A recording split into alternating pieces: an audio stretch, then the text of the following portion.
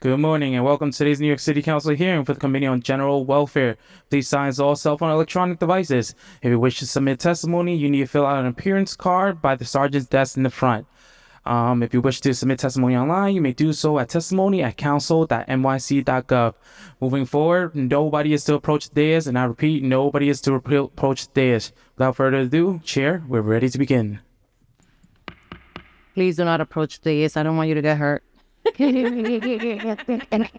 Good morning, everyone. I'm Deputy Speaker Diana Ayala, Chair of the General Welfare Committee.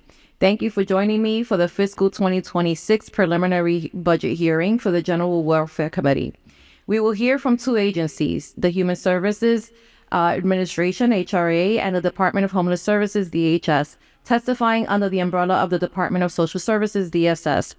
The city's proposed fiscal 2026 preliminary budget totals $114.5 billion, of which $15.05 billion, or 13.1%, funds DSS. This encompasses $11.47 billion for HRA and $3.58 billion for DHS. DSS serves some of the most vulnerable populations in New York City, and these services are more vital now than ever. There were notable changes made in the preliminary plan for both agencies. HRA saw $334.4 million in city-funded new needs added in fiscal year 25, with the majority of that funding going towards City FEPS vouchers. Funding was only added for City FEPS in fiscal year 2025, and the program lacks adequate baseline funding in fiscal year 26 and beyond. On a positive note, I was very happy to see the preliminary plan restored baseline funding, which had been reduced at adoption, for HRA's anti-harassment tenant protection program contracts as part of the points of agreement in the City of Yes housing plan. In the preliminary plan, DHS has $625.8 million in city-funded new needs in fiscal year 2025, notably including $554.2 million in one-time funding for growing non-asylum seeker shelter population. City funds savings decreased DHS budget by $283.4 million in fiscal year 2025 and $1.34 billion in fiscal year 2026 due to asylum seeker response cost reestimate. Additionally, $1.4 billion in fiscal year 2026 was transferred from DHS's budget to other city agencies that are projected to be part of response efforts. I am concerned about the areas where the budget does not adequately support the essential programs administered by HRA and the necessary levels of staffing required to provide clients with services in a timely manner. While HRA has made headway on their backlog of SNAP and cash assistance applications, denial rates have increased, which is troubling. We have still been hearing that it is very difficult to get through to HRA by phone and that clients are experiencing very long wait times at HRA centers. The threat of federal funding cuts to social safety net programs also imposes a risk to DSS operations, with 1.4%, $1.91 billion of HRA's total budget in fiscal year 2025 and 15.5%, $628.1 million of DHS budget in fiscal year 25 made up of federal funding. I am also concerned that not enough support is being given to community-based organizations. They are at risk of losing federal dollars and continue to face difficulties with getting paid on a timely basis for city contracts. HRA's Community Food Connection Program is a vital resource for the city's most vulnerable residents, yet the baseline budget in fiscal year 2025 and beyond is just $20.9 million, a third of the fiscal 2025 budget of $60 million. Additionally, there are vital social service net programs, safety net programs, such as rental assistance and cash assistance, as well as legislatively required expenditures, such as the prevailing wage for DHS shelter security, that are not budgeted at current spending levels starting in fiscal year 2026. While the budget maintains the essential benefits programs administered by HRA and the shelter programs administered by DHS, we need to think more deeply about where we can most effectively allocate our limited resources, especially during these uniquely challenging times. DHS shelter census continues to grow. At the end of February, there were over approximately 85,000 individuals in DHS shelters, nearly a third of them asylum seekers. While shelter exits to permanent housing did increase in fiscal year 2025, so did the shelter census, and the process for subsidized housing placements must be accelerated in order to significantly decrease the number of people living in our city's shelter system. Programs such as City FEPS are more important than ever, and the best way to move long-term shelter residents into stable, permanent housing. However, this program suffers from both underfunding and numerous process bottlenecks, on top of the difficulty of finding affordable housing in a very expensive city. In today's hearing, we look forward to discussing adjustments made in the preliminary plan, staffing for benefits administration, how DSS is working with contracted nonprofit providers to improve contracting, the plan for asylum response efforts going forward, and the metrics included in the fiscal year 2025 preliminary mayor's management report. It is the council's job to carefully review the budgets and operations of city agencies to ensure that we are good stewards of public dollars and that we are providing our city's most vulnerable residents with the services that they need. This is a job I take very seriously. Before I welcome the commissioner, I would like to acknowledge my colleagues, Councilmember Aviles, and Caban is on Zoom. Finally, I would like to thank the General Welfare Committee staff for their work on preparing this hearing. Faria Rahman, Finance Analyst, Elizabeth Childish Garcia, Finance Analyst Julia Haramis, Unit Head Sahar Mozami, Assistant Deputy Director Panina Rosenberg, Policy Analyst, and my Chief of Staff, Elsie Encarnacion. And now, Commissioner Park, our council will swear you in. Good morning. Will you please raise your right hand? Do you affirm to tell the truth, the whole truth, and nothing but the truth before this committee and to respond honestly to council member questions? I do. Thank you. You may begin. Good morning. I want to thank Deputy Speaker Ayala and the members of the General Welfare Committee for holding today's hearing and for the opportunity to testify about the Department of Social Services DSS fiscal year 2026 preliminary budget. My name is Molly Wasow Park, Commissioner of the New York City Department of Social Services. I thought had a deck, but it doesn't seem like it's up, so I will skip the description that goes with the deck. DSS is made up of both the Human Resources Administration, HRA, and the Department of Homeless Services, DHS. So accordingly, I'm also joined by my colleagues, DHS Administrator Jocelyn Carter and HRA Administrator Scott French, as well as DSS First Deputy Commissioner Jill Berry and DSS Chief Program Performance and Financial Management Officer Richard Johns. Collectively, we represent the approximately 14,000 hardworking staff who dedicate their lives to supporting New Yorkers living at or below the poverty line.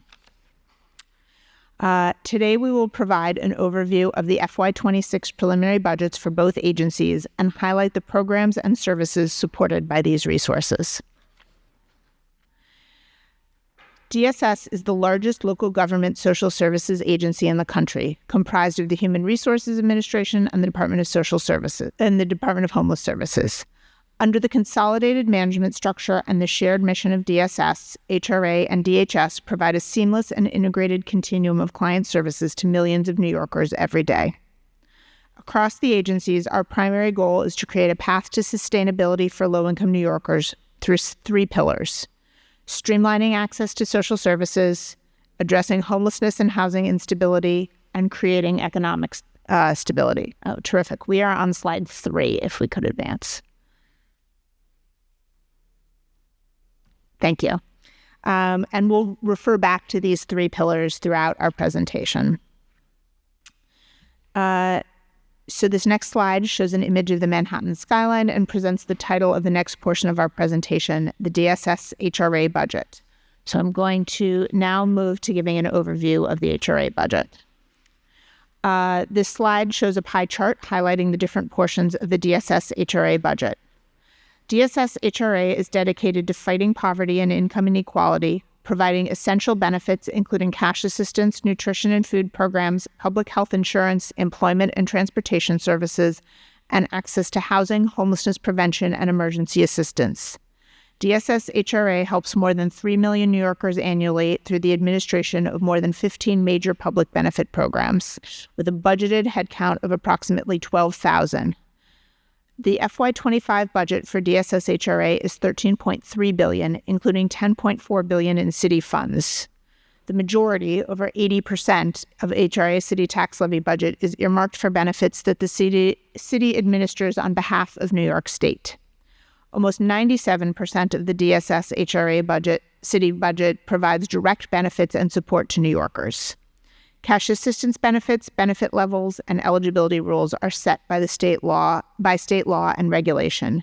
Medicaid, which is the blue portion of the pie chart, including home care, managed care, mental health, substance use services, and hospital care, is administered by New York State. The city pays a portion of Medicaid costs out of city tax levy. That is the 64% of the DSS HRA city-funded budget shown here. HRA sends these funds directly to New York State, and the state uses it along with the state and federal funds it controls to pay medical providers and managed care plans.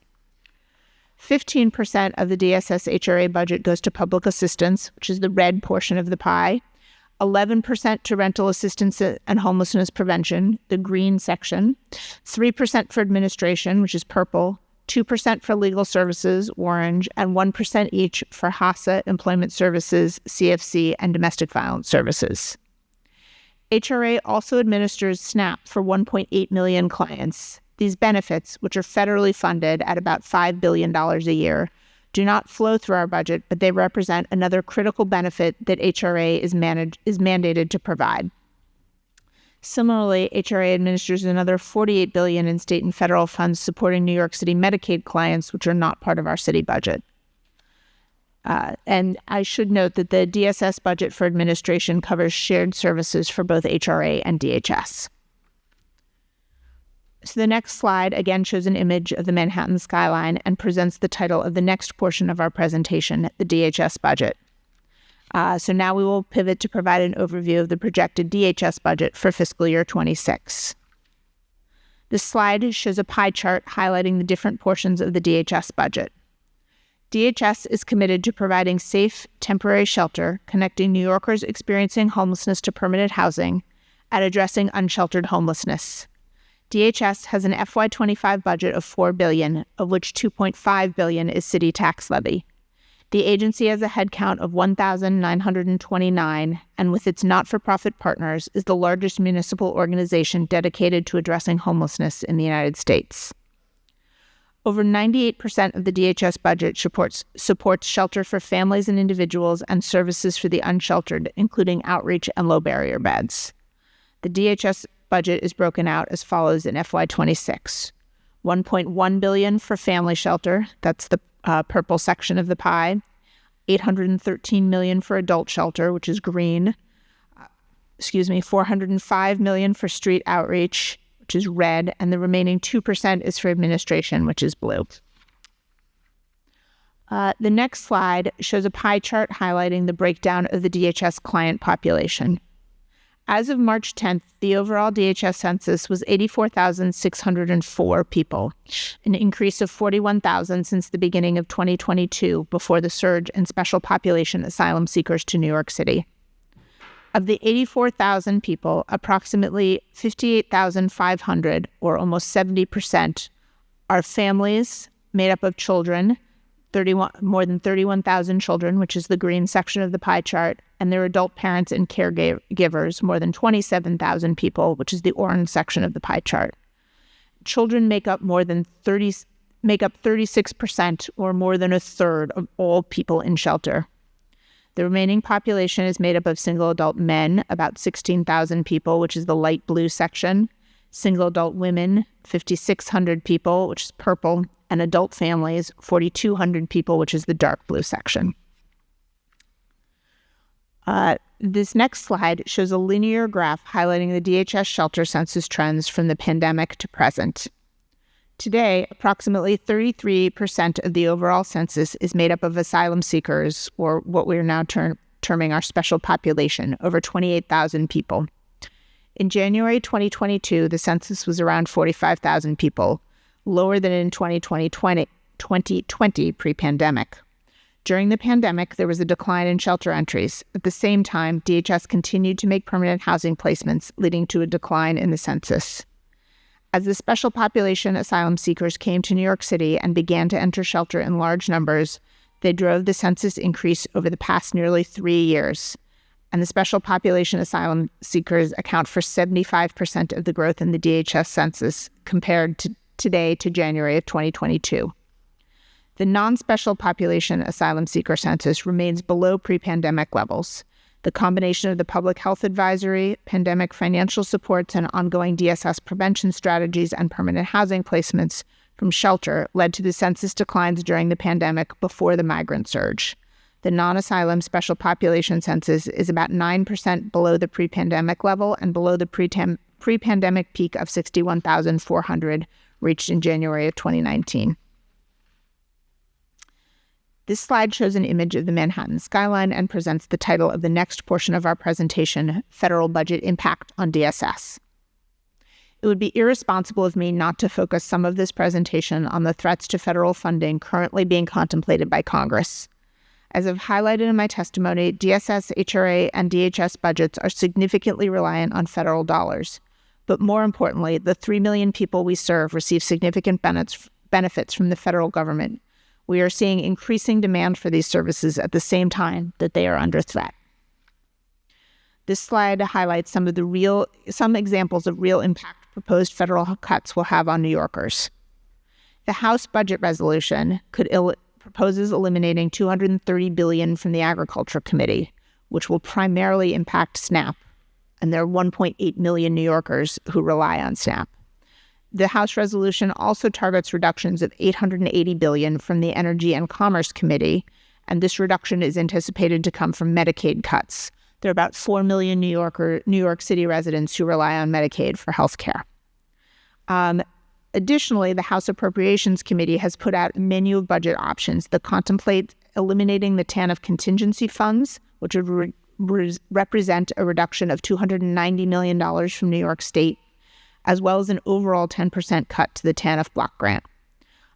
In New York City, there are about 290,000 New Yorkers who rely on cash assistance for basic income support, and the agency also uses TANF for programs such as family shelters and workforce development programs. The same House proposal also contemplates elimination of the social services block grant. DSS supports about 72,000 New Yorkers with relying on adult protective services and domestic violence services with the social services block grant, which is also used in other agencies as well. All of these are vital programs that the city and state would not have the budget capacity to replace. The next slide again shows an image of the Manhattan skyline and presents the title of the next portion of our presentation, Streamlining Access to Social Services. Now I'm going to highlight some of the work where we have successfully modernized and implemented process improvements to streamline access to social services and benefits. This slide shows a linear graph highlighting SNAP recipients in blue and applications in green. First, I'd like to acknowledge that DSS saw the highest number of SNAP applications, 36,000, and caseload, 1.8 million, since the period after Superstorm Sandy over the last several years. There was a surge of applications at the beginning of the pandemic, but because of our investment in Access HRA and the ability of clients to apply, recertify, and interview online and on the phone, we have been able to manage the surge and ensure clients get these important benefits. This next slide shows a linear graph highlighting cash assistance recipients in blue and applications in green. Turning to cash assistance, in the preliminary budget, the FY25 budget for cash assistance is $2.57 billion to support a caseload of 590,000 recipients through June 2025. The FY26 budget is $1.65 billion.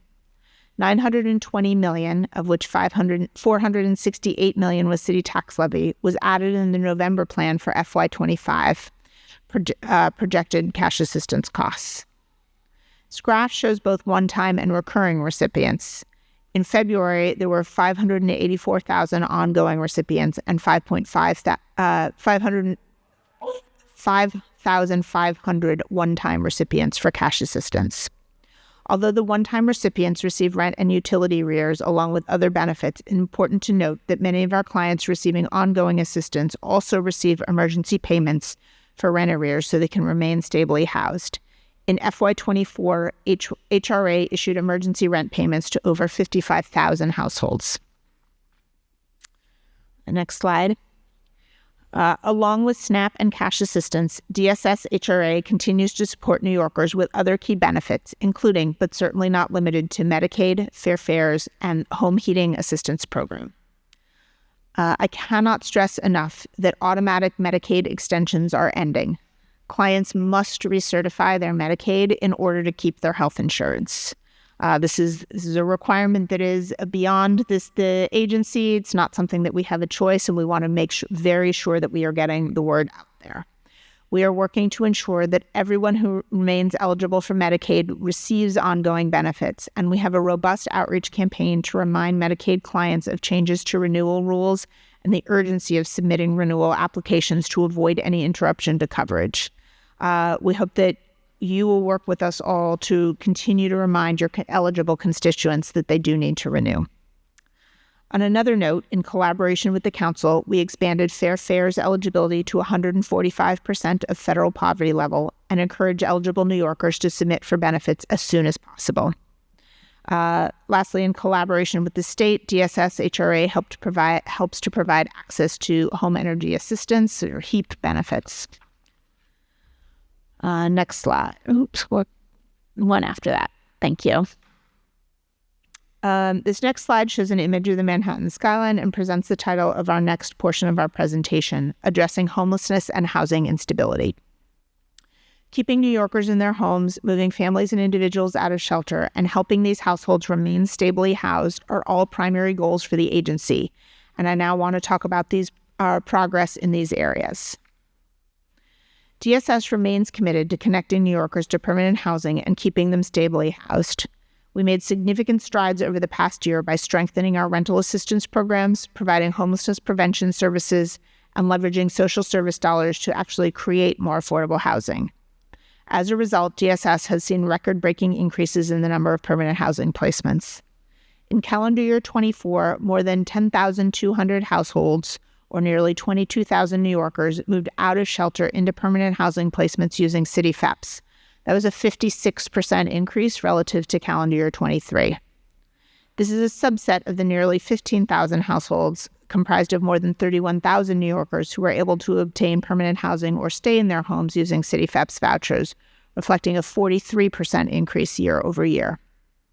Through our home-based homelessness prevention services, in calendar year 24, more than 19,000 households, or close to 40,000 New Yorkers, remained in their homes, and more than 11,000 households, or about 33,000 New Yorkers, received aftercare services to help them stay stably housed. And last year, DSS announced the launch of the Affordable Housing Services, or AHS, initiative to create at least 1,000 affordable housing units for city FEPS voucher holders exiting shelter. This program uses social service dollars to help not-for-profit human service providers either finance the purchase of or long-term lease buildings for use as affordable housing. We are proud of the progress we've made so far. DS has already opened more than 450 apartment units across 6 high-quality affordable housing sites in the Bronx and Brooklyn in partnership with not-for-profit providers, and over 500 additional apartments are in the pipeline. In New York City, 97% of people experiencing homelessness are sheltered, but that remaining 3% of individuals is an area of particular focus for the agency.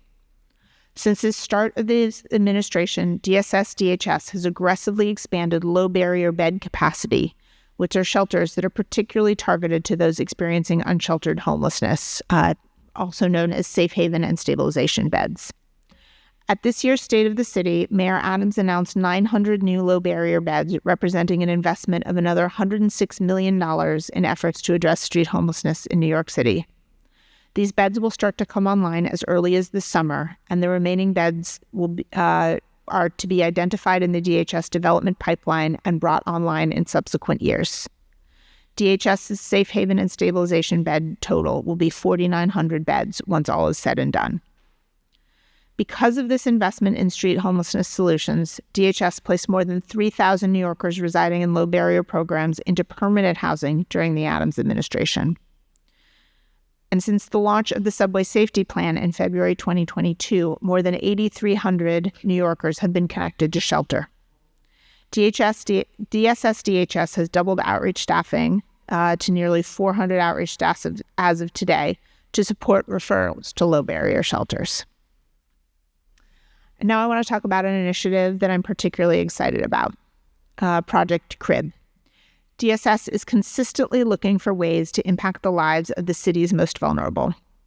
Last year, there were over 2,000 babies born in shelter, and there is no bigger way to impact a child's first days on this earth than to be born into a stable home. To support this mission, DSS will embark on CRIB, or Creating Real Impact at Birth, a pilot program to study the impact of housing stability on the newest of New Yorkers by providing pregnant people applying for shelter with support to avoid entering the shelter system. DSS is in the middle of drafting the rule changes necessary to advance with this study, and we expect the pilot to commence this summer. This next slide shows an image of the Manhattan skyline and presents the title of the next portion of our presentation, Creating Economic Stability. And now for our third pillar, creating economic stability. We recognize that more and more New Yorkers rely on the city's resources to make ends meet. In addition to public benefits, rental assistance, and other essential resources we offer to help people get back on their feet, I will provide an overview of our career services and other supports that enable New Yorkers to secure steady income and live sustainable lives. In calendar year 2024, HRA helped 15,577 clients secure employment, an 89% increase over the calendar year 2023 8252 job placements. In FY24, Hire NYC, which is our initiative that connects cash assistance recipients to human service providers, broke their record with human service providers hiring 8,197 public assistance clients, more than 2,500 more than in fiscal year 23. In FY25, through the end of February, 5,564 clients have been hired so far, putting us on track to exceed last year's numbers. I also want to talk about the Pathways to Industrial and Construction Careers program, or PINC, which advances training, education, and job placements, particularly for, as you may gather, industrial and construction jobs. PINC has enrolled 11,026 individuals in construction and industrial training, with 653 completions thus far. We've referred more than 1,000 individuals to jobs, with 513 receiving job offers and 383 job placements with more than 8 unions and public and private employers. Going forward, we will continue to invest in our career services programming. The Pathways for Access to Careers and Employment, or PACE contracts, begin October 2025 using the centralized No Wrong Door program model, with locations throughout the borough. The program will streamline and minimize travel burden, maximize access to all employment and support services, and foster stronger client and staff relationships. We'll establish an in-demand occupation and sector-focused approach that connects clients to skilled professions that offer family-sustaining wages, utilize labor market data to assist clients in gaining marketable skills for success and advancement in their careers, and streamline processes for vendors by offering a hybrid approach to engaging clients. I will close by underlying our ongoing commitment to break down government silos and improve access to services. The challenges DSS, HRA, DHS works to confront, bridge across agencies, and further, bridge across jurisdictional boundaries. Overcoming these challenges goes to the heart of creating the kind of caring, compassionate communities we seek to live in. We appreciate the opportunity to testify today, and we welcome any questions that you may have. Thank you. Thank you, Commissioner. Okay, we have a number of questions here, but just based on your testimony before I get to my questions, understanding that there's a real, threat that the federal government is going to cut vital resources, has there already been a conversation between DSS and OMB to start strategically talking through some contingency planning for the potential federal cuts? We are actively working on contingency planning as an agency. At this point, it's too early for me to put any of the proposals out on the record. We are still working through ideas. I will say there are no easy solutions here, given the magnitude of the potential cuts. And as the budget director said, I believe when he testified, because it's not just DSS, right? It's every agency around the city that's looking at significant federal cuts. I don't see a realistic pathway for the city or even the city and state to backfill what's potentially lost from the federal government. It's really concerning. You mentioned that, let me see, nearly 15,000 households comprised of more than 31,000 New Yorkers were able to obtain permanent housing or stay in their homes using city FEPS vouchers. So I'm trying to get into, without getting into the legality of it, but one of the changes that the council was advocating for was the ability to keep folks that are already housed with, threat of eviction housed by giving them, that would ordinarily qualify for city FEPS had they been in shelter, a city FEPS voucher. That kind of sounds like that's what you're doing here. So if so, how are you, who's making that determination? Like, how is this working? So it's been long-term policy that there are certain category of households who apply through home base who are able to access city FEPS. There's a lot of very specific aspects to the rules, and we can certainly send those over, but generally speaking, households that are facing eviction and who have a prior shelter history are able to access city FEPS through home base without coming into shelter. And it's been relatively consistent that about a third of lease-ups every year with city FEPS are those clients who are applying via home base. So I would understand, a third of the 15,000? Right, so it was approximately 10,200, I believe, who were exits out of shelter using city FEPS, and then the remaining 5,000 or so were in community households, meaning that they applied through a home base. Do they have to be, the community vouchers, are those specifically for like the DV clients, or does it matter? No, and the most typical category, as I said, there are nuances on the eligibility, but it is people who are facing eviction and who have shelter history, which could mean as a child or something like that, but that is a relatively strong predictor of who will enter shelter, so that is a population that has been eligible for in-community city FEPS vouchers for many years now. Perfect. Just a follow-up question, well, just piggybacking off of that. If an individual, if a client is receiving FEPS, has a FEPS voucher from the state and they become ineligible, is there some sort of conversation that's happening between the state and the city that says, hey, this person doesn't qualify for state FEPS but may qualify for city FEPS, or is it on does it fall on the client to make that determination? There's not an automatic transition from FEPS to city FEPS. Some of those clients will be eligible, not all of them will be, and we can certainly look at those on a case-by-case basis. I'm just trying to figure out what is the most seamless way of making that connection, right? Because as people, just because you helped me with a case like this the other day, and it kind of, it triggered a whole bunch of questions in my own head about how are we connecting the dots? Because some of these folks are coming out of shelter and getting a FEPS voucher, and so we don't want them to go back into shelter should their circumstances change. So the best option there would be for that family or individual to connect with their local home base office. We have 26 offices around the city. There are our staff there who can assist to evaluate the individual circumstances because it is very household specific. Administrator French, anything you want to add there? I think you covered most of it, Commissioner. I think one of the things, it is based on each household because one will often come off of FEPS because they've also come off of cash assistance because you need to be on cash assistance to receive FEPS. So there has definitely been a change in income in the family, and we'd really need to look at that on a case-by-case basis.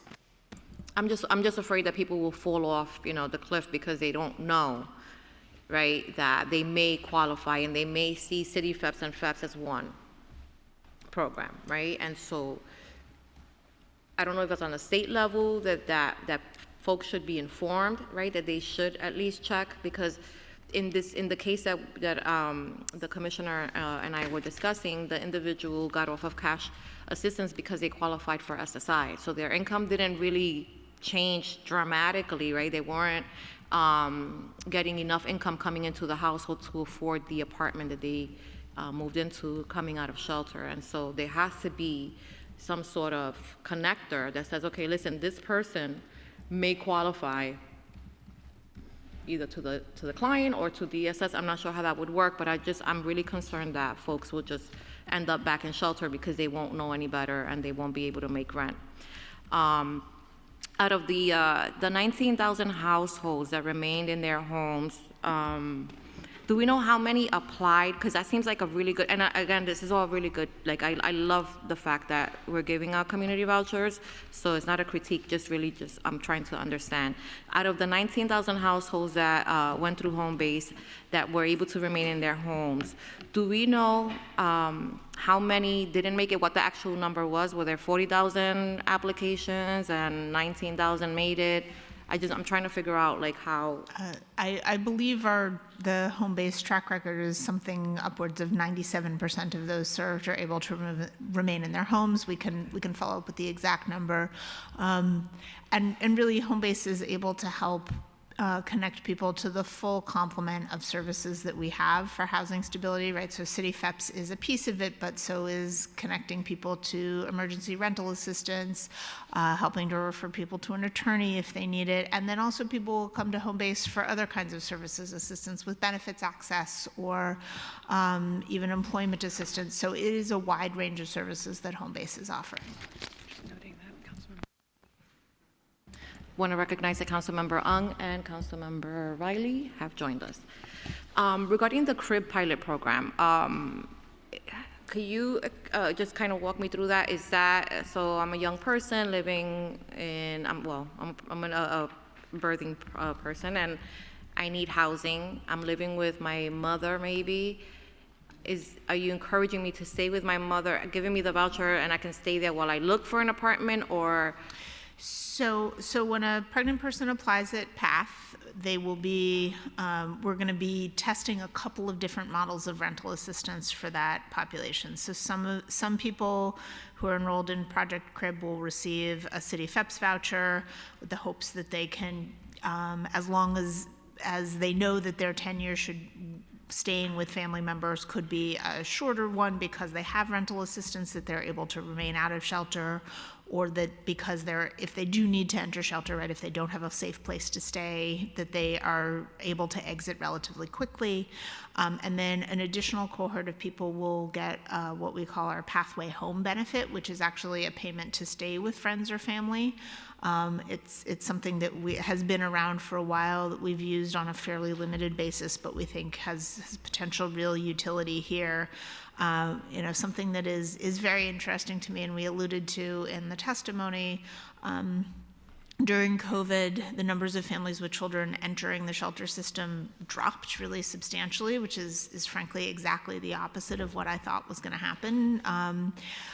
But I think one of the reasons that happened is because there were really significant federal income supports and families could actually afford to stay together. So we are looking to see, can we support people in staying with their friends and family, and that, in a moment of a lot of different change, right, associated with the birth of a child, this may be the most viable option, but we really don't know. So we are looking to test these two different models and to see which does best help pregnant people either avoid shelter altogether or have very short shelter stays so that we minimize the number of babies born in shelter. So what are the qualifying factors for the subsidy part of it, the voucher? So it'll be targeted, as I say, to pregnant people applying for shelter.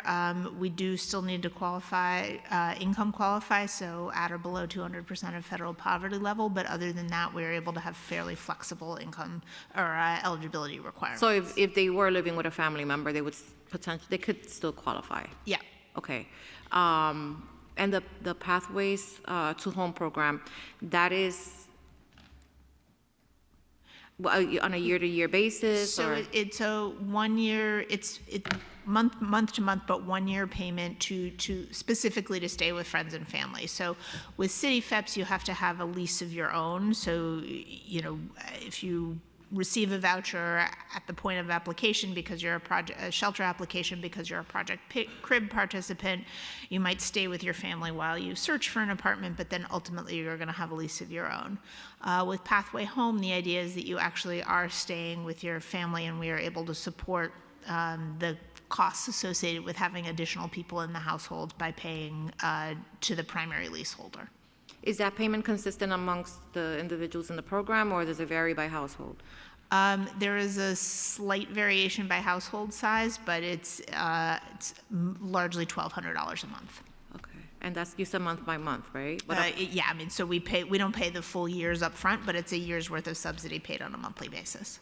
Okay, okay. All right, that's thinking outside of the box. I like it. We're trying. Yeah. Okay. So now I'll get to my questions. The threat to providers. Providers have reported that a portion of their budgets come from federal sources that are now vulnerable due to the changes in political climate at the federal level. These funds go directly to providers for a variety of social safety net programs. How does DSS plan to support providers if they lose significant portions of their budgets from the federal resources? And as I said before, we are deeply concerned about the threats coming from the federal government. I talked largely about what is the proposed cuts that will affect the DSS budget and then our directly client entitlement programs, but certainly it affects our not-for-profit providers as well. We are in close communication with people. We are thinking about contingency planning, but the magnitude of the cuts that are being proposed are so large that there's no way we're going to be able to backfill them. So we are going to have to think about how services are delivered. Are you talking to the providers or? Absolutely. Okay. Yeah, because I would imagine that communication needs to be, that line of communication needs to be open until, you know, we have more determined outcome from the federal government. Okay. On February 25th, 2025, the House of Representatives passed a budget resolution for the federal budget, which will move to the next phase of negotiations between the House and the Senate. The budget resolution is expected to incorporate massive cuts to Medicaid and Medicare, food assistance, and other safety net programs that many New Yorkers rely on. Importantly, $1.91 billion, or 14.4% of HRA's total federal funding, is for safety net supports, including food assistance, energy assistance, income support, and Medicaid. For DHS, $628.1 million, or 15.5% of its fiscal 2025 budget, is made of federal funding, with most of it going towards family shelter operations. You've mentioned that you do have, you know, serious concerns about this. Given the federal threats to the social safety net, what is DSS doing in preparation other than, I guess, you know, speaking with OMB? Have there been any conversations with the federal government? So we're taking really a twofold approach. One is the contingency planning that I mentioned earlier, to think about what we might do in the case of the worst cuts. And the other is really embarking on an education campaign so that we make sure that our elected officials and the general public are aware of how critical that these income supports are, and hopefully we can do some work to mitigate the worst of it, right? I want people to understand that there are 1.8 million New Yorkers who rely on SNAP, for example. A third of those are children, a third of those are older adults. And it's not just the impact on clients, right? Every dollar of SNAP spent in New York City generates $1.54 of economic activity.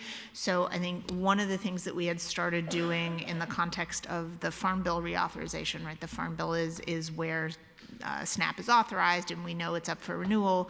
We'd started in the fall trying to build what we think of as our big tent coalition of people who can advocate for these programs.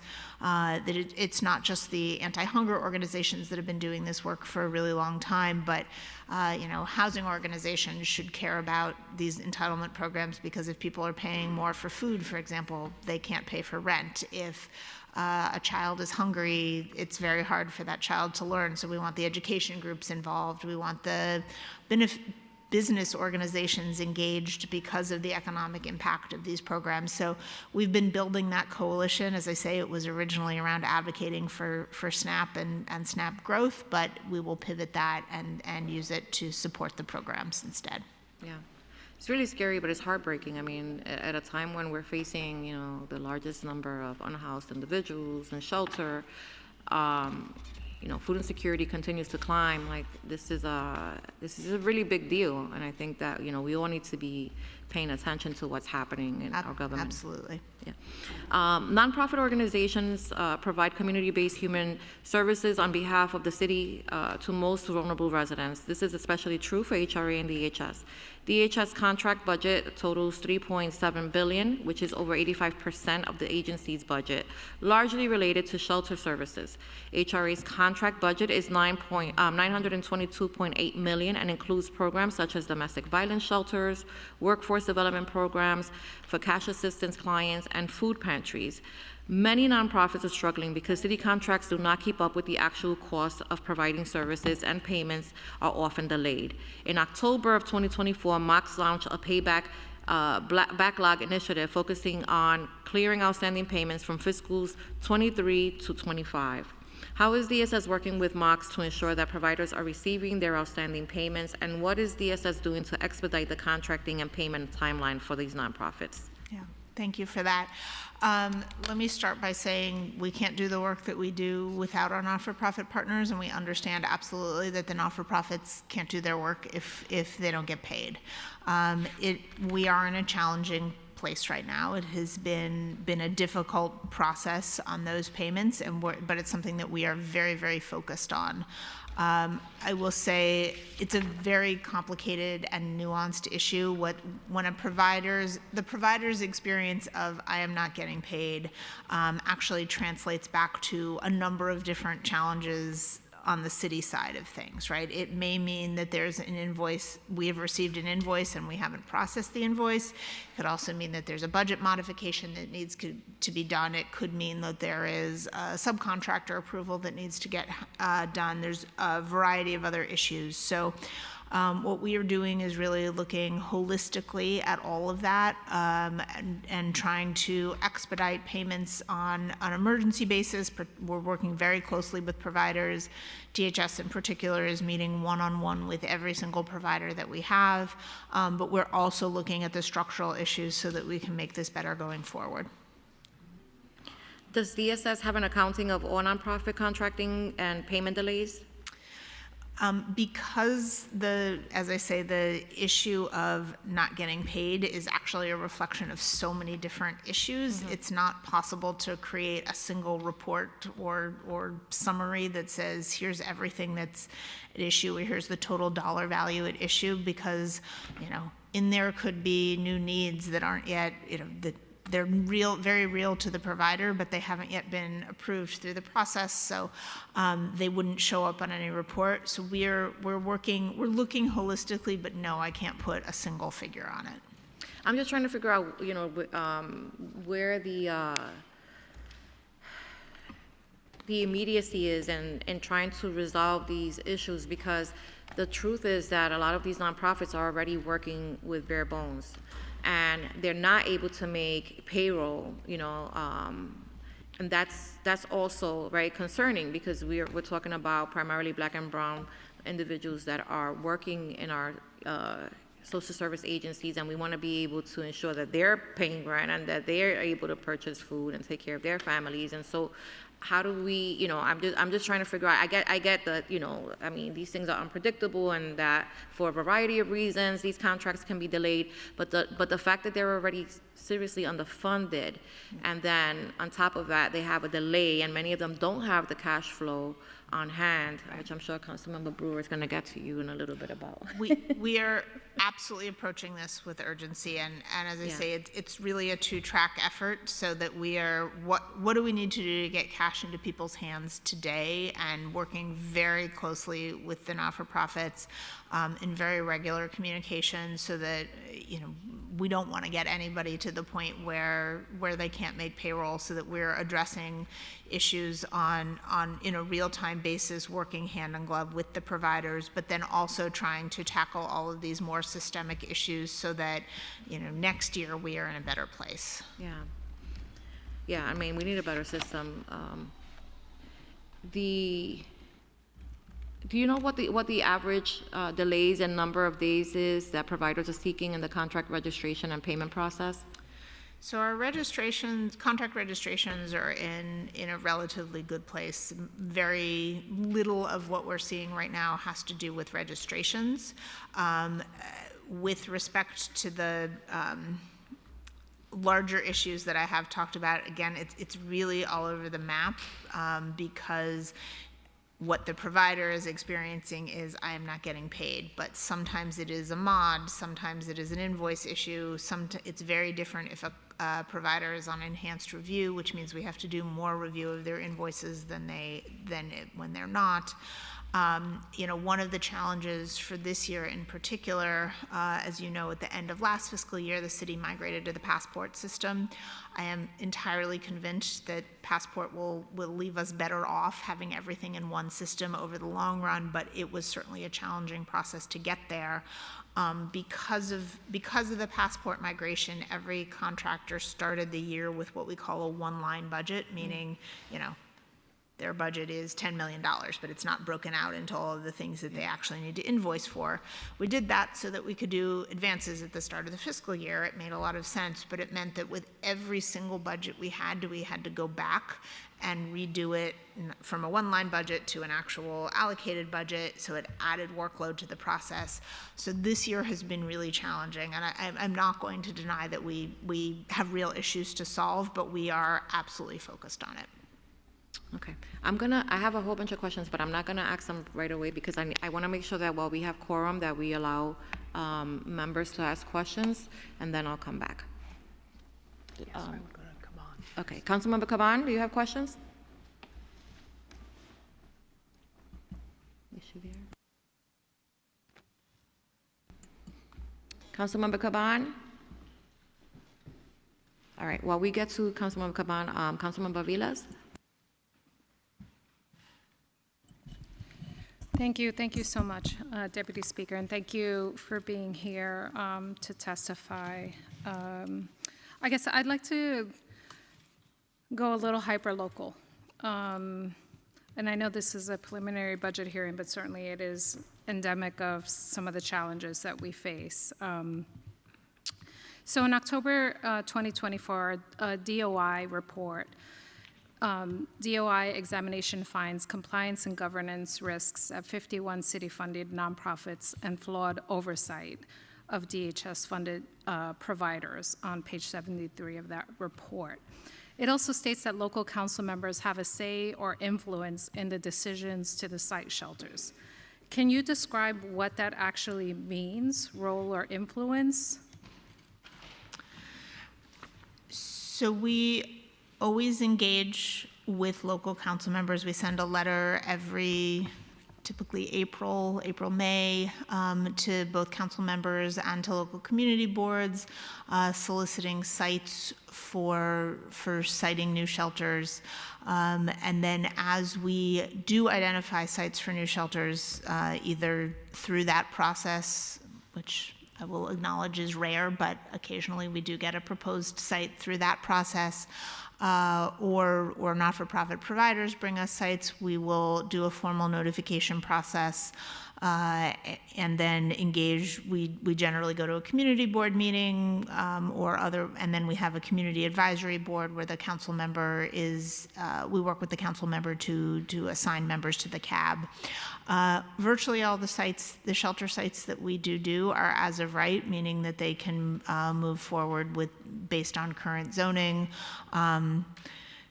We do that understanding that shelter siting can be challenging, but we do have a legal and moral obligation to provide shelter, and that it is important. Commissioner, I guess I've never received a solicitation request, but I have received calls when shelters are going to be cited. They've included 10 hours before a shelter is actually being opened, and in this case, potentially a couple of months before, which is the first time that we have ever received so much notification. I guess in relation to this says our residents review this as we actually have a real role in the siting of the shelters, which is not true. We are informed, but we don't have decision-making authority. For the record, can you just clarify the role of the city council member in siting of shelters? The city council member, except in the very rare instance where the site is not an as-of-right land use process, the city council member does not have a final decision-making over a shelter siting. I will note that there are a variety of concerns that we had about that DOI report. That is not the only one. I'm sure you do.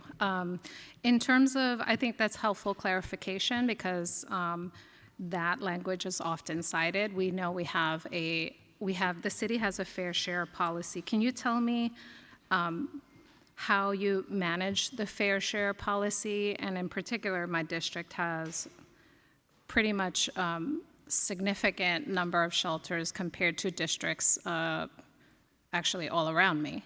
How do you manage this fair share policy? So I'd say there are two answers to that question. There is a formal fair share process, right? So every non-emergency, and actually let me take a step back here. And this also gets to some of the notifications that you mentioned. Over the last several years, because the shelter census has increased extremely dramatically, particularly from the spring of 2022 through early 2024, right? We saw tens of thousands, hundreds of thousands of asylum seekers entering the city, and it really changed the nature of our shelter system. There were points in time where DHS in particular was opening 3, 4, 5 hotels a week in response to the asylum seeker crisis. We absolutely did very short notifications in those instances. That is not how we like to operate, and not our standard operating procedure. It was very much a reflection of the emergency. With our more standard and contracted shelters, we look to do much longer advance notification. I know the site that you're talking about. As you note, it's several months. Even that for us is a relatively short notification period.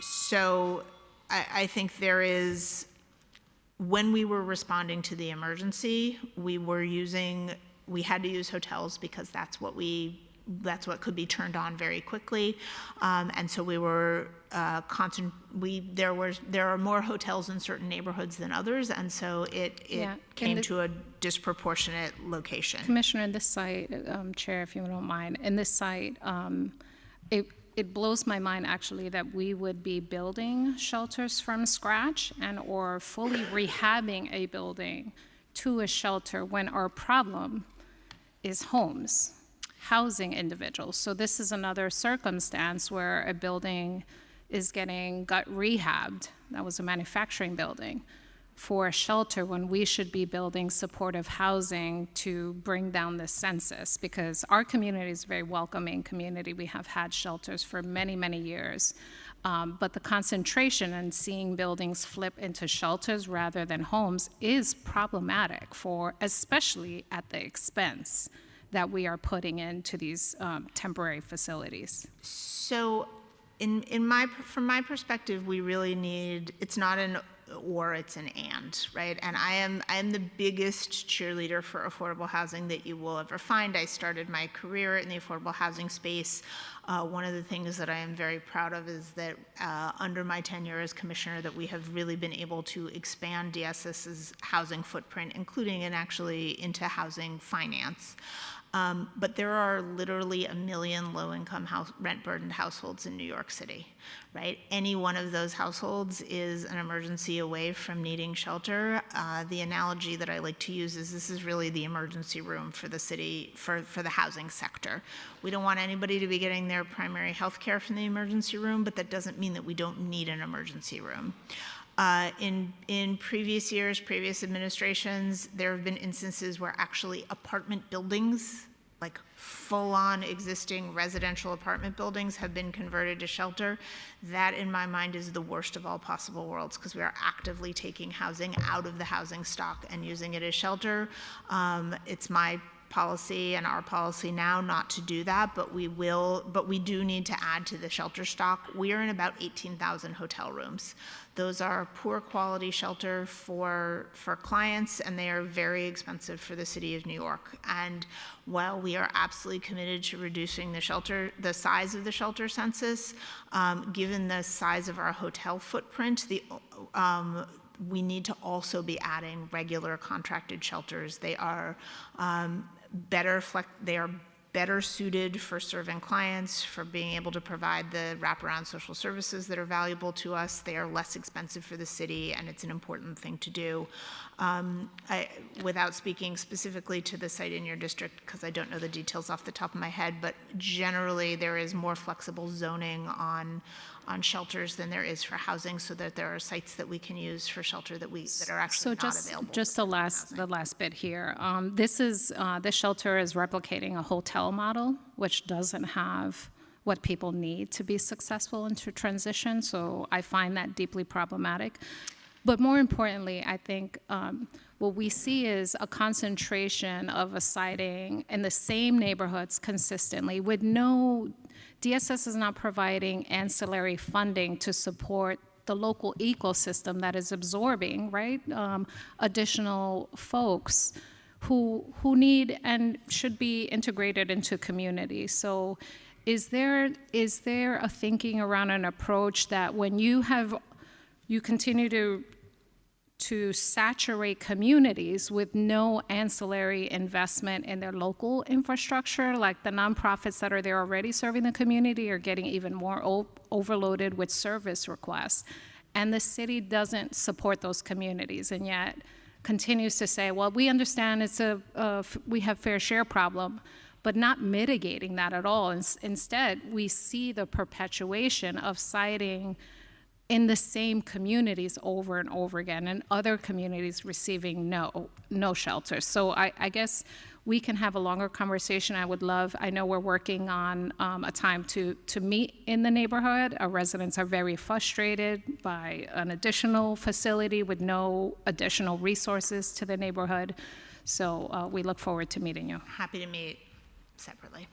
Yeah, I just want to add to that. I think that part of the problem is that, at least from what I've witnessed, is that our community landlords are going to DHS and saying, hey, we have these properties, because they feel like they can profit better. They feel like it's in a short check, which is a problem. It's problematic.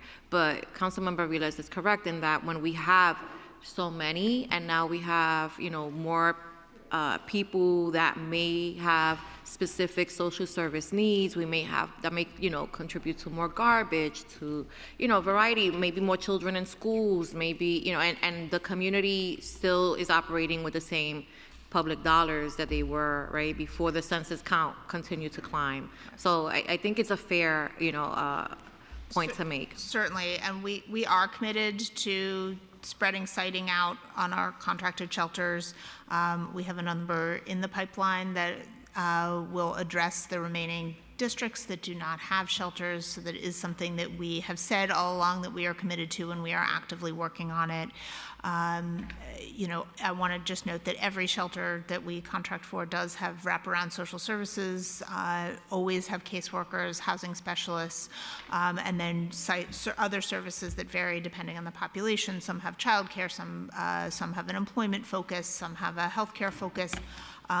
As I say, variety, but happy to talk about specific sites. I've always said this. I've like thrown this in the air, hoping that it will catch one day. But I think like a more a community-based analysis of like what programs already exist in a community, like a smaller environmental impact statement, if you will, to determine, all right, we have, 20 locations for homeless, men, right, in a 10-block radius. Like, maybe it's not a good idea to add another one, right? Because now you're adding more and more density and creating pockets of poverty, and even when we're talking about on the supportive housing end, like we've been having that conversation as well about how do you ensure that you're not just putting a specific, we're not just targeting a specific population and then oversaturating in that way, right? Like you have to blend people. And I have a shelter across the street. Well, it used to be a shelter. It was, thankfully under the de Blasio administration turned into permanent housing. But when it was there, I didn't know that those families were there. Like most of the time we don't know, right? And I am not opposed to having families, living in shelter in my community, because these are people that belong in somebody's community. Like these are people, right? At the end of the day, they're people. But there are challenges with some of the settings, some, depending on if you have folks that are, that have serious mental health and substance use disorder that require a more detailed kind of, social service interaction, and that they're, it's difficult, right? Because people are transient and they're coming and they're going. So it does, beg the question, like, what are we doing to ensure that those communities that have more than their fair share are also the recipients of, some, resources that help to mitigate any of the unintended consequences. So I think that both things can happen, right? I don't think they're mutually exclusive. With that, because I don't want to lose quorum, Councilmember Caban. Yes, thank you, Chair. Thank you, Commissioner. I wanted to ask you about I've heard that there's a new policy, a sanctions policy that's getting set to start. I know it's something that's been used in the past by DHS, is being brought back, essentially saying that shelter residents who engage in either misconduct or don't make efforts to obtain housing or public assistance can then be kicked out of the shelter. And so I just wanted to ask, a few questions about that. One is whether DHS plans on implementing this policy at any mental health shelters or shelters that serve people with disabilities who have been granted reasonable accommodation requests. Thank you, Councilmember. So let me just take a step back and explain what it is that we're doing before I answer the specific question. So we are launching a small pilot program that is really designed to build a culture of accountability across DHS. And when I say accountability, I'm talking about accountability for the agency, for providers, and for clients. And so what we will be doing is, in the universe of shelters that we are starting, which does not, I want to be very clear, does not include any families with children sites. This is specifically for adults. That we are looking at instances where there have been issues of client gross misconduct, where clients have not been completing their independent living plans, or where they have rejected viable offers of permanent housing. When one of those instances occurs, DHS is going to engage first with the shelter provider and then with the client to understand what has really happened, right? Was it in fact a viable housing offer, or did a client with a disability, for example, get offered a unit on a fourth floor walk-up, in which case that's not a viable housing offer, right? So and there the issue is really accountability with the provider, right? We need to make sure that the provider understands what a viable housing offer is, and is really working to make sure that that is happening. If an independent living plan isn't getting done, why isn't it getting done? How can we make sure that we are supporting both the provider and the client in maintaining their obligations? If there is an instance where we find that the shelter provider has done what they are supposed to do, but the client has, say, rejected a particular housing offer, there will be a pre-notice. If it happens again, there will be another level of notice, and it would be on the third instance, after we have done this very thorough level of support, where there could potentially be a short-term discharge from shelter. That review does include our medical office, so that we are not, the idea is that people who have a disability that would prevent them from making the appropriate choice will not be impacted. And really my anticipation is that we will have few, if any, discharges from shelter, but that it is really about building this culture of accountability. So I have a couple of follow-up questions. I just want to be clear and I thank you for sort of fleshing that out, but just to be clear for the record, that means that this policy would be applicable to mental health shelters or shelters that serve people with disabilities, correct? So I understand the process you laid out, but I just want to be clear on that. So people with disabilities are not concentrated in any one shelter. So somebody with a physical disability could, yes, be affected. It would impact what is considered to be a viable housing office and the mental health shelters? Administrator Carter, are there any mental health shelters in the first phase of the pilot? No. Oh, sorry. Commissioner, at this point, no, the pilot does not, but it really depends. Actually, let me take that back. Because in the mental health shelters, if a person is placed there who may not have a mental health issue, they're just placed there and they're not following or not working towards exiting to permanency, they may be subject to ECPS. Okay, and I'm sorry, I don't mean to cut either of you off. I just am conscious of my time and also my quorum. I can only participate while there's quorum. So there are a couple of things that really concern me about this. One, if you're saying that you anticipate this being maybe nobody, a very, very small number of people, then I would love to know, how many staff at DHS are being allocated to implement this policy and all the attendant processes that you're talking about, because we're talking about an overall system that's already under capacity, underfunded, and then allocating these resources to push people out of housing, and then putting it in the larger context, right, of saying, well, the ripple effect of that is that we are in a city and state and federal environment where people who are then pushed out onto the streets are open to other policies that are then removing them from the streets in violent and forcible ways. And then just saying, okay, when you're doing that review about whose fault is it? Why isn't this happening? There's data that was made available under Local Law 3 of 2022 that 115 DHS and DHS contracted shelters that had 0 applications approved for supportive housing, or a number so low that it couldn't be reported for concern of identifying a specific individual, right, to protect their privacy.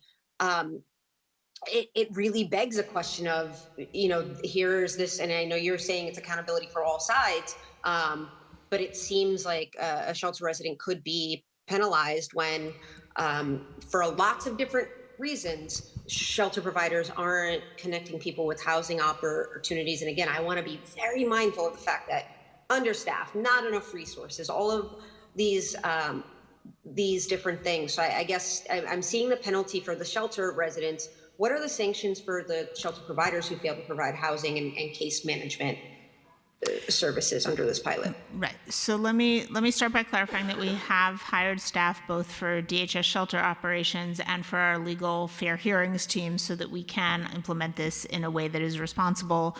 But also note that we are starting on a very small scale so that we can understand the implications and the workload. But I think you really hit the nail on the head when you're talking about accountability across the board. If a provider is not doing what they need to do with respect to, say, completing supportive housing applications, there will be no sanctions for the client. The consequences will be on the provider, right? We have a variety of tools that we use to hold providers accountable, putting them on corrective action plans, for example. It could certainly play into future contracting or lack thereof. So we will work very closely with the provider. The idea here really is that DHS is supporting the system across the board to get to the outcomes that we all want, which is exits to permanent housing, but recognizing that we have to be accountable, providers have to be accountable, as do clients. So as part of this process, are you looking at a potential, does the process start with looking at a potential resident, and then working your way backwards from there? Or is DHS auditing shelters automatically to ensure that they're meeting with clients on a bi-weekly basis and that information gets entered into the CARES, that documents like the case management is accurate, and that they're doing things required by policy? Like, what is the accountability part for the provider look like? Is it, well, we identified this person who may be a problem, and let's see if who's messing up here? Or is it like you're regularly auditing that the services are being met? Yeah. I'm going to ask Administrator Carter to talk through the details of this pilot. Okay, and then we have to move on. Okay, Councilmember? Yeah, thank you, Commissioner. Yeah, thank you. One of the things that we're doing, this is a very small pilot, so we already have been meeting with the providers to do some training, to really look at the work that they're doing overall with their staff, with their leadership, to really think about how are they doing case management, how are they documenting their meetings, how are they actually running their meetings, how are they meeting with clients, what's the work that they're doing to make sure that we're helping clients move to permanency. So it is important that the providers are actually doing the work that they're contracting to do. So it's not going after a particular client, is show me the work that you're actually doing, demonstrate that to us. So when they say that Jocelyn Card is not doing it, what have you done? And how can you really demonstrate that? So we're looking in CARES, we're looking in case records, we're meeting with the client, we're meeting with the provider, so we're hands-on. We have hired a team that are going to be the folks that's going to be hands-on in the shelters, with the providers, with the clients. So it is not, just kind of looking at paper. It's going to be really embedded in doing the work. So it's an overall, if you didn't do the work, you can't submit saying this person didn't do the work. So it's both sides. And so my team is out there because it's accountability to, because they do, clients are going to have fair hearing rights. So if we didn't do the work, any one of us, this is not going to proceed. Thank you, Chair. I appreciate you. I just want to conclude by commenting that this seems a little bit backwards. It seems like there's opportunities for like CYA situations, and that it doesn't seem like this process is the best use of the very, very limited resources that DHS has. So thank you, Chair. I appreciate the time. Thank you. I want to recognize that we've been joined by Council Members Stephen, Brewer, Ressler, and Joseph. Councilmember Stevens? Oh, good morning. How's everybody doing? I just have a couple of questions. One, I want to say I know our very fearless leader and chair, Deputy Speaker Ayala, has been working with you guys on this issue, but I just wanted some clarity around, especially with seniors and the city FEPs. And I had a senior who had an issue, and he was having some issue paying his rent, and he went to get support, and he was told that he should go to the shelter for 30 days. And so I'm just trying to understand, in this situation, and I always say this in a lot of hearings, is if this is happening in one incident, it's probably happening in other incidents, which is why I'm bringing it up. And so I'm just trying to understand what the process is. Like I said, I know I've been working with the Deputy Speaker, and she's working with your office, and everyone's been super responsive, but I'm just trying to get a better understanding of this process, because telling seniors to go to a shelter for 30 days is insane to me. Yeah, thank you, Councilmember. I would agree that that is not an acceptable communication. We can certainly follow up on the who and the how, but we have a complement of housing stability programs at DSS. So City FEPS is one of them. We also pay emergency rental assistance and other one-shot support for people. Last year, there was something like $540 million worth of emergency rental assistance paid. We can connect people with an attorney.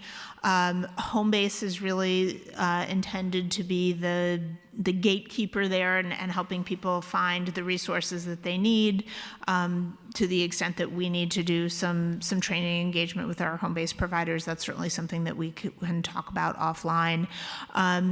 City FEPS does have specific specific eligibility requirements, and simply being a senior is not necessarily sufficient to be eligible. But as I say, we do have a complement of programs. Our goal always is to keep people in their homes, and it does seem like there was a missed opportunity here. Yeah, because like that's my biggest issue, right? And I know that when the City Fest voucher was passed, that was one of the things the chair kept speaking about. How are we keeping people in homes and like trying to pull back some of the restrictions to ensure that we don't have those instances. And so, you know, thank you guys for being responsive, but I do want us to continue to think about how do we make this process a little bit more seamless, because I do know that there are a number of programs, but you know, whether it was miscommunication, but even, you know, like I said, they followed up, and even with the senior, they told him that they probably won't be able to help him for like 6 to 8 months, and that was, to me, was just like, okay, so then what are they supposed to do? And then we're putting people in a perpetual cycle of, you know, trauma and poverty and all these things. And so definitely want to think about how do we continue to streamline that, because that was like, I was like, that don't sound right.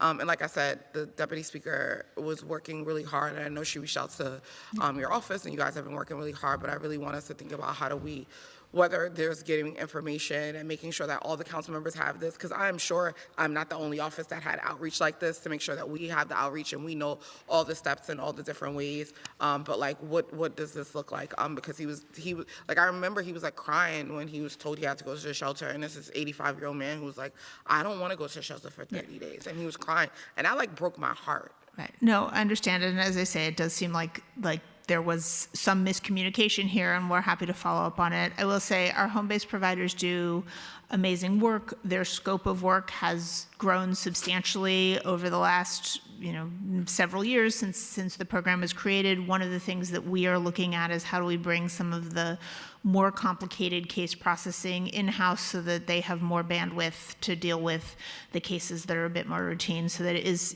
we are aware that there is strain on the home-based providers, and it is something that we are looking at.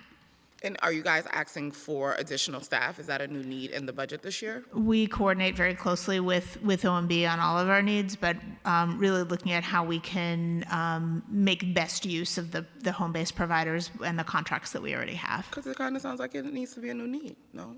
That we need additional staff. If they're overstrained, they're overworked, it sounds like we need more staff so that they can have greater capacity, because burnout is a real thing, right? And so if you have people who are working and have overreach, it sounds like we should be thinking about how do we expand that to ensure that they are able to do the jobs, because this is hard work, right? It's really hard work to do this day in, day out, and so we want to make sure that they have caseloads that are reflective of this work and be able to deliver. So, just putting out there. Thank you. Sounds like Thank you, Councilmember.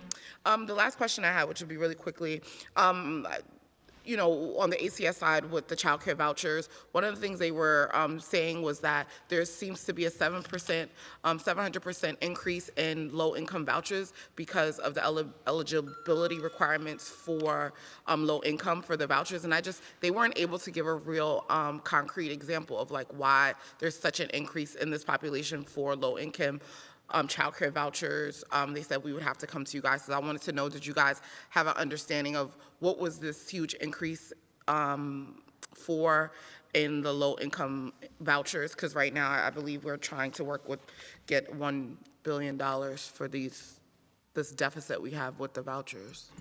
Hi, Councilmember. I can take care of that one. Oftentimes, when it comes to child care vouchers, there's sort of different levels of child care vouchers based on how people access the vouchers. So for individuals on cash assistance who have... that's the cash assistance that they said it's going to be about you guys are predicting about a 700% increase. I'm just trying to understand what that 700% Sure. So child care is really connected to when we have mandatory engagement in place. And so individuals who have a barrier to engaging in training, education, or other things as part of cash assistance, we will connect them to childcare. That's considered the mandatory childcare for the city, where everybody on cash assistance who needs it must be given a childcare voucher. The city has had mandatory engagement on pause for the last several years, which has allowed ACS and others to increase the low-income vouchers. We will be returning to mandatory engagement as we have to, as it is a state requirement, it's a federal requirement. This, April, May, and we'll start to see probably the increase in our child care vouchers increase starting early summer. And so we've trended out where we think, the need will be with us. And that is sort of what they're indicating. Right now, there's about 23,000 individuals who access child care vouchers. And we expect that to increase significantly as we ramp up mandatory engagement. So that would be what they were referring to as it relates to their need that they're looking for. Yeah, I know this is a major priority, but it has not been brought to us like a major priority, right? I think that, especially with talking with ACS and even with them in the conversations I had with them, I'm like, well, why is this just being brought up? Obviously, we can help support in speaking with the state, right? Like I know a number of us has been to Albany to lobby, and so it seems like we're behind the totem pole now, especially if this is something that we know that was happening. So I really want us to make sure that in these instances that we are using the council as well, because we are partners in this work. And it's right now working really hard to see that. So it doesn't seem like this is something that's new around the 700% increase, because the mandated requirements were going to be uplifted again. So just thinking about how do we push forward, because without that, this is going to be a huge loss because there's such a huge deficit. And so I'm really concerned. So definitely want to continue to talk offline to figure out how both agencies are working together to lobby, in addition to the work that we're trying to do here at council, so that we can try to get some of this funding restored, because it is such a great number. But thank you. Deputy Speaker, I just need to set the record straight. We did exclude the mental health shelters from ECPS. Thank you. Councilmember Brewer, followed by Riley. Thank you very much. I think the biggest issue, and you know this better than I, this is more coordination with other agencies, is mental health on the street. So when you talk to Dr. Katz, I think what happens is sometimes they end up in his hospitals and then they go out on the street. So I guess my question is, when I go out with Be Heard, meaning social workers and EMS, they say their best support is Support and Connection Center run by Project Renewal in East Harlem. And that's psychiatric, OT, and nursing. And they say, why can't we have more of those? So that's my question. I don't know if that's you, I don't know if that's mental health, I don't know if that's the mayor's office, but it seems to me there's the answer. And Dr. Cass said there are 1,000 people, that's it. So why can't we get to that point? I know it's bureaucracy, I got it, but so the it support would calm my goddamn constituents down and everybody else's. Go ahead. The Support and Connection Center centers are DOHMH's contracts, so I will have to defer to them on the specifics.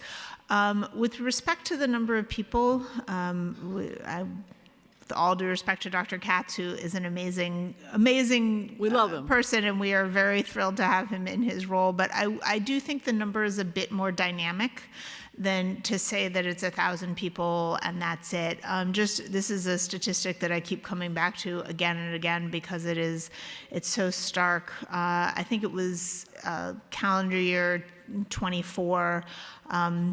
We were able to place, fiscal year 24, we were able to place 1,100 people who had been experiencing unsheltered homelessness. So that does not necessarily equate to a mental health diagnosis, but many of them into permanent housing. There were that same year 1,100 people who were discharged from inpatient state psychiatric care directly to DHS, right? So discharge planning meant send to DHS. So that's a wash. Yeah, exactly. So until we are able, the number of people at any given point in time who are experiencing unsheltered homelessness, and certainly the number of people experiencing acute mental health issues and unsheltered homelessness is a relatively finite number of people. But until we are thinking more systemically about how we are serving that population as a whole, DHS, DSS can continue to ratchet up its efforts, and we are, right? We are doing more outreach. We have more safe haven and stabilization beds. We are placing more people into permanent housing. But to the extent that we continue to be the safety net of the safety net, it's going to be hard to actually make a dent in that. I'm just saying that it doesn't feel, if you listen, of course, if you read the tabs or whatever, that it is increasingly placing people. It doesn't feel that way. I guess not right now, but I'd love to hear more of a systemic, as you suggest, response to this. I mean, these people are on the ground, and they're really clear that support and connection centers work. And the support and connection centers are terrific. I mean, the space in, again, only it's one. DOHMH facility, so I will defer to them on the specifics. I think it's something like a dozen beds, and people are allowed 11 for men and 3 for women. right, and allowed to stay in. They're very time limited as well. 6 so, days. Right. So very useful piece of the puzzle, but it is very much a piece of the puzzle. Okay, all right. I not now, but I do want to hear more about everybody working together to solve this problem. Happy It is to- number one in New York City now. Happy to talk more about it. Secondly, I think there was a cut, and maybe I'm wrong, to street outreach in Manhattan. Maybe Administrator Carter knows, but has that been rectified? Is that still existing? What's the story? Yeah, there were. And by the way, she answers all my calls. Thank you. And you do too, but sometimes you say no. That's the problem. Unfortunately, She I do says sometimes yes. have to say no. So there were some timing issues with the contracts around some of our outreach work. I think the funding that was added during the preliminary budget and announced at State of the City addressed the holes that we needed to address in the outreach budget. Okay. Storage fees. That's a big one. And I really appreciate you get evicted, you put your stuff in storage. That's fabulous. But some of them, I don't know what to do with the contract. I don't know if they're the right storage company. Some folks have had their stuff in there since 2017. They seem to all be in my office, everybody who's had their stuff in since 2017. So I just would like to get a number as to what we're paying on storage and how we review it and who's paying attention to it, et cetera. We'll have to follow up and get back to you. Okay, but it's a big number. Okay, and let's follow up offline about specific clients as well. Okay. We took care of them, but I can take care of them, but I just know there's many more. The issue of, quickly, of the Windermere, that's at 57th Street and 9th Avenue. I want Goddard to purchase it. How can you help them do that? That's many rooms, ready to go, move in. As housing, I assume you're talking about. Vacant, Right. SRO. So, Beautifully restored. without knowing any of the specifics about price or They want other. 70 million, the city says 30 million, let's go to 50. Okay, so a program that we have rolled out recently that we are really excited about is our Affordable Housing Services Program. Essentially what this is a project-based city FEPS contract. I know you're very familiar with project-based Section 8. It is mimicking that structure, although the contracts include, in addition to the rental assistance, some maintenance and operation dollars, and light touch social services. We had 3 not-for-profits acquire 4 buildings over the summer. It was terrific because those buildings were fully leased up with long-term stayer clients coming out of the DHS shelter system within a matter of weeks. We have other projects in the pipeline. This is a finite budget, but happy to talk to Goddard about whether or not Windermere would be an appropriate candidate. Okay, they want to be, and these are buildings that the nonprofit owns, or it doesn't matter? We have both a lease and ownership model, but the ones that I mentioned from over the summer were acquisitions. So Good, this is all acquisition also. Okay. So we can do it. Yes? The devil's always in the details. Okay. We have to look at whether or not we have sufficient budget capacity Okay. as well as the details around the acquisition, but we are happy to talk to Goddard about whether or not this is a good candidate. Okay, thank you. Then food quickly, so we're all concerned about it. How much has the Fed, or maybe I don't know if this is in your bailiwick, of cutting on terms of food? And then there's some hope that there could be more programs working together to save funding and hopefully feed people. This is, as you know, a major issue right now.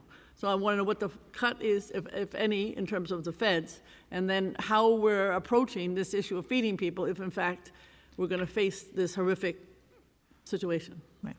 So the House budget resolution that was passed at the end of February, right, included a $230 billion cut to the committee that administers SNAP. We assume that the bulk of that cut would translate to SNAP cuts. Our very rough estimate, and I should caveat that this is a very rough estimate, we don't have the data to do more detailed, is that for New York City that would translate to a cut of about $870 million a year. For a family of 3 on SNAP, that's a loss of about $1,500 a year, which is a very real cut.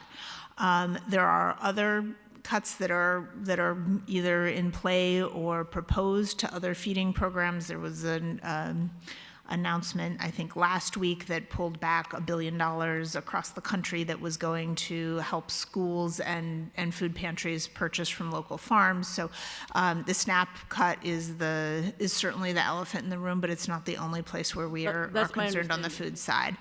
Realistically, as I said before, I don't see a situation where the city and the state comes in to backfill that in its entirety. The numbers are just too large. But we certainly share your concern. We're going to do what we can to educate and advocate.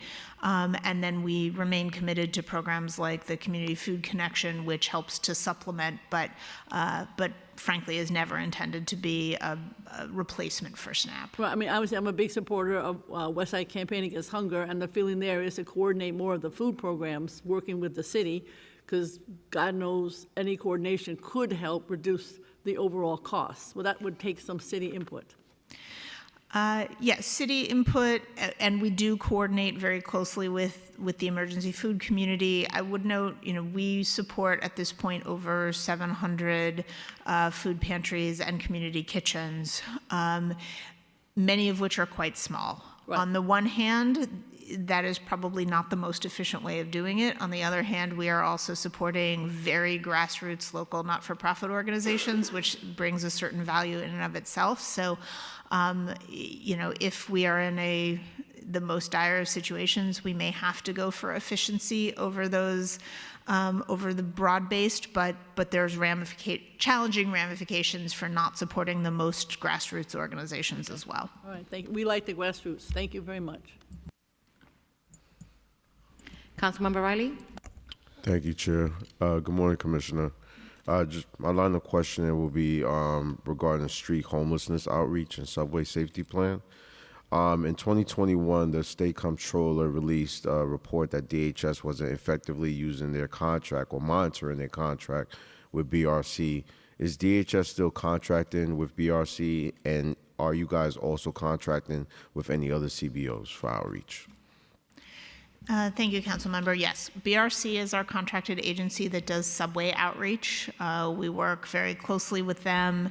And I think even at the time we disagreed with some of the conclusions from that controller's audit, and we have also since, in the intervening years, done a significant amount of work with BRC, and we very much count on the work that they do on the subways. Can you explain the process of BRC going out to the subways and doing outreach? Sure. Administrator Carter, you want to speak to the details?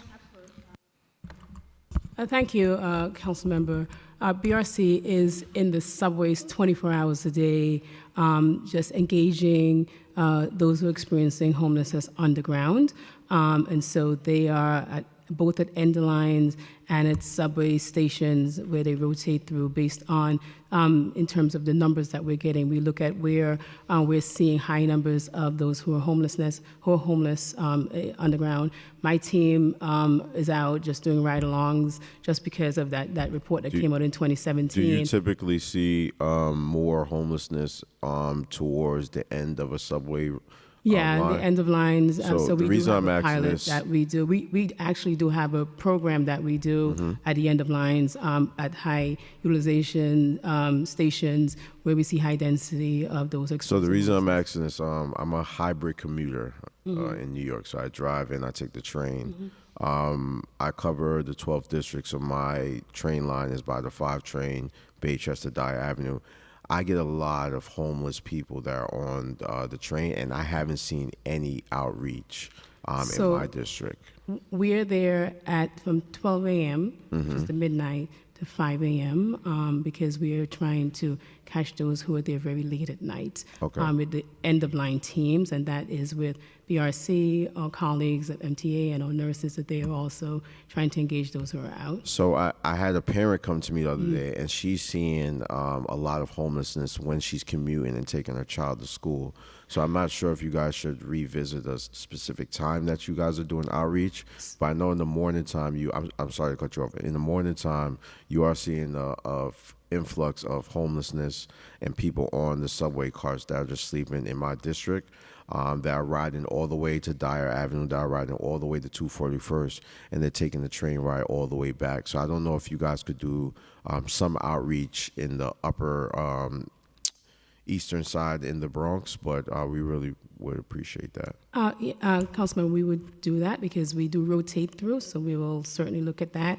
So end of line, looking at the 24 highest end of line stations, subway stations, and then throughout the city. So we will pay attention, but we are on that 5 and 3 and 2 lines, absolutely doing that. So we're rotating those end line at night, but during the day, BRC is also out, so 24 hours. And sorry, go ahead. Yeah, if I could also note, right, we have between DHS and our outreach contractors, BRC, and then there are a number of others that cover above ground. We have about 400 outreach workers. It is far and away the largest outreach program in the country, but 400 people covering the city the size of New York City 24/7. We are obviously can't be every place in real time. Really strongly encourage people to call 311 because not only will we respond, but more importantly, I think actually we use that data to determine where we should be sending people. So that's really important information for us. Thank you, Commissioner. And I will definitely echo that to the constituents to reach out to 311. But please, I would just definitely like to see some outreach done in my district. I will relay back to our outreach team and to the leadership that does that. Thank you. So and my last we're out. question, do you guys also partner with other agencies above ground outreach efforts? Usually a huge issue I'm seeing in my district towards the Co-op City side is usually they're staying in a, I want to say adjacent to the highway and the intersection. So it's like DOT's area. Do you guys communicate with agencies like DOT for those kind of outreach? And I could share the specific area that this is happening within my district. We do. So we are involved and we do collaborations with DOT, State DOT, MTA, DOHMH, and us. We're out engaging and canvassing. So we are with a multitude of agencies doing those canvassing that are on the street. Our outreach team, contract outreach team in the Bronx is our Bronx Works team. So they're also out there along with our DHS directly operated, directly hired staff. Okay. Thank you. Thank you. Thank you, Councilmember Riley. Councilmember Joseph? Thank you, Chair. Just want to talk about a couple of things. FEPS. I have a constituent in my district who's been trying to contact Homebase, and that his old landlord illegally evicted him, right? And still receiving city FEPS. And he's been unable to meet with anyone at Homebase. Our constituents consistently miss housing opportunities due to slow, home-based, responsive, poor customer service. Can you give me an idea how you plan to improve? We know there's an increase, so definitely you'll need more hands or head count at the agency. New needs, absolutely new needs. We reached out to Homebase to let them know that he was illegally evicted on February 3rd. We did not get a response from Homebase until March 7th. Talk to me, Commissioner, please. Absolutely. So let me start by saying that's not acceptable. Unacceptable, and that's why I'm here. We will follow up with you separately about the specific client on the larger issue, which of home-based capacity. We certainly know that there have been a lot of demands put on home-base, and that has impacted. There's been a lot of high turnovers as well. A lot of staff are leaving, so that also should signal, as we mentioned, new needs, new head count. Go ahead. Thank you, Councilmember. So we are aware that it's true. The home-based providers are terrific not-for-profit organizations, but there have been a lot of demands put on them. So I think one of the things that we're really focused on is what can we pull back in-house so that they can focus back on their core mission, and certainly hear your feedback about needs, and we will consult with OMB on that. And Administrator French, anything you want to add? No, I think you covered it, but we'll follow up with you directly about that specific case, and so that we can talk to that home-based provider to make it clear that is not an acceptable way in which to engage with the community. So very quick question: why shelter clients are not receiving automatic FEPS and city FEPS renewals? Is that a normal practice? So. Let me separate FEPS and city FEPS because the processes are quite distinct. So with city FEPS, about 75% of shopping letters, so the initial go out, you appear to be eligible, you have the dispensation to go out and search. About 75% of those are in fact automated. Those that aren't automated are because we don't have the data to determine upfront that they meet the eligibility requirements. So in that instance, the client will work with their housing specialist or their caseworker in shelter to do that. For renewals, there is a recertification process. It's automated for a certain subset of households that are on very fixed income, but because your tenant share does vary with your income, that there is a process that we need to go through. And how long does that process take? It's fairly streamlined. It can be done online, and frankly, if a client lapses, they can then they can come back and do it retroactively. So we see upwards of 90% recertification every year, and I wouldn't expect it to be 100% because people leave the city, they may unfortunately pass away, their income goes up. There's a whole variety of reasons why I wouldn't expect it to be 100%. So we're at about 90% recertification. So why does it take so long for leases, for processing lease for voucher holders? It takes a very, very long time, and by then sometime the voucher expires, they have to start all over again, and if you have a family, and the whole purpose of it, if I get it right, is to move them out of shelter, put them in permanent homes. So why does the process take so long? So on average right now, it takes from the point in time that we receive a City FEPS package until move out is about 3 weeks. There is some variation on that average, certainly, and I know there are instances where we've run into challenges and we have to do individual problem solving, but as I say, the average is pretty tight right now. I think what can take a much longer period of time is from the point where you get your shopping letter, right, where it says you appear to be eligible, go find an apartment, until we're able to get that package. And that, I think, is really a reflection of the housing market in New York City, right? We have a 1.4% vacancy rate, and it's even lower for affordable housing. It's part of the reason why we have started to actually use City FEPS to finance affordable housing, as I was talking about. It's why we've made City FEPS usable statewide so that people have more options. But it's really challenging. We've been doing a lot of training with our shelter staff to help them with the City FEPS processing, so that and a lot of outreach to the landlord community to try and also help with that search process. If we had a room full of clients here and I did a survey, do you know what the number one complaint is? The lack of communication. And that's across city agencies, right? Not just yours. And that's been throughout this whole preliminary budget hearing. That's the one thing we're hearing. No one is talking to nobody. No one is talking to the clients, informing them and giving them a timeline how we move forward. I'm asking today on the record that you improve your communication skills with these clients. Let's talk about APS for a minute. Let's talk about adult protective services. I have a client in my district who's been reaching out, and she's due to be evicted March 18. We've been trying to reach out to APS. No one has been returning our phone call. And this is an older adult. As Councilmember Stevens, this is very bothersome for me. So I came here today to find out some answers. She's been supervisor. They called. We spoke to them, and then they stopped communicating. So APS as well, I know there's an increase. I know there's been a huge 15% increase in demand. How many staffers do you have in that office? And how many people do you need in that office to get the job done?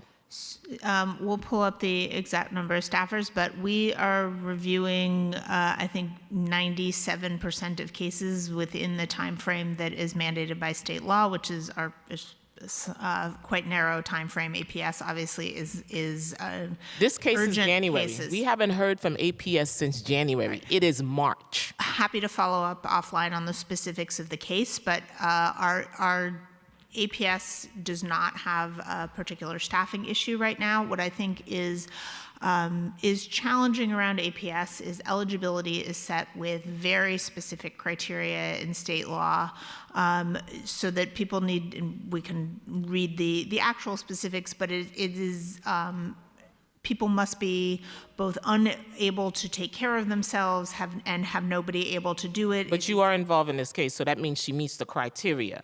So what is the standard practice for vulnerable adults in delaying up to imminent evictions? What's the process? So if she's in your care, she's APS. So that means she's already met all of your criterias, right? So now, why is she not getting the support since January? We reached out to APS and no one has responded to her, and her eviction is March 18. Those are the answers I'm here to get today. Okay, I can't speak to the specific case. We are happy to follow up offline. I don't know this particular individual off the top of my head. If something has fallen through the cracks, we will absolutely solve. Through the crack is an understatement. Through the crack, Commissioner, is an understatement. We are happy to follow up on the specific case. And I'm ready to follow up right now if we need to, because March 18 is what? Tomorrow.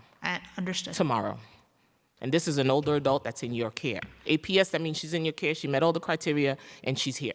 So we need to do everything we can in our power. This is an older adult, vulnerable New Yorkers that are in your care. So before we leave today, we'll make sure to get the name of the individual, and we will follow up immediately. Thank you, Chair. Thank you. Councilmember Ressler? Thank you so much, Chair Ayala. Really greatly appreciate your leadership of this committee. And it's good to see you, Commissioner Park and team. I give you all a hard time at these hearings, but I do just want to take a moment to say that I really appreciate your leadership in city service and your hard work. And, in these challenging times when we are so sorely lacking in leadership here in this building at City Hall, it's really important that we have steady, competent government leaders in these roles. And I'm grateful that you're sitting where you're sitting. And I'll take a second to say that I'm grateful that Ann Williams-Isom was sitting where she was sitting as the deputy mayor, as she was a great partner when we needed her, and she will be very sorely missed. I want to shift gears after saying nice things. I already texted her that she did a great job on a podcast last week.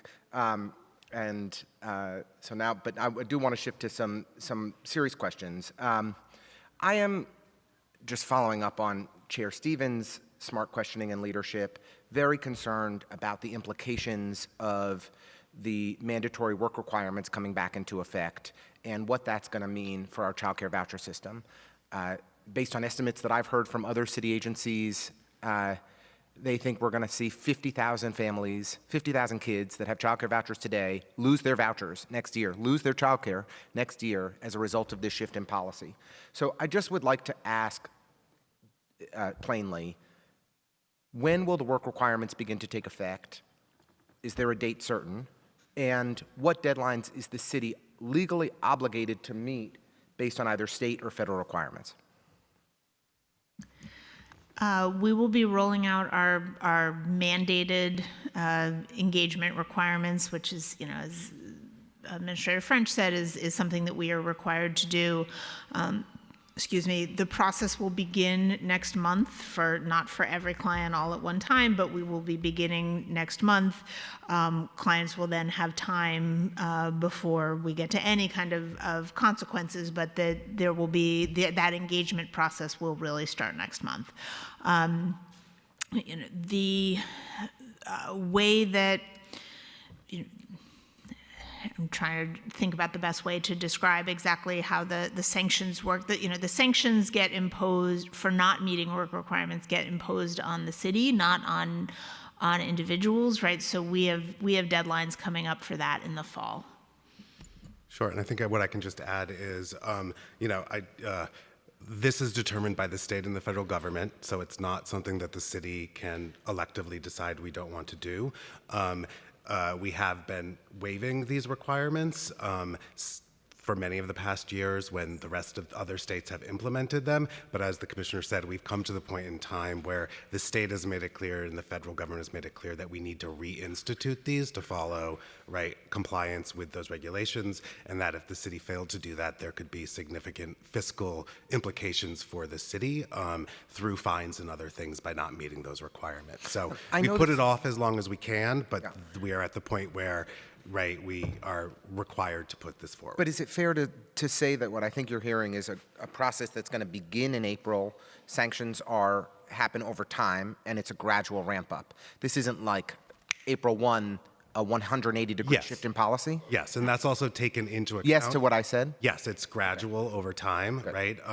There will be tens of thousands of people we need to engage in this process. That's also been taken into account in our trends and anticipated usage of mandatory child vouchers, which, we have discussed closely with our partners at ACS. So it's also not immediately 50,000 vouchers or whatever the number may be has to transition to us. It is something over we've time. heard rumblings that OMB is insistent on stopping recertifications of childcare vouchers as of April 1, which could have extreme disruptions for families in the middle of the school year.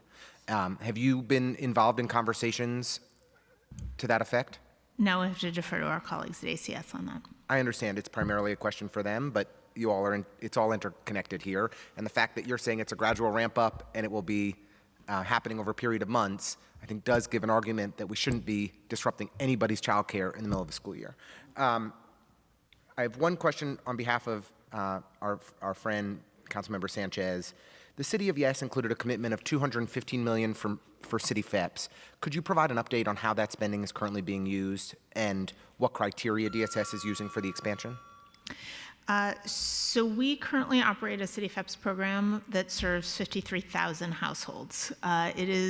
We are actually the largest rental subsidy program in the country, except for NYCHA, so larger than any other public housing authority in the country. We are very grateful for the City of Yes funding commitment to help us continue to expand the City FEPS program. We've been able to significantly increase the number of households that are exiting shelter with City FEPS. I think the number of households for calendar year 24 that exited shelter with City FEPS is a 56% increase from the prior year. We have not changed the criteria, but what we are really doing is making sure that the program is working as well as possible, and that we are getting vouchers into the hands of everybody who qualifies, and that they are, as many as possible, are able to use them. Okay. Chair, might I have one more question? Thank you so much. I recently read an IBO report that DSS has a 10.3% vacancy rate, if that number is still up to date. But that number really is misleading, because since the start of the Adams administration, OMB has slashed 1,600 positions, over 1,500 positions, 1,525 positions from the DSS headcount, eliminated them altogether. So that's another 10% of headcount. So really we're looking at a 10% vacancy rate plus 10% of headcount is gone as a result of just extraordinary OMB budget cuts. And while I do appreciate that the team at DSS has tried hard to do the best you can with limited resources and limited headcount to improve food stamp and cash assistance processing timelines relative to where they were at the nadir of this administration, they're still far below what we all want. We're still only at 53% of cash assistance applications and 83% of food stamps applications being processed on time, way short of the 90 to 95% rates that we were consistently at prior to the pandemic. So just what is the plan for how we get back to actually processing? I know the caseloads have increased, but how are we going to start processing 90 to 95% of applicants in a timely fashion again? So let me give you the January numbers, which are better. The cash timeliness rate is 71.7 and SNAP is 91.3. That is better. So we are absolutely headed in the right direction. And I should note that it's also never going to get to 100% because in some instances, clients will call in for their interview, on day 27, day 28, things like that. So, which is their right, but at that point, their case is probably not going to be processed by day 30. We also, as a matter of policy, will give extensions to people to collect documents, things like that. We think that is a better policy for everybody involved than cutting their case off, but it does mean that cases extend beyond day 30 for that reason. But I think all of the investments that we put into place in order to clear the cash and SNAP backlogs will really stand us in good stead. Right, we invested in significant technology. We changed processes. We're able to get waivers from the state. And so even though applications are really, and particularly on cash assistance, are at historic highs, we've been able to maintain and keep up with the volume of requests.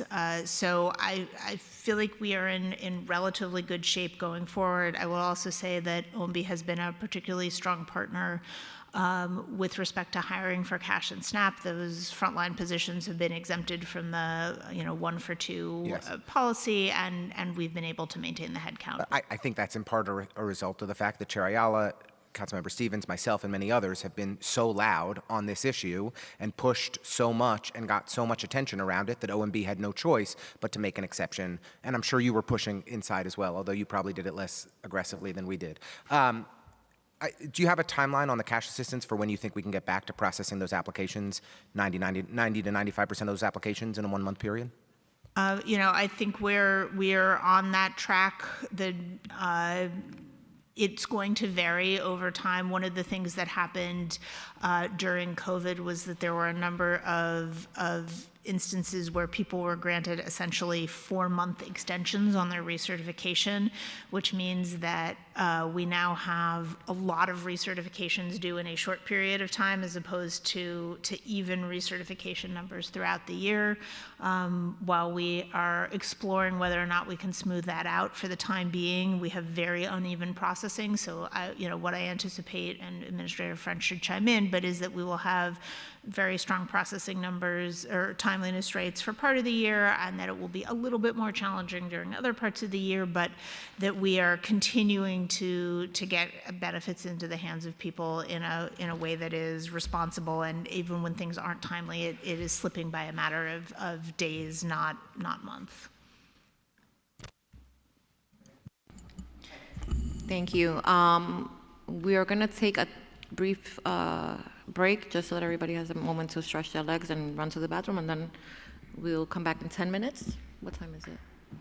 Yeah, 12:09. Okay, let's say 12:20.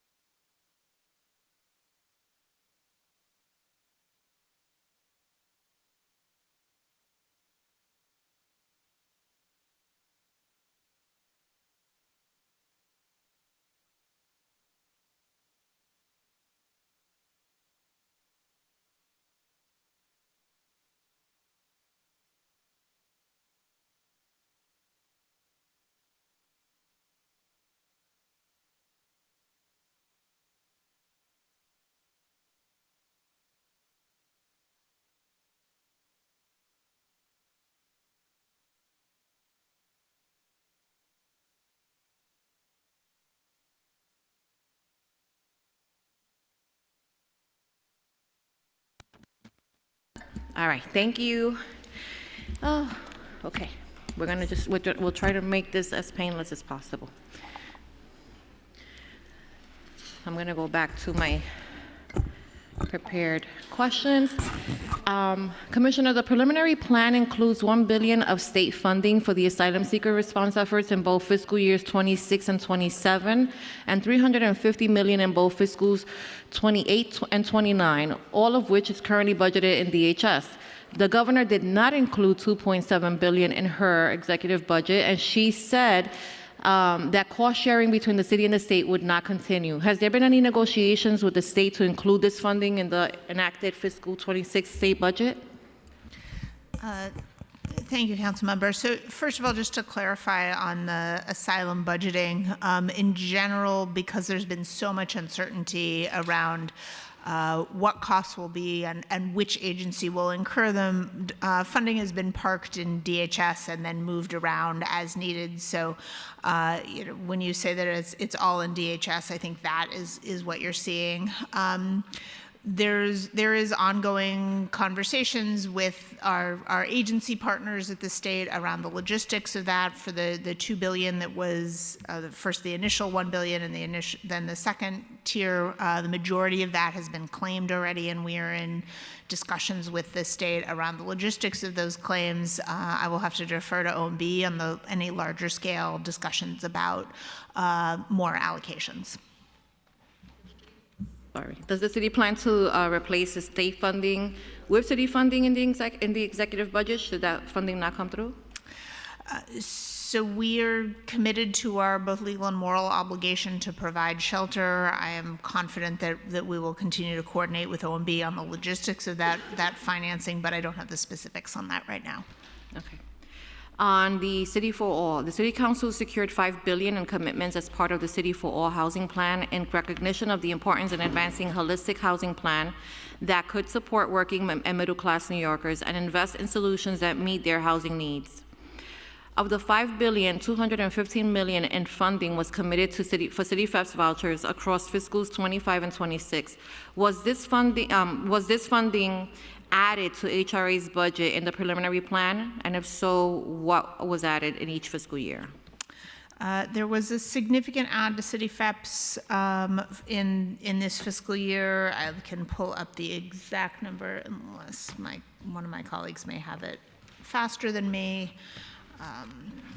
But hold on, let me. Yeah, I can go ahead and answer that. So for City FEPS, we've added about $325 million in the preliminary budget for FY25. Anything in 26? We're still negotiating that with OMB, and they did not add that in the preliminary budget. Okay. Okay. Additionally, $187 million was committed for over 10 years for City FEPS vouchers and social services to create permanent homes for those in the DHS shelter system. This commitment included the rehabilitation and conversion of homeless housing to create permanent affordable homes, along with an investment of $122 million over 10 years for affordable housing service contracts. Was funding added to HRA's budget in the preliminary plan for this? And if so, how much was added each fiscal year? We'll pull up the exact numbers, but yes, we have been funded for our Affordable Housing Services Program, which, as I mentioned, is essentially our project-based City FEPS contract that allows us to help nonprofits acquire buildings. We're really excited about this program. We think it is a great way that we can leverage social service dollars to help contribute to the overall affordable housing solution. I believe the total amount of funding was about $250 million, but we'll pull up the exact numbers.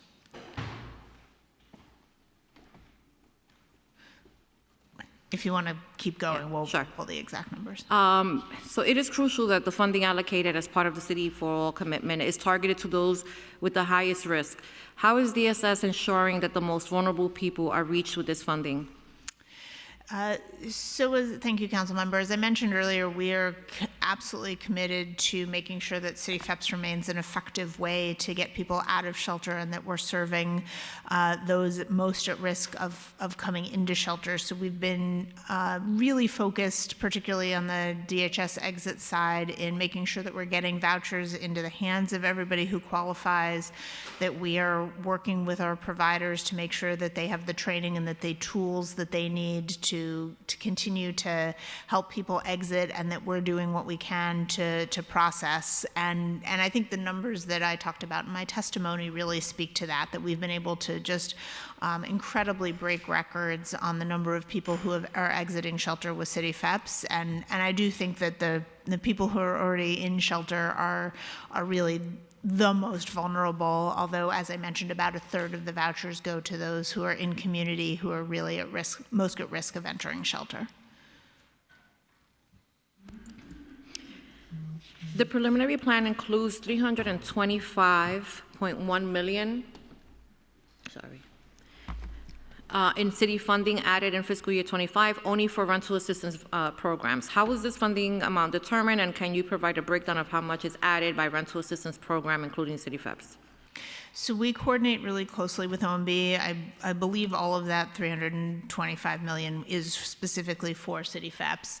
But we coordinate closely with OMB on a year-by-year basis to determine what the dollar amount that we need for City FEPS actually is, right? It is a function not only of how many people are receiving rental assistance, but what FMR, fair market rent, has been set at for that year, what's happening with rent guidelines board increases, a whole set of factors. So that's why we do the adjustment on a year-by-year basis. Can you provide a breakdown of how much is added by program? It was all for City FEPS. It was also all for City FEPS?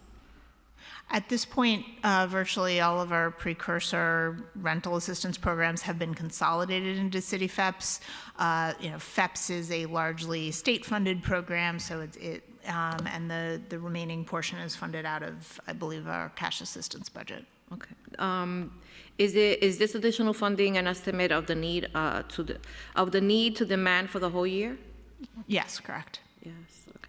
How much has been spent to date in fiscal year 25 on rental assistance, and how much was spent on 24? Let me pull that up. Sorry. Yeah, I can take that question. So for FY25 to date, this is through January 31st, we spent $753.9 million. In fiscal year 24, we spent $931 million. And that's across all of our rental assistance programs. Do you know what portion of each of those numbers specifically relates to the City FEPS program? Yeah, I can give you those as well. So for the City FEPS programs, or really the city-funded programs, we spent in FY25 through, again, January 31st, we spent $681.4 million. And in FY24, we spent for our city-funded programs $833.7 million. Okay.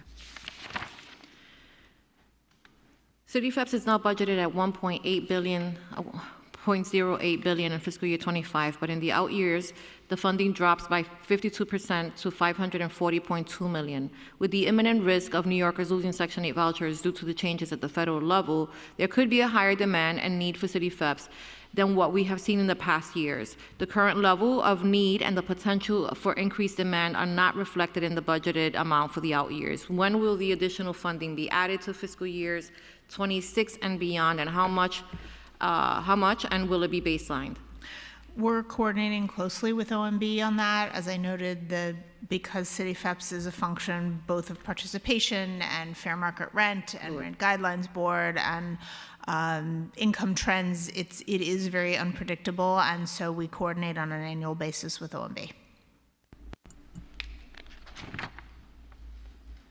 Okay, I think you mentioned that the 323 million was all for City FEPS, but I think that is 308 million.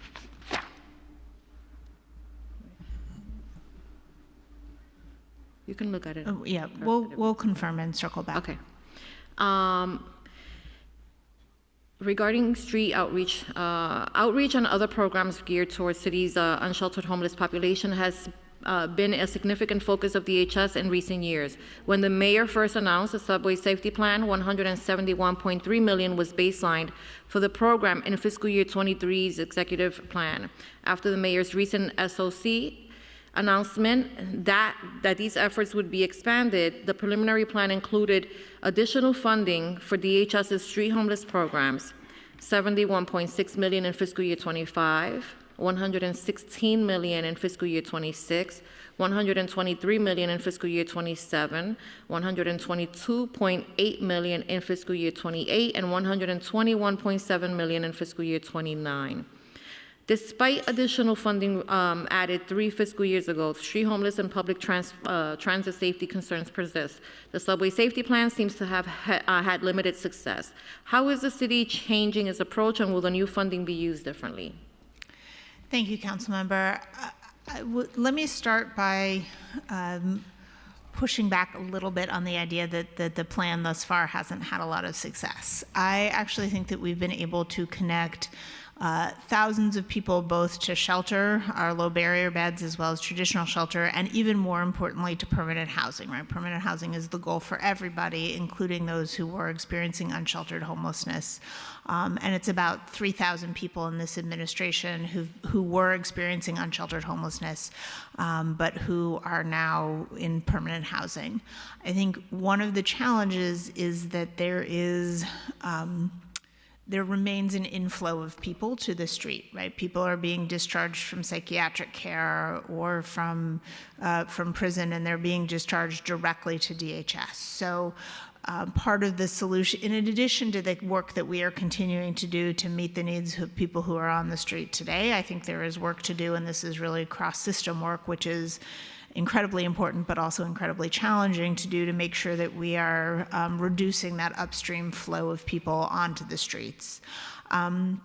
But to answer the specific question about how the funds will be used, some of that is specifically for outreach needs and to address some of the ongoing needs that we've had for outreach. But the bulk of it is to increase the number of low barrier beds that we have, so safe havens and stabilization beds. We are currently at about 4,000 and going up to about 4,900. These are sites that are typically a little bit smaller, a little bit lower density, somewhat more flexible rules, and that are targeted specifically to those experiencing unsheltered homelessness. And we found that those have a very strong success rate in meeting the needs of people who have been living on the street.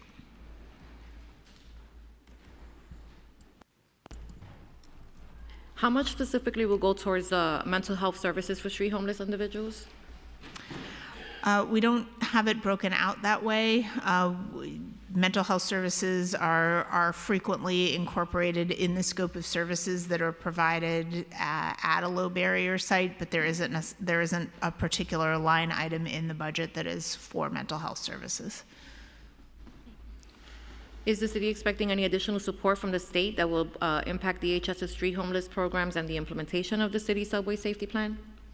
So we work really closely with state partners, and they are quite involved in the overall universe of services that we provide, even if it's not flowing directly through our budget, right? So the state has been investing in their SOS teams, so they are also doing outreach with a particular clinical bent. We find that to be very helpful.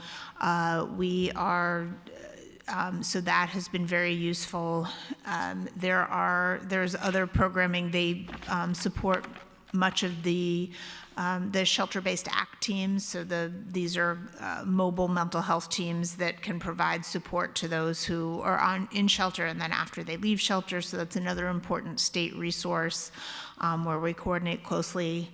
The governor's budget included some funds that we think could be very important, funds to expand the Welcome Center model that we have, which is this functions essentially as assessment for those experiencing unsheltered homelessness. But the basic idea is that, if you engage with an outreach worker on the subway platform at 2 o'clock in the morning, it's very difficult to make for anybody to make a good decision for what a long-term placement might look like. So the Welcome Center is an opportunity to come inside, get a bed, a shower, a meal, sleep, and then the DHS staff and provider staff can work to determine what the next move is.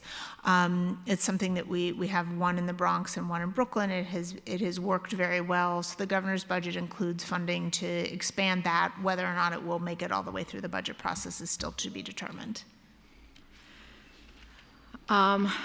So as more households are enrolled in and staying on cash assistance for longer periods of time, according to the PMMR, the number of persons receiving cash assistance was 580,900 for the first 4 months of fiscal year 25, which is a 17% increase from that period last year.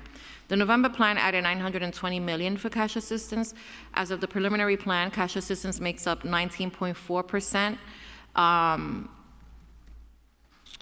Sorry, I lost my 19% of HRA's fiscal 2025 budget at $257 billion. However, the cash assistance budget drops by 35.8% to $1.65 billion in fiscal year 26. Is there a substantial increase in funding within the current fiscal year an estimate of the need for the whole year, or do you expect to add more funding in the executive plan? We believe that we're fully funded for this fiscal year, and we'll coordinate with OMB going forward. Okay. And how much was actually spent on cash assistance in fiscal year 24? Let me pull that up. We'll see who gets there faster.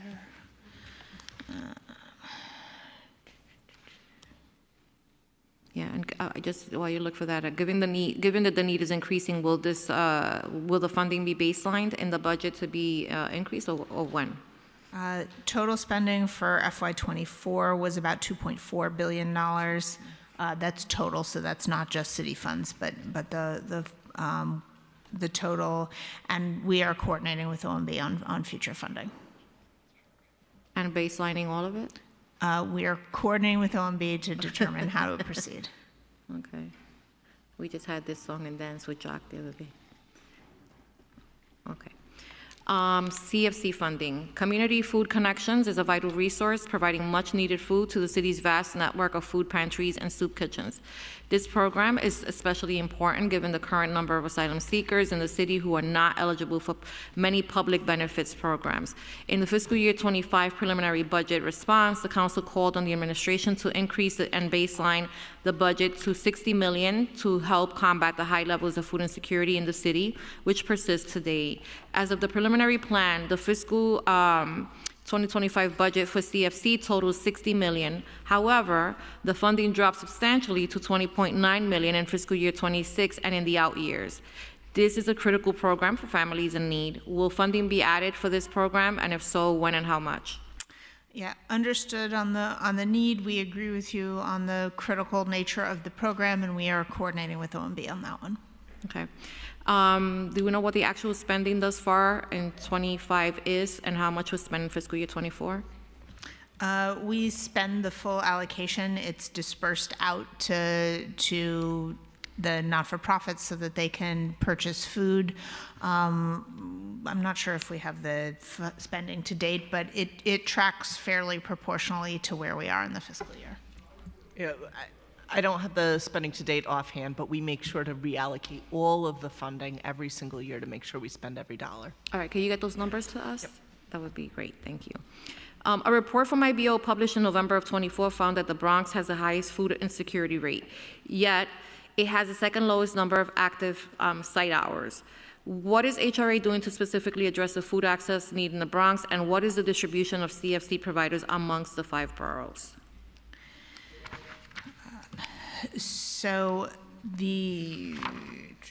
for food pantries by borough, there are 223 in Brooklyn, 122 in the Bronx, 97 in Manhattan, 152 in Queens, and 26 in Staten Island.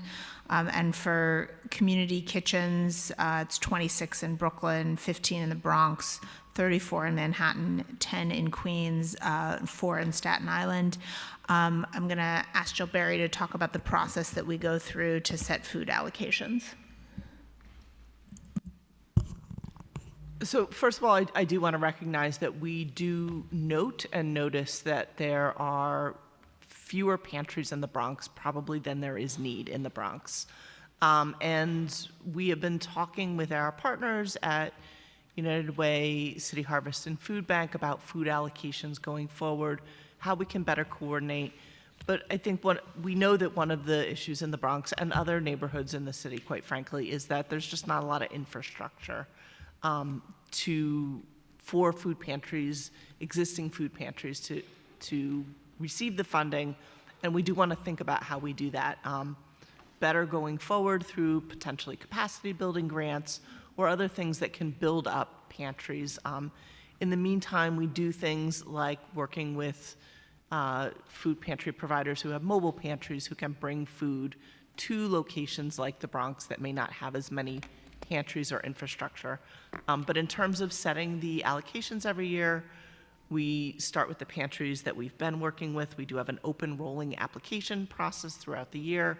We look at the supply gap analysis, and then we take into consideration and how much pantries have received in the past, what their capacity for receiving more food is, and we have taken into consideration in past allocations things like at the end of COVID when there was a loss of SNAP benefits, when the SNAP benefits were reduced.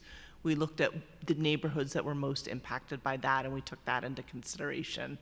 As we have opened up more of the emergency shelter locations that don't have, where there are many people who are not in receipt of benefits to purchase their own food, we have made additional allocations to pantries in those neighborhoods too, and we will continue every year to look at, in addition to the regular supply gap analysis and the capacity of pantries, any other external factors that may be playing a role to help us determine where we should be allocating more food.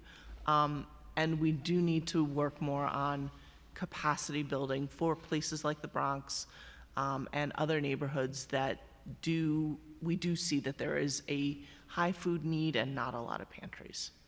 So I don't have the answer yet. Yeah. It is on our radar. It is something we are talking to. I mean, I think a creative way to maybe go about it is working with some of the local schools. I know that we have a couple of pantries located in some of our schools in the South Bronx, maybe one or two, not too many. Working obviously with the churches and the senior centers. That way, you're going straight to the root of the, community. Okay.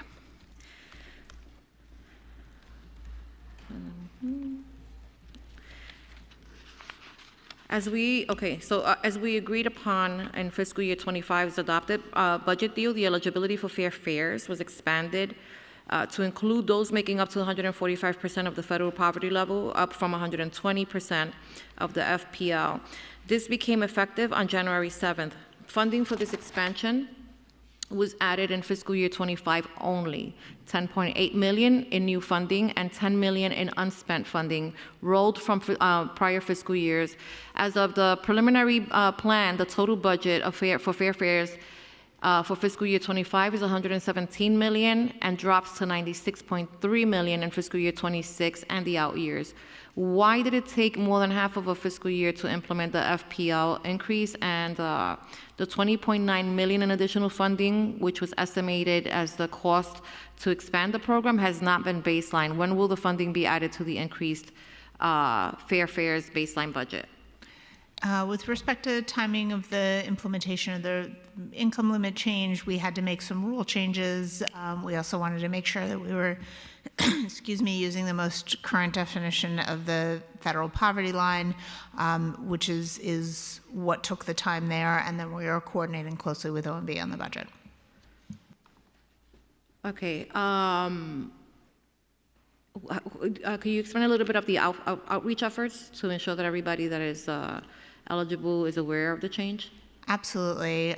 We have funding that we and are launching an outreach campaign shortly where we'll actually be able to do paid media and otherwise really aggressively get the word out. But in the meantime, we have been using social media.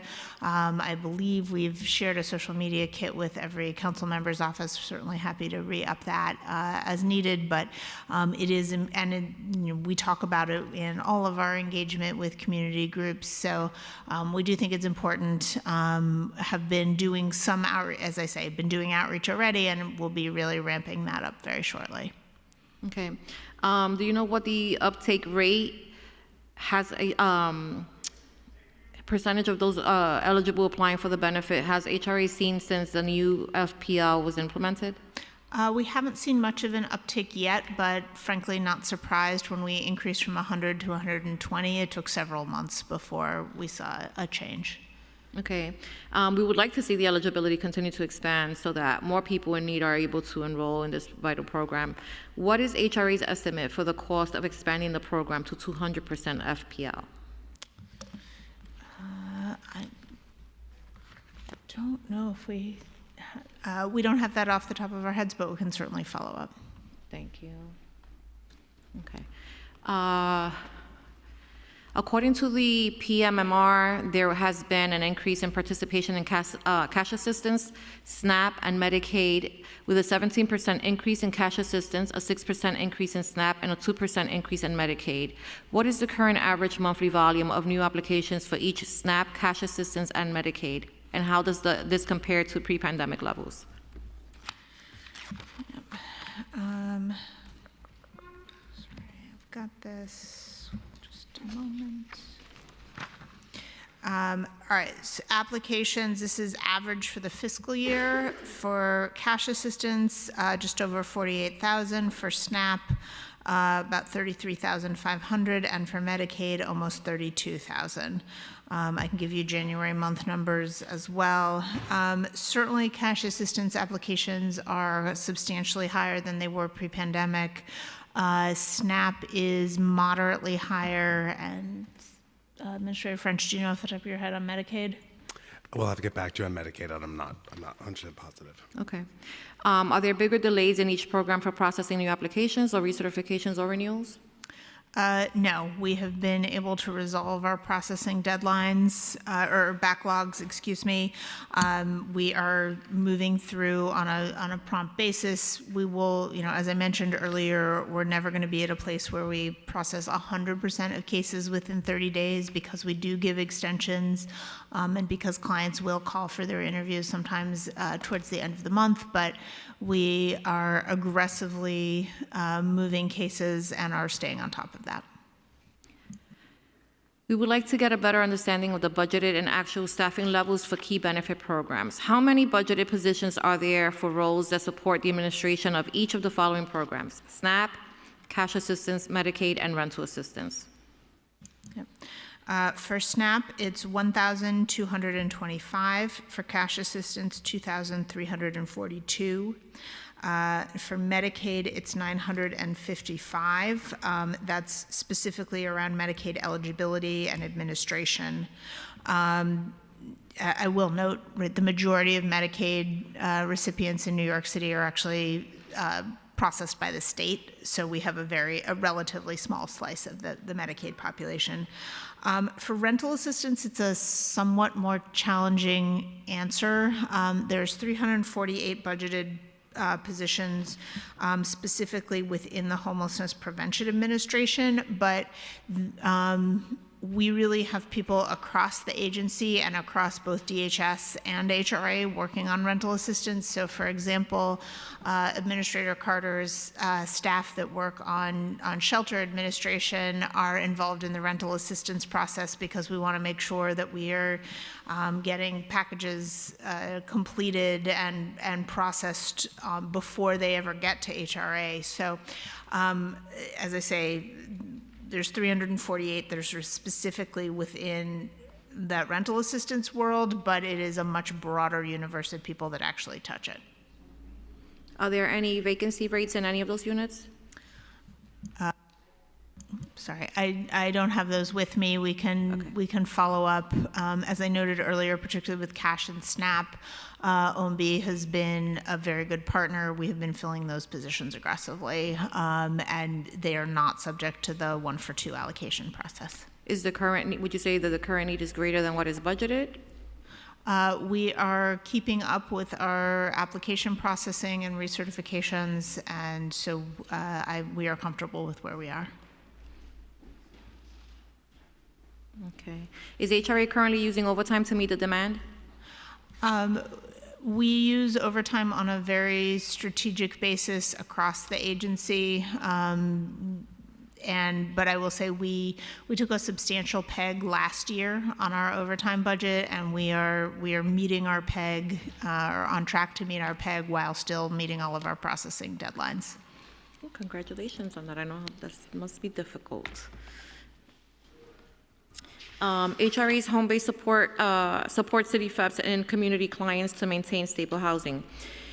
It is a network of community-based organizations that provide homelessness prevention services. What is the current fiscal 2025 budget for home base? Is that amount baselined? Hold on just a minute, I'm pulling that up.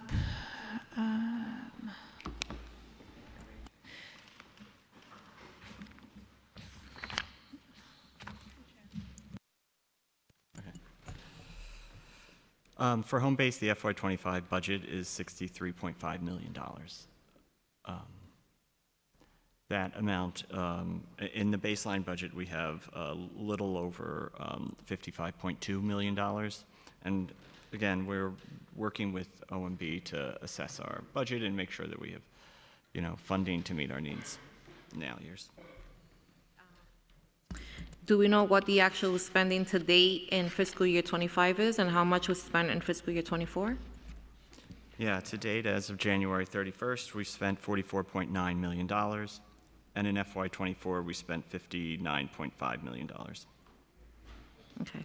In the January City FEPS oversight hearing, we heard from the public that the demand for City FEPS application renewals and other rental assistance services that home base provides cannot be met with the current staffing level of funding budgeted.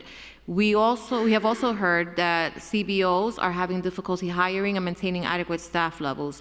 As the PMMR notes, in the first 4 months of 25, this program has over 10,600 enrollments, which is a 9% increase compared to the same period in the year prior. How many contracted providers are within home base, and what is the current case ratio for home-based staff?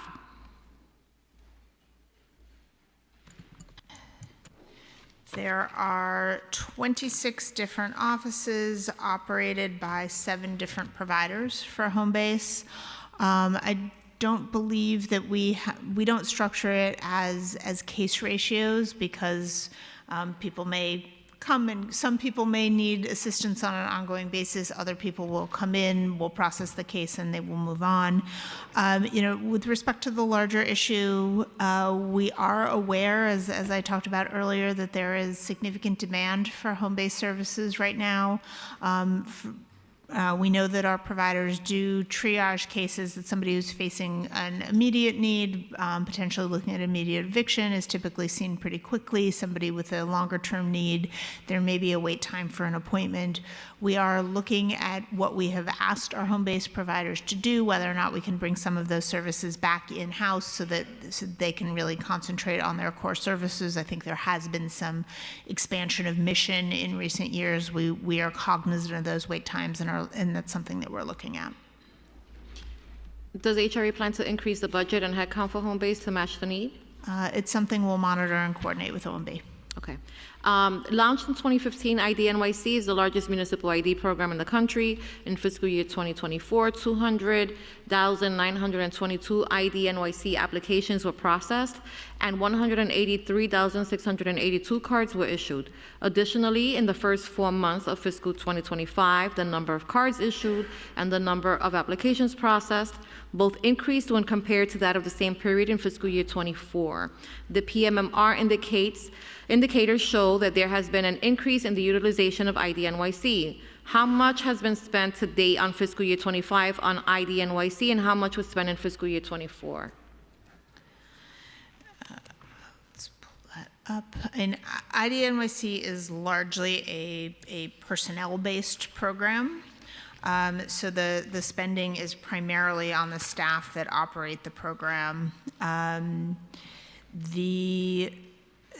So the FY25 budget is 17.8 million, 17.9 million, of which 15.7 is for personnel. The actual spending for FY24 was about 14.5 million. I will say that we have been, IDNYC processing is happening timely, and we routinely have available appointments. So we are seeing that we are keeping up with IDNYC demand. As of the preliminary plan, the fiscal 2025 budget is 13.7 million, dropping in fiscal year 26, and in the out years to the baseline budget of 12.3 million. Why is the funding for this program decreasing for fiscal year 26 and beyond? So we should follow up on the exact numbers. Those don't quite align with our records, but there is a reduction over time on the IDNYC budget. We are investing in technology that is going to allow for people to do online applications for IDNYC. We will still have in-person, but it will allow us to achieve some efficiencies. All right. And what is the budget headcount for IDNYC for fiscal year 25? 175 people. 175. How many positions are currently filled? Hold on. Currently, there are 144 positions filled. Okay, and how does that compare to pre-pandemic budget headcount? The pre-pandemic headcount was higher. We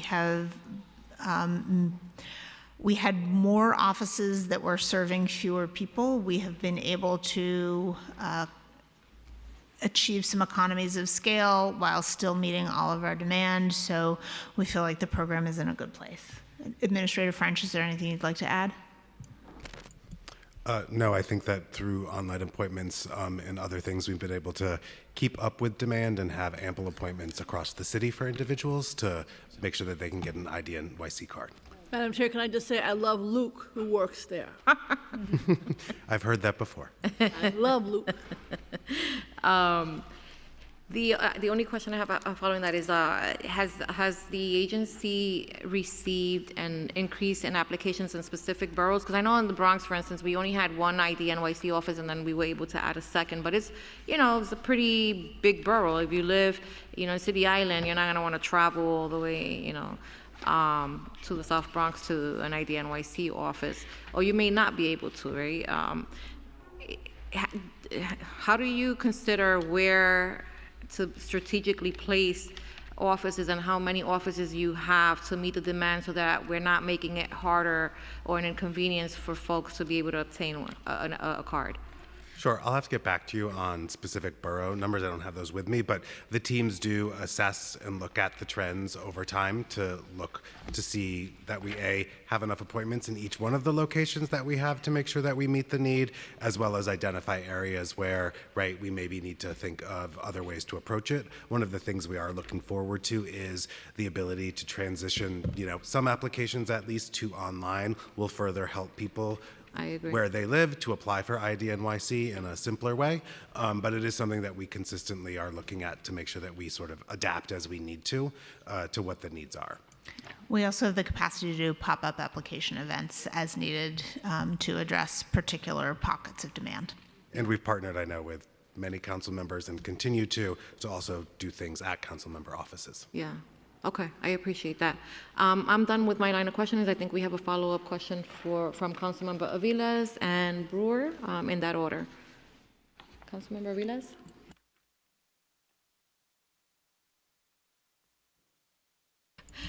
I'm sorry, I thought, thank you. Can you hear me?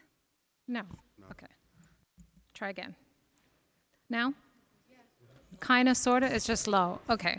I'll use my outside voice.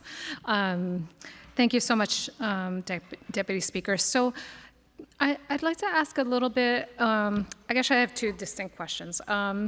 Has the agency, can the agency supply the council with a copy of their preliminary racial equity plan? I don't have it with me, but yes, we can certainly follow up. Great, thank you. Also, in terms of right to counsel, why is the administration planning to penalize providers 10% in their contracts? So let me talk about that. I wouldn't frame it quite that way. So Right to Counsel is an essential program. We think it is really important that we are getting all eligible clients access to legal assistance. We did not traditionally have performance-based contracts. We have pivoted to including some performance standards in the contracts because, similar to what we talked about in the context of DHS, we think it's important that we are across the board accountable to the standards that we hold. We have just passed that first 6-month metric. All of the providers qualified for the performance standards for that first 6 months. I will note there's variations in performance. Not to say that there isn't variations in performance, but the way the standards were designed, we gave points for a variety of different factors, and then we will continue to use that as a way to strengthen provider performance going forward.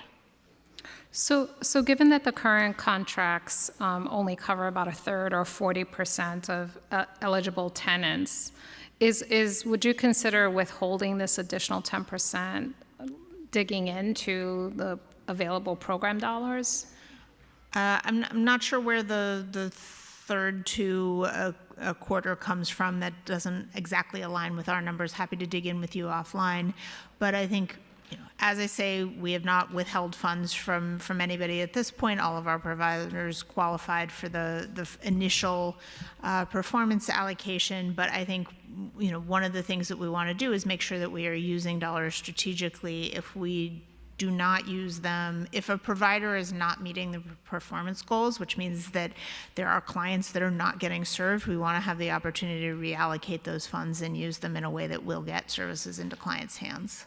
So at the end I guess if you could talk to me about how the plan operationalizes after you meet your contractual obligations, does that 10%, is it reimbursed to the organization, or what happens with those resources? We've done it we split it into 2 pieces. So for the first half of the year, so for 5% of funds, because all the providers met their performance standards, they are now able to invoice for that and will make the payments. Okay, and then so at the end of the contract period, the second 5% Yep. is reimbursed. Great. Great, thank you. Thank you, Jane. Thank you. Councilmember Brewer, followed by Councilmember Ressler. Thank you. I have 2 quick questions and then some budget ones. Just the state FEPS program. There isn't one now, correct? No state FEPS program. So there is a state FEPS program. It is specifically for families with children under the age of 18 on cash assistance who have experienced or are facing eviction. So it's a much narrower eligibility definition than, say, city FEPS, but it is an important And my tool. understanding is that some of the state officials are trying to increase and make it broader, blah, blah, blah. Are you working on that? I'm not familiar with those specific conversations, but we're happy to engage with any elected I would officials. suggest and work with Brian Kavanaugh. He wants it very much. Okay. And then just quickly, I know this is not just you, but if you talk to some of the nonprofits who are doing supportive housing, they have 100 vacancies. So my question is, that's HPD, but those are your clients. So how do you all work together? So we coordinate very closely with all of the agencies that are involved in the supportive housing. We talk about supportive housing as if it's a monolith, but as I think you know, council member, right? It's a bit of a collection of different programs. Yeah. We manage the placements directly for about half of the supportive housing units that are in New York City, give or take. Then there are other agencies. Many of them are state administered, and a handful from other city agencies. What I can say is that for the city administered the vacancies that are filled through city processes, vacancy rates are quite low. Across the board, I would actually say the vacancy rates are quite low. We're at about 95% occupancy for all supportive housing in the city of New York, but there is variation. The vacancy rates tend to be a bit higher for two categories of units. One for older units that are either SRO style, right, so people don't have their own bathrooms and kitchens, or shared units. And then the other category that tends to have slightly higher vacancy rates are some of the state units where the tenant share is such that people are effectively paying about 70% of their income in rent. Okay. These are all 30%, but I won't get into it. It's frustrating to hear that. Happy to follow up on specific projects. Preliminary plan includes an additional $554.2 million of city funding in 25 only for non-asylum shelter costs. Since April 22, when we first started to see the influx of the asylum seekers, there's a 26% increase in the non-asylum shelter census. In April 22, the census was 45,189, and at the end of February, the non-asylum census was 57,000. Currently, for right now, fiscal 25, $2.4 billion is budgeted for non-asylum shelter costs, which drops to $1.9 billion in FY26. How much of the funding added in the preliminary plan relates to singles and adult families versus families with children? I am not sure we have it broken out that way, but can certainly follow up. My colleagues may be able to contradict me. I will say it is for city funds. It's likely to be more for singles than for families, just because on families we claim state and federal revenue. So not necessarily a reflection of need, but a reflection of the technical budget split. I do want to address those census numbers that you read off, all of which are correct, but the census dropped really precipitously during COVID. That I think the income supports that the federal government was offering during COVID, right? So got people to stay in their homes. They played a really meaningful role, and as those income supports have been rolled back, what we're seeing is higher demand for DHS shelters. We've been able to really continuously increase the number of exits that we are seeing out of the DHS shelter system, particularly subsidized exits. It's something that I'm very proud of, but the demand figures are also relatively strong. We remain below our pre-COVID numbers for our non-asylum DHS census, and we are working very hard to make sure that we are continuing to keep our exit numbers high. Okay. Sort of along those lines, how much of the funding added is because of the increase in census, which is what you talked about, and how much is related to the increase in the cost of providing shelter? I think both of those are a factor. We have somewhat more people in the system, as I say, below our pre-pandemic numbers, but we do have more people in the system than we did a couple of years ago.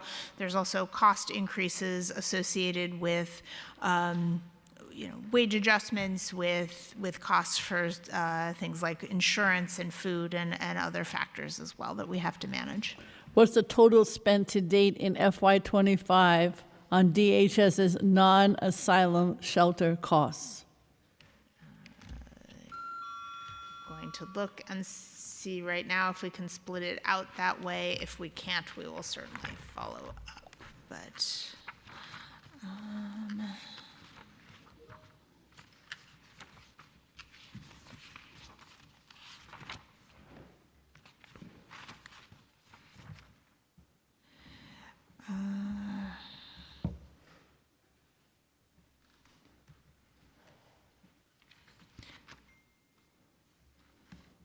let us follow up with that number.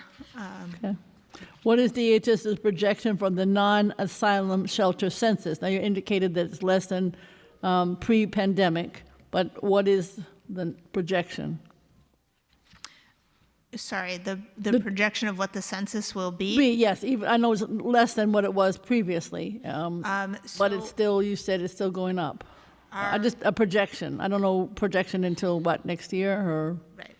Our current census for the non-asylum clients is just over 56,000 individuals. Our goal is to keep moving that number down. I don't have a hard projection number on it because there are so many different interplaying factors there. If it doesn't go down, what will your cost be, do you think, going into the future, FY26, for that population? Again, a tough one to answer. A big driving factor in our DHS spending is the number of hotel rooms that we are in. We're, as I mentioned earlier, we're in over 18,000 hotel rooms. We have been in hotels since well before the beginning of the asylum crisis. Hotels are a very expensive way of providing shelters. So the more that we can do to site and open regular shelters, which we do, we have a pipeline. I've talked to all of you about regular shelters.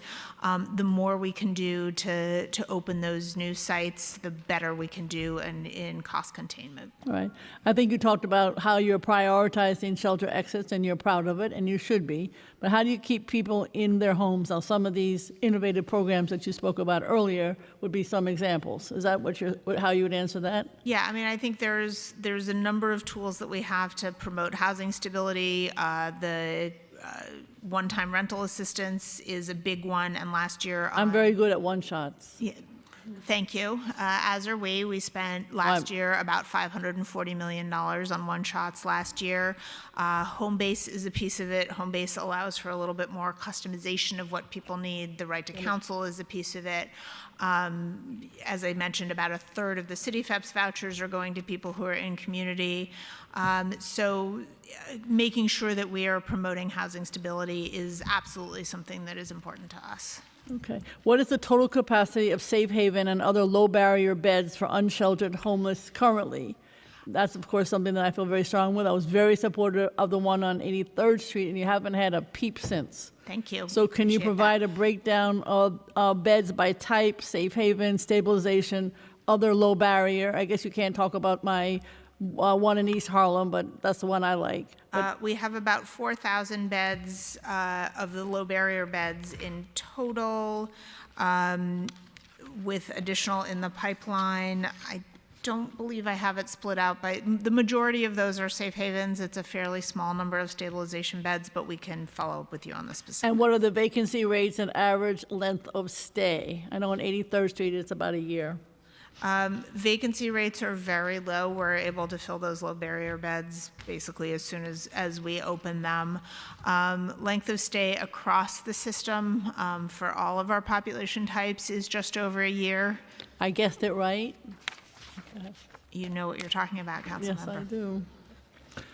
Okay, client service experience. An ongoing concern for many years has been a client service in centers, phone wait times. We heard about this earlier. The ability for clients to return missed calls from HRA and all the processing of application and the overall client experience of benefits.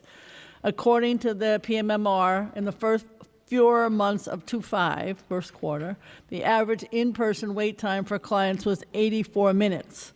The PMMR attributed this to an increase in foot traffic at HRA offices and a higher volume of applications. What's being done to address this? We heard about this earlier from Councilmember Joseph a little bit. So the wait times for on-demand interviews are fairly brief, and I have them. Hold on. No, I have them here.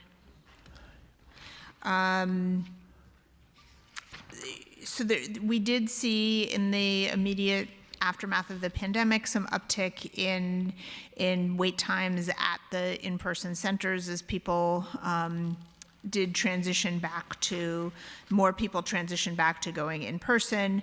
But we have the staff that we need. We are able to process cases, and what we are seeing is that the majority of people are applying online. And sorry, I'm thought I know I have this number someplace. The specific wait times on the cash and on demand. Right. And how you're addressing it. But with respect to addressing it, I think all of the steps that we took to eliminate the backlogs have really stood us in good put us in a good place. We hired, going back to 2023, we've hired 1,000 people for our frontline programs.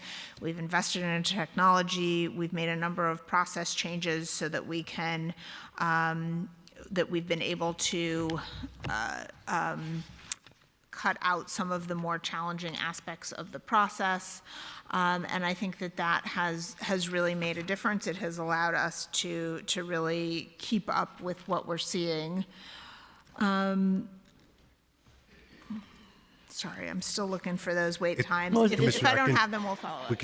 We can follow up with specifics. I can't say on average, SNAP on-demand wait time is probably around 20 minutes or so. It's not long, and cash in the last couple of months has been around an hour at maximum. But as the commissioner said, I did just find it. Yeah, it's January. It was 53 minutes for cash. And we do have the callback function, so people don't need to stay on the phone for that period of time. But we do everything we can to reduce those as well. I just want to say, the chair knows this, I have a lot of people using your services living in my house right now, a whole bunch of them. And I have to say, it's really pretty good. I mean, I do have everybody's cell number, that helps. But I just want to say congratulations, because I know it's hard, but they're getting services. Thank you. Actually, if I could go ahead and get back to your questions, Council Member, on the shelter new need. So the shelter new need of $554 million was broken down as follows. Single adults was $364 million, families with children was $158 million, and adult families was $32 million. And our shelter cost for FY24, excluding asylum seekers, was $2.2 billion.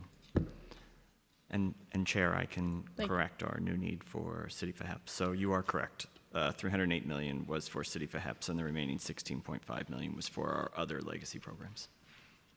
Thank you. Thank you. Councilmember Ressler?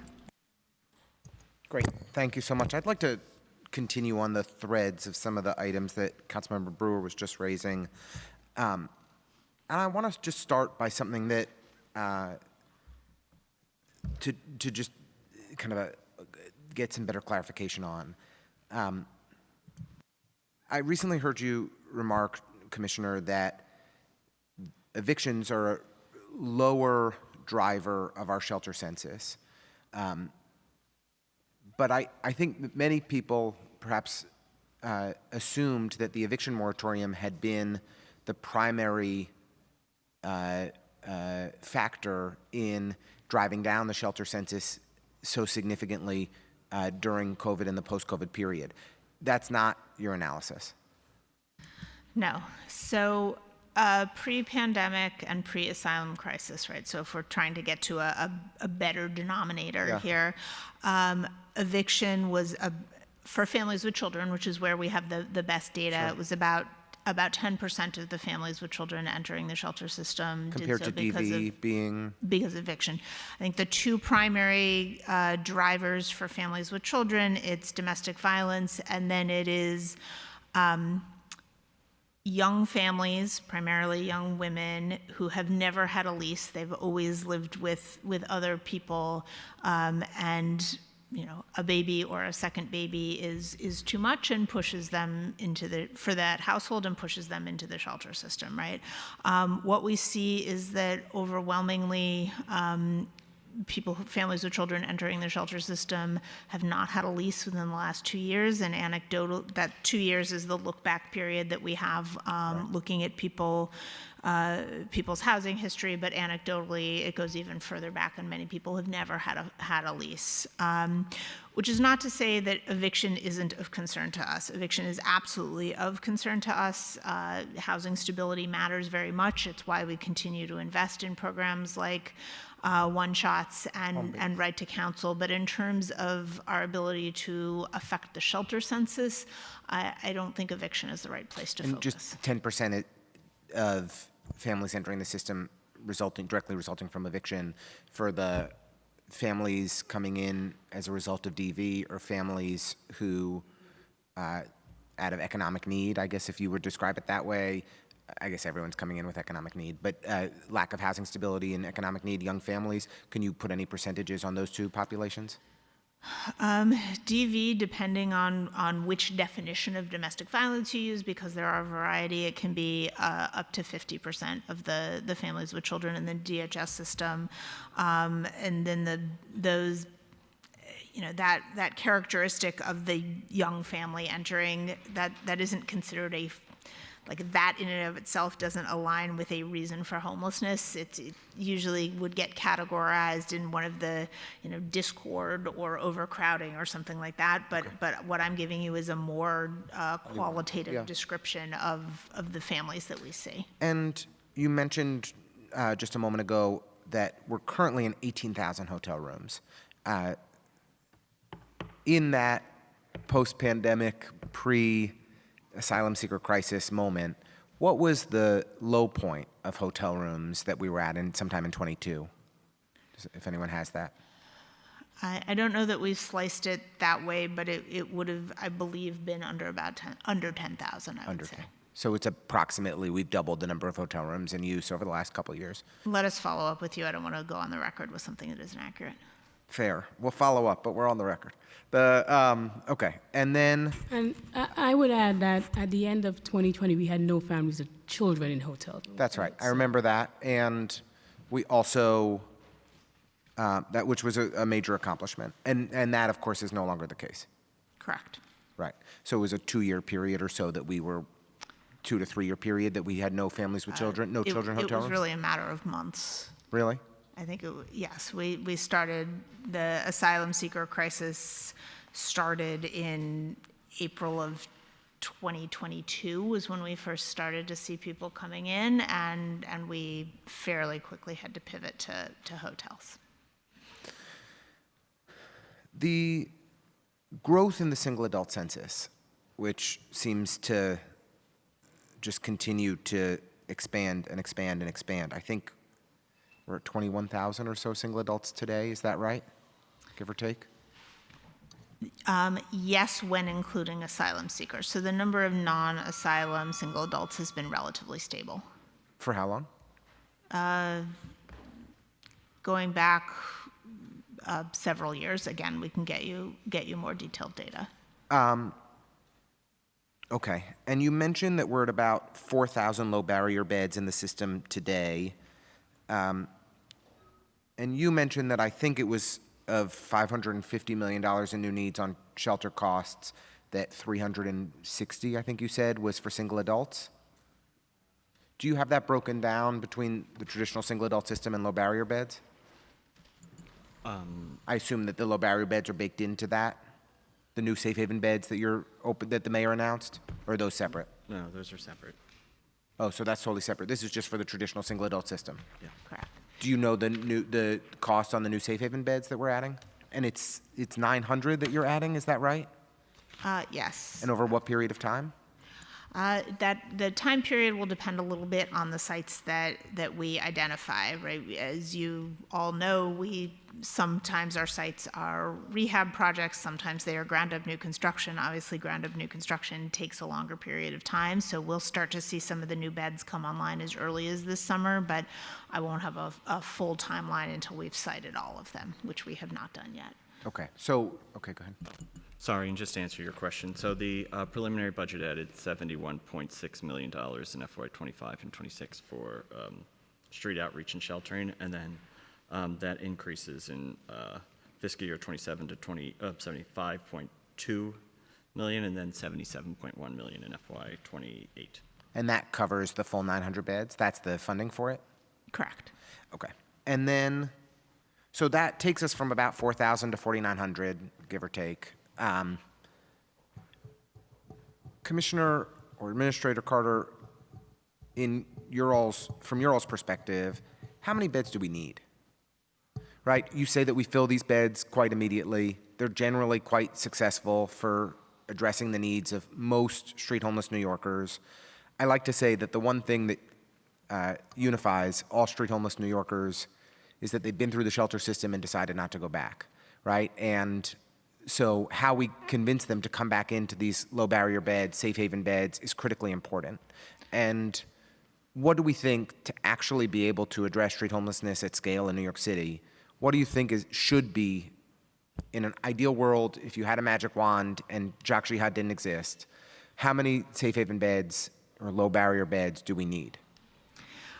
I think the 4,900 that we have committed to is an excellent goal. I think we are going to continue to monitor, and I think getting to an ultimate number is really, I think the long-term play needs to be, how do we have more systems engaged in the planning, and so that we are doing less of the discharge to DHS, right? Whether it's discharge from incarceral systems, discharge from hospitals, how are we making sure that there are fewer people falling through that safety net? I'm not naive enough to say that it's never going to be never, but if we can do a better job with that upfront planning while continuing to focus on placing people into permanent housing, I am hopeful that 4,900 is a very good number.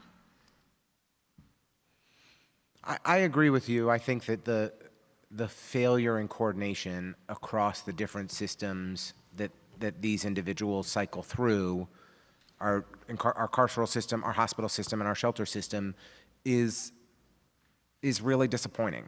And I'm pleased that Dr. Katz is creating these bridge to home beds, which I think is a positive model. And a couple hundred beds is a good thing. But I think that the broader point is that there are tens of thousands of discharges from health and hospitals every year of people who have no homes, who are being sent back out on the street. And, I was doing a tour last week with BRC, and appreciate their partnership, and the transit police and the MTA on a couple stations in my district where we have just a number of entrenched homeless individuals who've been living in the station for years. And the police officers, I'm speaking to the chief of transit and a captain, and he says to me, my officers will be involved in an involuntary commitment. We bring somebody into the hospital because they're a danger to themselves or to the people around them. And 24, 36 hours later, 48 hours later, they're back in the station. And it's hard to convince the officers to continue to engage those individuals or to help find constructive solutions when they're just cycling in and out. So just to that, on the hospital piece in particular, how are we strengthening those partnerships between the street outreach teams and our public hospital system to try and help fewer New Yorkers fall through those cracks? So we work really closely with H&H. We're in very close contact with them. Our streets team, the DSS medical office. So that coordination happens on a really consistent basis. I think that was one of the things that Deputy Mayor Ann Williams-Isom really took the lead on, was making sure that coordination occurred. And while we will certainly miss her, I think there's been very strong relationships and engagement that has been built on that we will continue to support. I think something that is important to recognize is that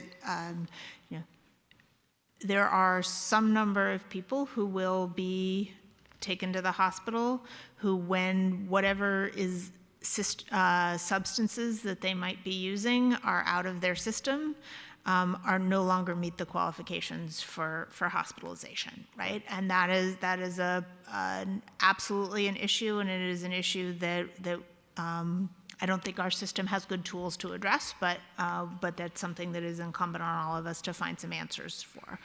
But I want to come back to this question of sort of where do people go and what should the long-term solution be? The long-term solution should be housing, sure, right?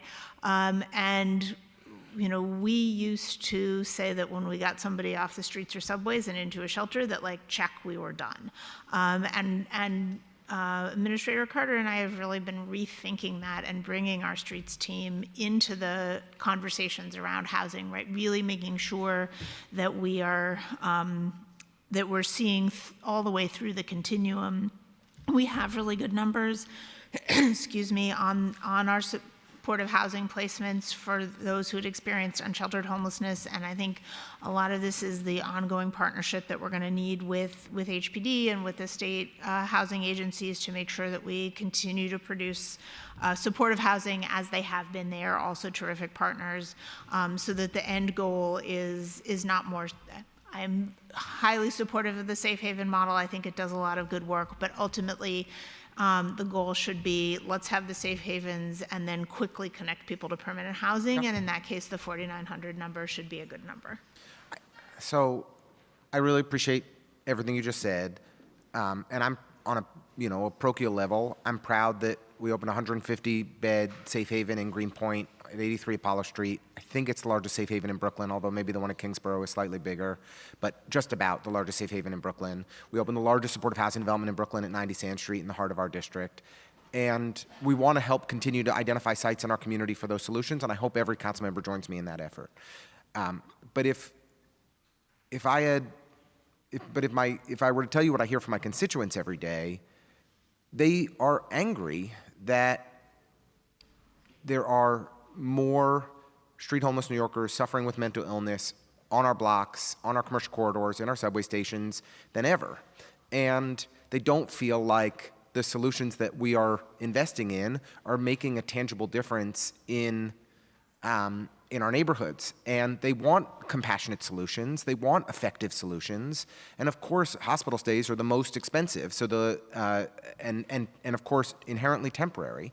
But how we help those people upon exit of from the hospital when their substance use condition or whatever it may be wears off, or where they no longer are meet the criteria for hospitalization, is really important. And I don't think that we're doing a good enough job of connecting those people at that important interval to the low barrier transitional housing solutions that help. And, I think that,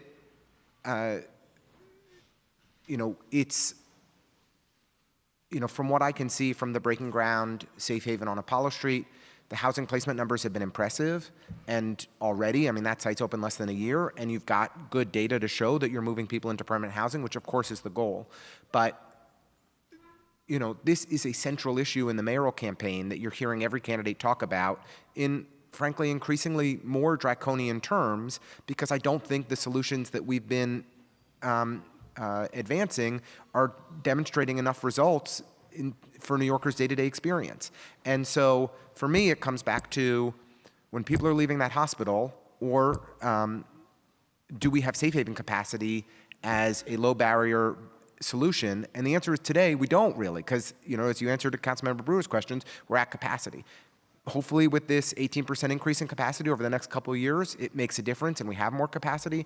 But based on what it feels like the demand is versus the capacity that we have and the capacity we have planned, we're just not meeting the moment. And I get that you're not in a position where you can say there should be 10,000 beds, because that's going to put you in trouble. But I do think we need to have an honest conversation about what the capacity of those low barrier beds needs to be, so we can start to actually address these solutions more effectively at scale.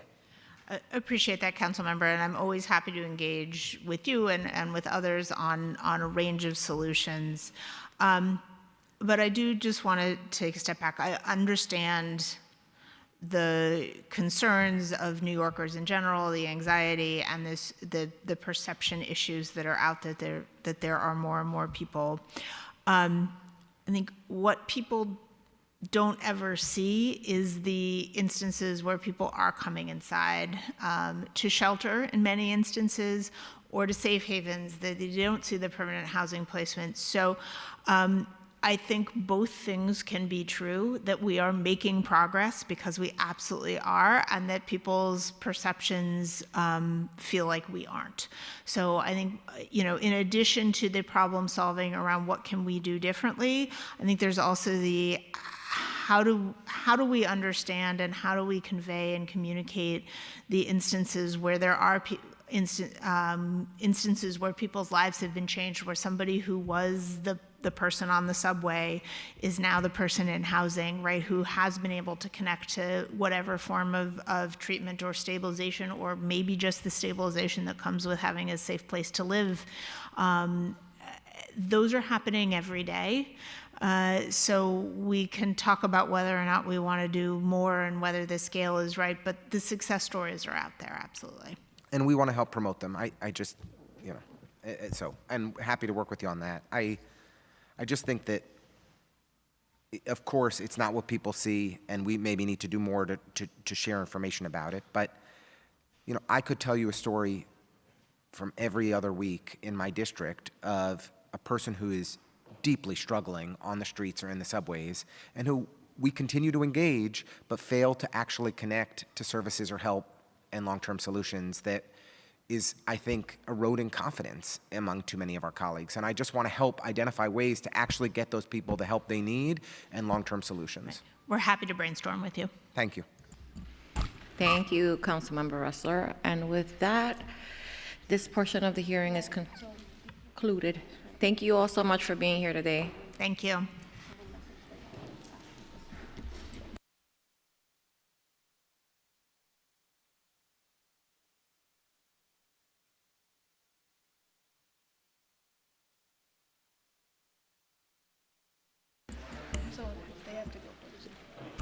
Okay, we're taking a 5-minute break, and then we will begin our public testimony portion of this hearing.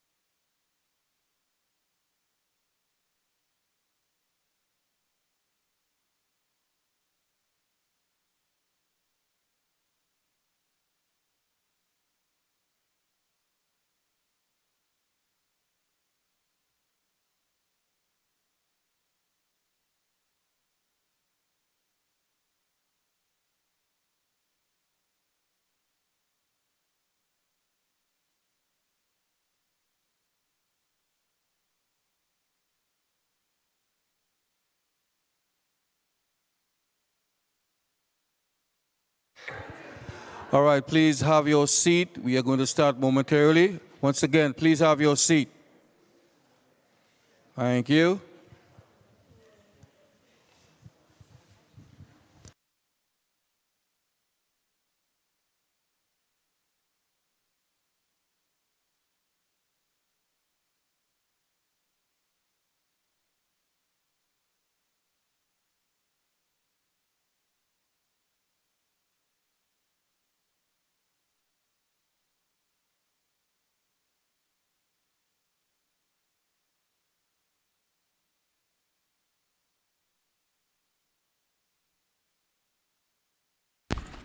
Okay, welcome back, everyone. I am now opening the hearing for public testimony. I remind members of the public that this is a governmental proceeding and that the quorum shall be observed at all times. As such, members of the public shall remain silent at all times. The witness table is reserved for people who wish to testify. No video recording or photography is allowed from the witness table. Furthermore, members of the public may not present audio or video recordings as testimony, but may submit transcripts of such recordings to the Sergeant-at-Arms for inclusion in the hearing record. If you wish to speak at today's hearing, please fill out an appearance card with the Sergeant-at-Arms and wait to be recognized. When recognized, you will have 2 minutes, and I will be very strict with 2 minutes. We have a lot of people waiting to speak today, so please take time to kind of underscore what it is that you want to say, and just be aware that we will be submitting those to the record, so we will be looking at them. If you,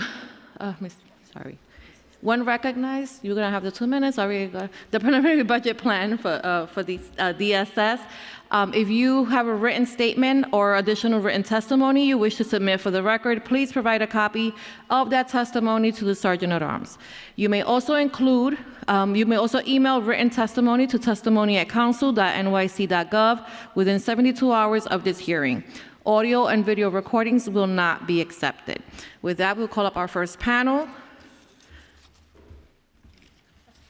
Eric Lee, Kristen Miller, Carol Siegel, Naima Dahir, and Kathy Batista.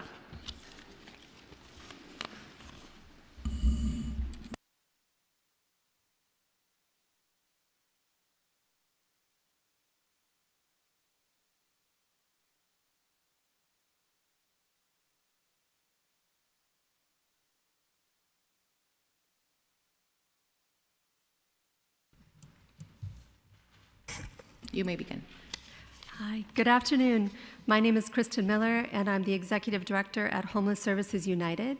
I would like to thank the members of the committee for the opportunity to testify today, and will be submitting a much more detailed written testimony.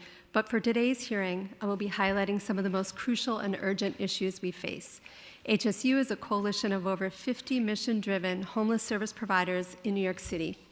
HSU advocates for the expansion of affordable housing and prevention services, and for immediate access to safe, decent, emergency, and transitional housing, outreach, and drop-in services for homeless New Yorkers.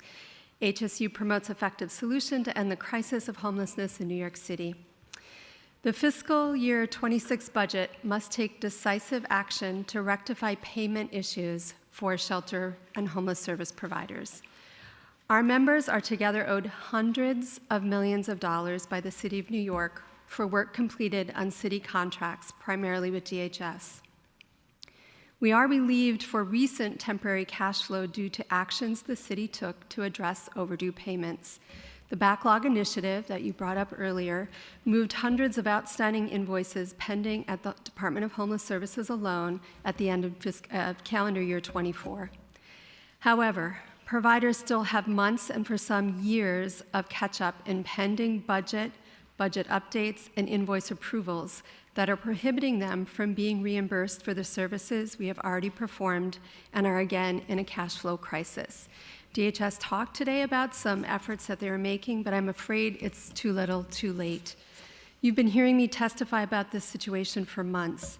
Sadly, the problem has become dire. HSU worked with a sample of 12 DHS contracted providers to assess the outstanding budget actions. Out of this sample group, these 12 providers, just 12 of our members, have over $170 million in outstanding budget actions going back to fiscal year 19 to current. Some providers have stopped bidding on DHS contracts because the risk of doing further business with the city is simply too high. Other providers are now on a timeline for insolvency, for some as soon as 2 months. Go ahead.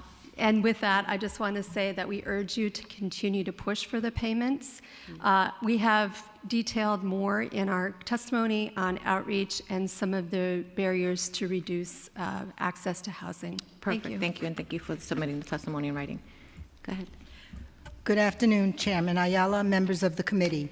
My name is Carol Siegel, and I am the attorney in charge of criminal defense at the Center for Family Representation. On behalf of CFR, we are grateful for this opportunity to testify and for your support of our organization.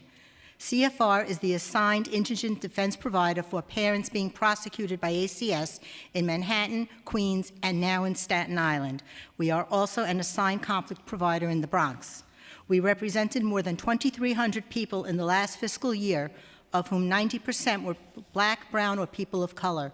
We ask for your support in urging the city to provide additional funding as follows. We are asking for $825,000 for the Right to Advocacy program, which assists parents during the ACS investigations and at administrative hearings to amend and seal state central registry reports. In fiscal year 2024, CFR prevented a court filing 86% of the time, helping 91% of the children involved avoid the foster system, and 97% of parents who worked with CFR during SCR hearings had their records amended and sealed. We're asking for $425,000 for our Home for Good program, which offers holistic support for parents and youth, providing wraparound, holistic, legal, social service support in areas such as housing, public benefits, criminal defense, and immigration. We are able to have a full picture of how all these different court systems and other systems impact our clients' lives. We are also requesting $150,000 in DOVE funding for clients who are survivors of domestic violence so that we can provide intensive social work services. The need for CFR services for New York families continues to outpace resources, especially in these critical areas. Thank you for your commitment to CFR and to ensuring that New Yorkers have access to the services they need to survive and to keep them together safely with their children and families. Thank you. Hi, good afternoon. Thank you, Deputy Speaker Ayala and members of the committee for allowing me the opportunity to testify today. My name is Eric Lee. I'm the Director of Public Policy at Volunteers of America Greater New York, or VOA-GNY. We are a 128-year-old anti-poverty organization serving more than 12,000 adults and children annually through our 70-plus programs, including affordable and supportive housing and shelter throughout New York City, Northern New Jersey, and Westchester. I will submit written testimony with more details, but I would like to use my time to focus on the fiscal challenges that VOA-GNY is facing with our city contracts. We've been providing shelter since 1991 when DHS first started contracting with nonprofits to do family shelter.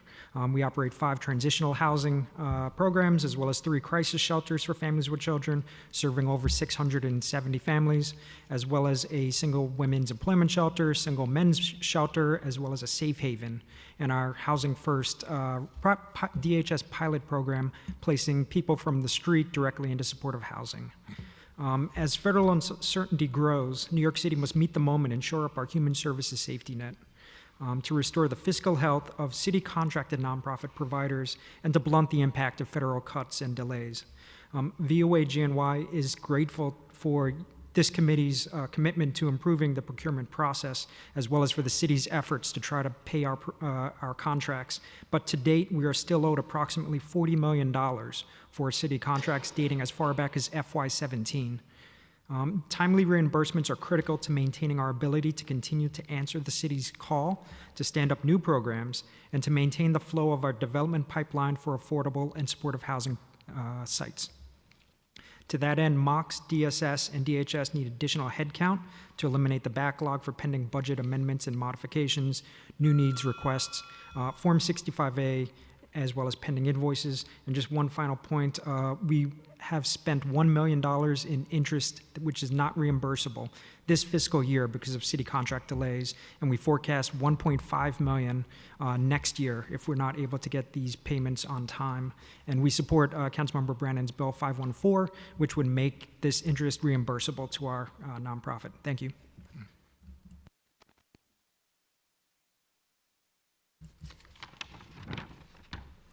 Good afternoon, Chair Ayala and members of the committee. My name is Naima Dahir, and I'm here on behalf of the Arab American Family Support Center with an urgent request. Community-based organizations like ours need immediate support to continue serving vulnerable New Yorkers.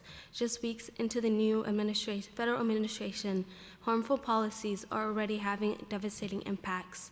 Our federally funded mental health and domestic violence programs face unprecedented shortfalls of 1.1 million due to funding freezes. Without intervention, these essential services, including counseling and crisis intervention, are at risk. At the same time, immigrant communities are in growing danger. Recent federal actions, including ramped up ICE enforcement and targeting of Muslim, Arab, Palestinian, Black, and South Asian communities, have shown fear. Families are withdrawing from public benefits, students are afraid to leave shelters, and mental health referrals at the Arab American Family Support Center has surged by 80% since inauguration date. We are responding by expanding our mental health and legal services, strengthening security, and training staff to ensure our spaces remain safe. But we need the city's support. We urge you to advocate for emergency city funding to help organizations like ours bridge federal funding gaps. Publicly reaffirm New York City's commitment to being a sanctuary city by ensuring that city's agencies do not cooperate with unjust federal immigration enforcement. Support legal protections and resources for immigrant communities facing increased enforcement threats. Allocate additional funding to CPOs providing mental health, anti-violence, and social services to at-risk families. Now is the time for bold action. Our communities are in crisis, and we cannot stand by as federal policies threaten their safety and stability. We ask for your partnership to ensure New York City remains a place for refuge and resilience. Thank you for your leadership and the opportunity to testify today. I look forward to working together to protect the most vulnerable amongst us. Thank you so much. Good afternoon, Chair Ayala, members of the Committee on General Welfare. My name is Kathy Batista, and I'm the Chief Program Officer at Anthos Home. Thank you for the opportunity to testify today. I have submitted a more detailed written testimony, but I want to take a few minutes to highlight our work and how our model is working and how we can help strengthen the city's efforts to move more New Yorkers into permanent housing. Anthos Home is an innovative nonprofit committed to helping people with housing vouchers to secure stable housing as quickly as possible. Vouchers are one of the most effective tools we have to address homelessness, yet families often spend a year or more searching for an apartment. These long wait times extend shelter stays and create unnecessary instability for families who are ready to move forward. Our model is designed to remove these roadblocks. We work directly with landlords and brokers to secure apartments, ensuring that families with vouchers have an immediate housing options. We also cover key costs that often delays move-in, such as repairs for inspections, moving costs, and application fees. And because finding an apartment is just the first step, we provide ongoing support for tenants and landlords at least for a year after placement. This includes help with paperwork, monthly check-ins, assistance with repairs, and interventions if payment issues arise. This approach is working. We have helped more than 250 individuals and families move into permanent housing, including over 100 young adults aging out of foster care through our partnership with the ACS. Every single one has remained stably housed. And critically, we've also been able to bring new landlords into the program, expanding the housing stock available to voucher holders at a time when too many doors remain closed to them. Our working supplements the city efforts. New York has made tremendous progress in expanding the City Fest program. Last year alone, New York City helped over 14,000 households transition from shelter into permanent housing. But challenges remain: delays in vouchers approvals, difficulties finding willing landlords, and the need for more support services. By working together, we can address these barriers and make the voucher program even more effective. We urge the City Council to continue investing in and strengthening the voucher system, strengthening approvals, addressing inspection delays, and expanding landlord engagement. These steps will help to ensure more families can transition out of shelter and into more stable housing they deserve. Thank you for your time, and I welcome any questions. Thank you all for your testimony. I will be limiting questions today unless it's absolutely necessary, but I just want to say thank you for your advocacy. We hear you, and we are on top of it. Don't worry. Thank you. Our next panel is Keith Carr, Nicholas Buis, and Greg Silverman. Silvera, sorry. I think.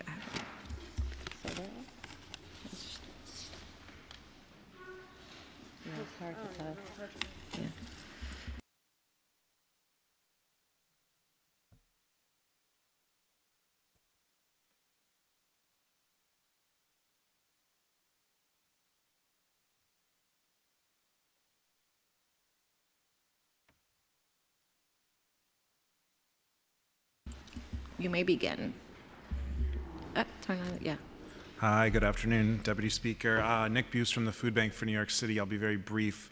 We'll have all the details in our written testimony about the assessment, but I just want to underline two big ideas here, which is that there are so many federal programs that we've been discussing and that the Commissioner and HRA DSS staff has been discussing. There are immediate losses at food pantries and soup kitchens due to the suspension of federally funded programs. So we can go into all the details of the numbers, but those threats and those changes are happening in real time, which is why it's essential that the council and that the administration continue to push for investments in the Community Food Connection Program for $100 million. Food pantries and soup kitchens are the last line of defense against hunger for people in our city. And we need to ensure that those programs are strong in the face of cuts at the federal level. Thank you.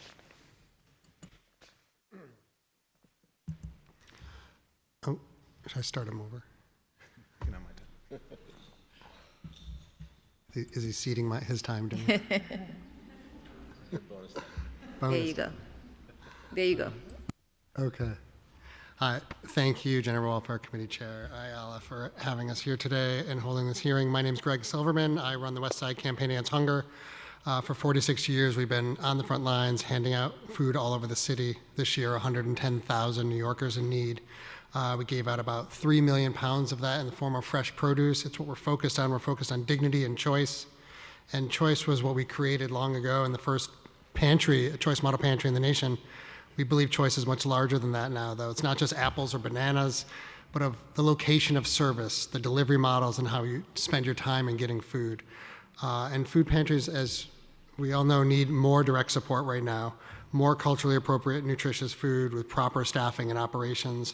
I also, outside of West Side Campaign Against Hunger, have helped found the Roundtable, which is a network of 9 other frontline anti-hunger organizations that together give out over 69 million meals a year. And by working together, we've been able to drive down costs to get more food to community members in need. Not necessarily food through pantries, but through any network possible where there's great community organizations. That's why we think CFC 100% agree it needs to be $100 million. We know that in the past year, the levels, as you said, were like 60.1 million. It dropped to 25, and then we did a lot of advocacy. We brought it back up, and now are we really going to go through that same process again when we know the need is catastrophic? And so we're going to do anything we can to help support that, and we're going to push that forward, and we want to make sure that $100 million goes for baseline of CFC.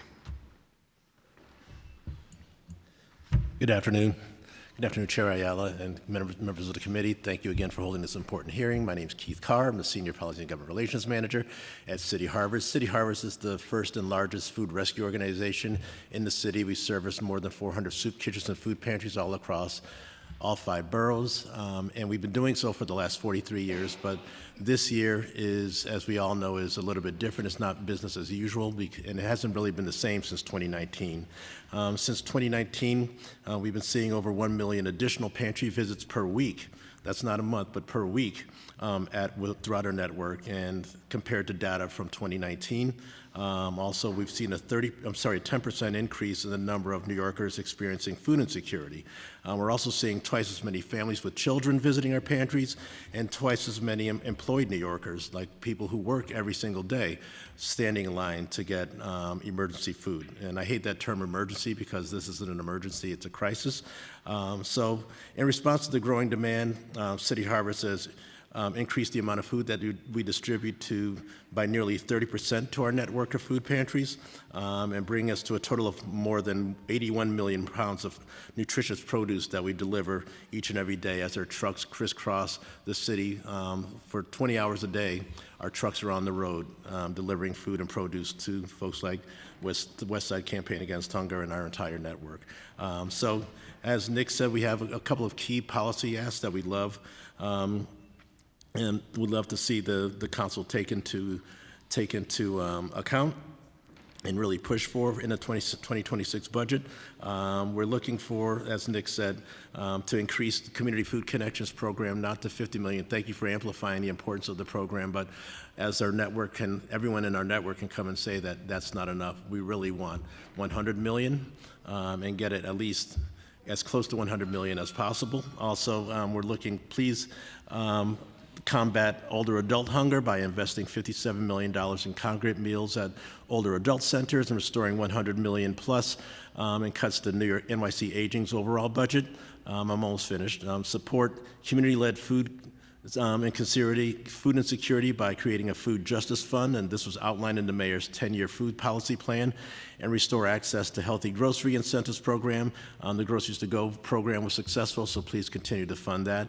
And apply the food security lens to housing stability and affordable childcare. Everyone in the city knows that rent eats first, and the number one reason why most people are food insecure is because they're trying to pay their rent. And this is an affordability crisis, it's not an emergency food crisis. There's plenty of food, people just can't afford to feed themselves and their families. So we look forward to working with you, and you've been a fantastic partner. No, thank you, and I agree. I see the lines even around the corner from where I live. I mean, it gets longer and longer, and it's been like that, ever since past the pandemic, and we're so many years down the line already, and the fact that we haven't seen a decrease is very alarming, and now with the threat of federal cuts.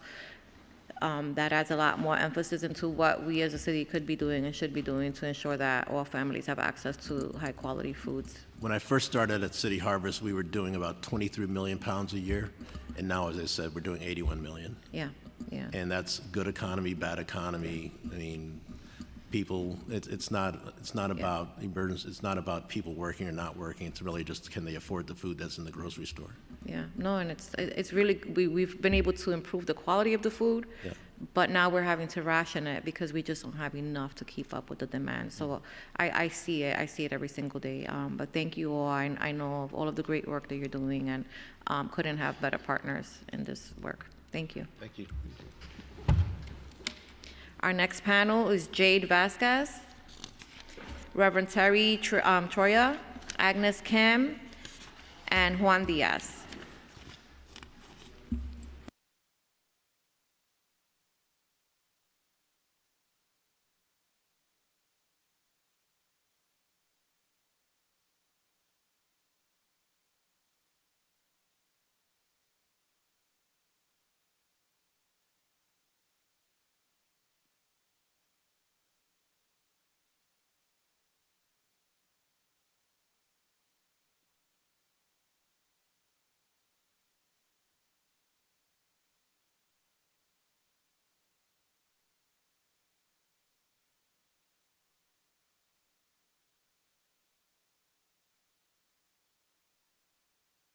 You may begin. Thank you.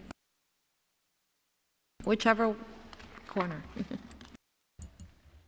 Good afternoon. My name is the Reverend Terry Troya. I'm President and CEO of Project Hospitality in Staten Island. In September of 2022, we took on 2 new family shelters on Staten Island, and after an initial advance of 2 months in each shelter, we saw no additional funding until a few months ago, more than 2 years. We carried these, almost 2 years. We carried these shelters and an additional family shelter for nearly 2 years without reimbursement. In May of 2024, New York City owed us $16.2 million for services rendered. I met with Deputy Mayor Williams Isom, who directed us to meet ongoing with Mr. Vincent Pullo, CFO of Department of Social Services. These meetings have been ongoing weekly since May of 2024. Mr. Pullo has been incredibly gracious and his staff incredibly helpful. And 9 months later, we are now owed only $4.5 million. We are grateful for the intervention of both the Deputy Mayor and Mr. Pullo. But that said, the impact of living through 2 years of very late payments and no payments at all, particularly for the new family shelters we opened on Staten Island, have had a profound effect on our agency. We can't pay our bills. We have huge bills, and our budget is about $50 million, and most of that is city contract dollars. We've taken and used $7 million in a line of credit. We're applying now for a $10 million line of credit. We've spent $50,000 in loan interest for 2024, and we expect to pay a minimum of $100,000 interest by the end of June of this year. What happens when we can't pay payroll? And how much loan money can we take out before we're denied loans? And then what happens? We need for the City Council to do a comprehensive analysis of the situation of late payments and for the City Council to implement legislation to correct the late payment situation and take on the responsibility of paying interest rates on these loans that nonprofits have to bear in order to keep our doors open. Thank you for understanding this grave situation that impacts our ability to save lives and serve homeless people in the borough of Staten Island.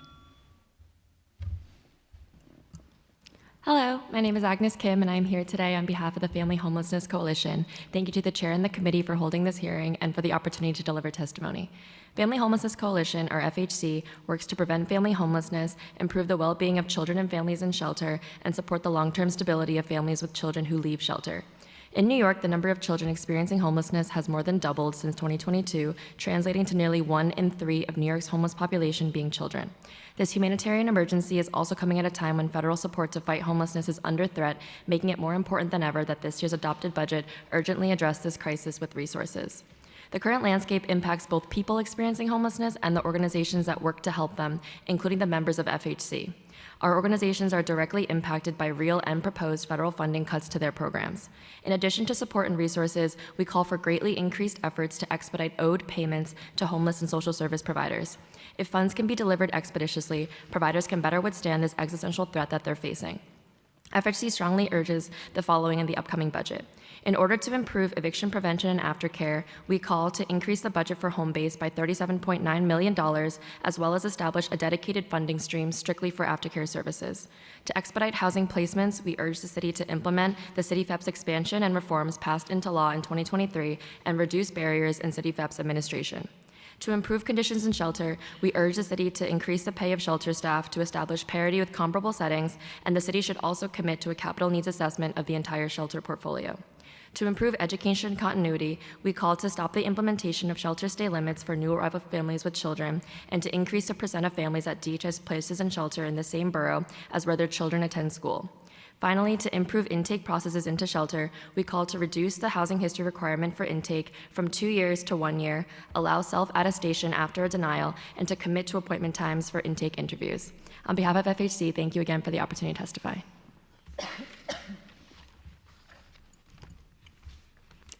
Thank you, Deputy Speaker Ayala and members of the General Welfare Committee for the opportunity to testify today. I am Jade Vasquez, Director of Policy and Research at WIN, the largest provider of shelter and supportive housing to families with children in New York City and nationwide. We serve nearly 7,000 people nightly, including 3,800 children. As the federal government threatens significant cuts to housing and social welfare programs, it's vital that our city allocate more resources for programs that support low-income New Yorkers, such as rental assistance, cash assistance, and legal aid. These programs are even more critical now given the impending cuts to federal departments and benefits like HUD, Section 8, and SNAP, as well as the Trump administration's mass deportation efforts that are already underway. In January, WIN released Project Hope, which offers legislative and administrative recommendations to protect low-income, homeless, and immigrant New Yorkers from the draconian policies of Project 2025. Specifically, we urge the city to, 1, allocate an additional $263 million to city FEPs to assist 10,000 households at risk of losing their Section 8 voucher. 2, invest $10 million in direct cash transfer programs for high-risk populations, including families and youth experiencing housing instability, like last year's $1.5 million investment in the Bridge Project. And 3, increase funding for immigration legal services to $80 million, supporting consultations, pro se assistance, and full representation, and direct these funds to experienced nonprofit providers. We commend the City Council for passing City FEPS reforms in 2023, which, if implemented, would have helped 92,000 New Yorkers access the City FEPS voucher and saved over $730 million annually. While we are disappointed by Mayor Adams' refusal to implement these laws, we will continue to fight alongside this council to ensure homeless and housing insecure New Yorkers have the resources they need to become financially stable and provide a better future for their families. Additionally, the city must invest $40 million to fully implement Local Law 35, which requires clinical mental health professionals in family shelters. Mental health care is vital for families experiencing homelessness and helps improve long-term health and employment outcomes. The budget must address payment issues for shelter providers, and although initiatives like the Backlog Initiative help, delayed payments continue to threaten providers like WIN, making it difficult to operate effectively and negatively impacts our staff, vendors, and clients. We urge the city to restore funding for DSS and mock staffing to reduce contracting and reimbursement delays and ensure timely distribution of public assistance. Finally, given the uncertainty of federal funding, it is critical that New York City invest in our social safety net. As the wealthiest city in the world, we must ensure that low-income New Yorkers and nonprofit providers receive the resources necessary to help struggling families obtain financial stability and achieve our collective mission of ending homelessness. Thank you.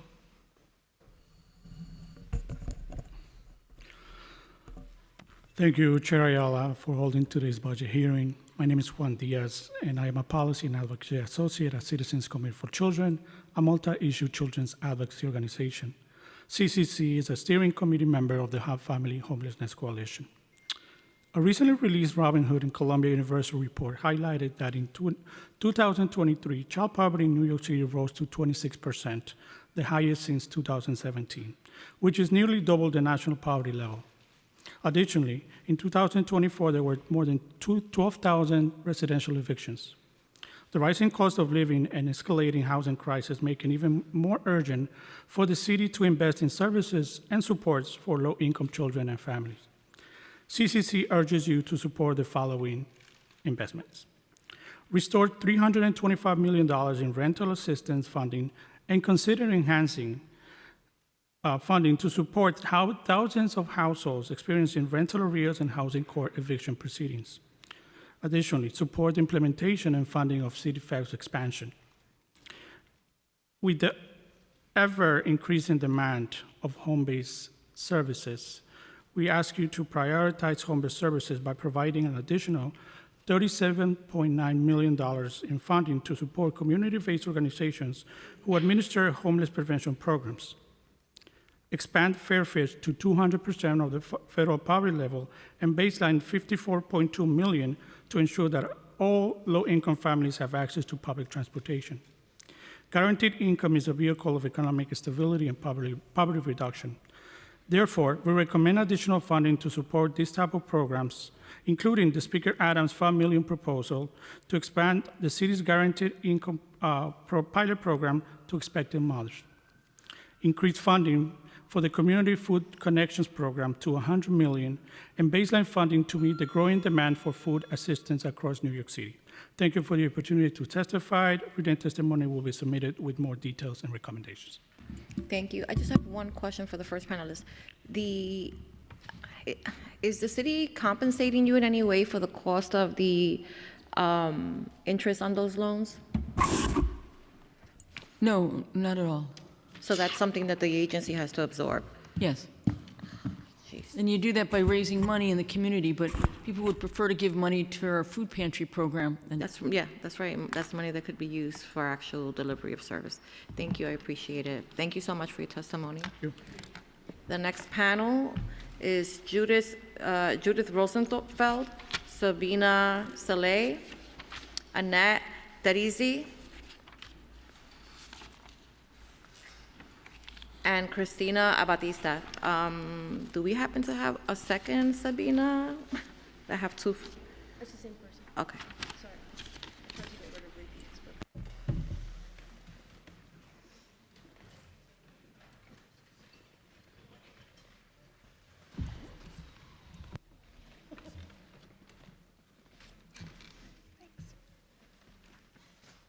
Okay, you may begin.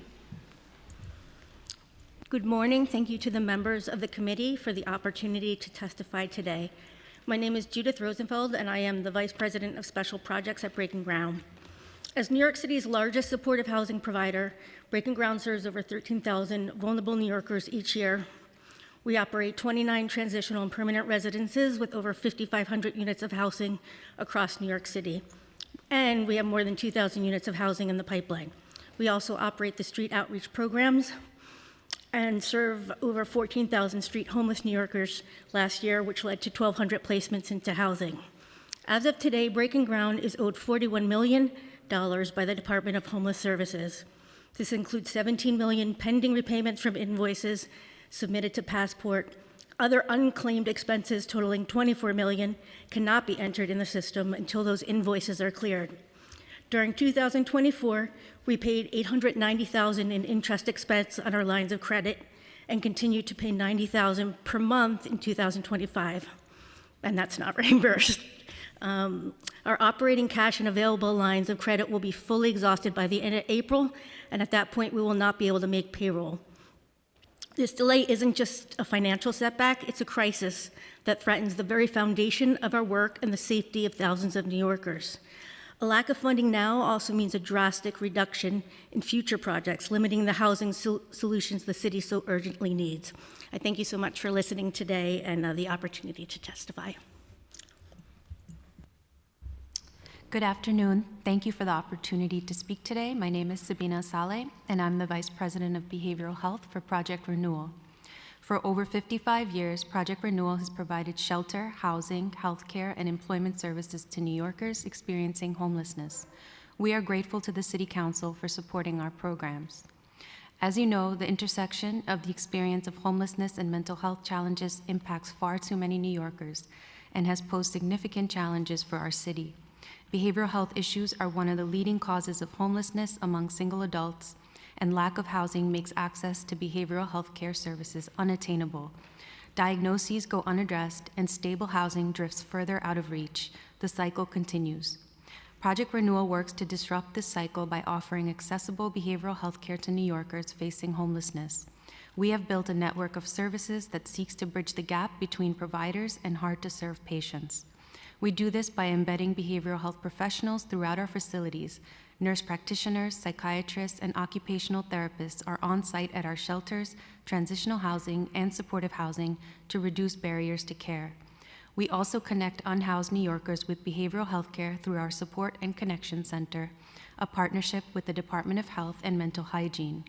The program is an alternative to arrest and detention.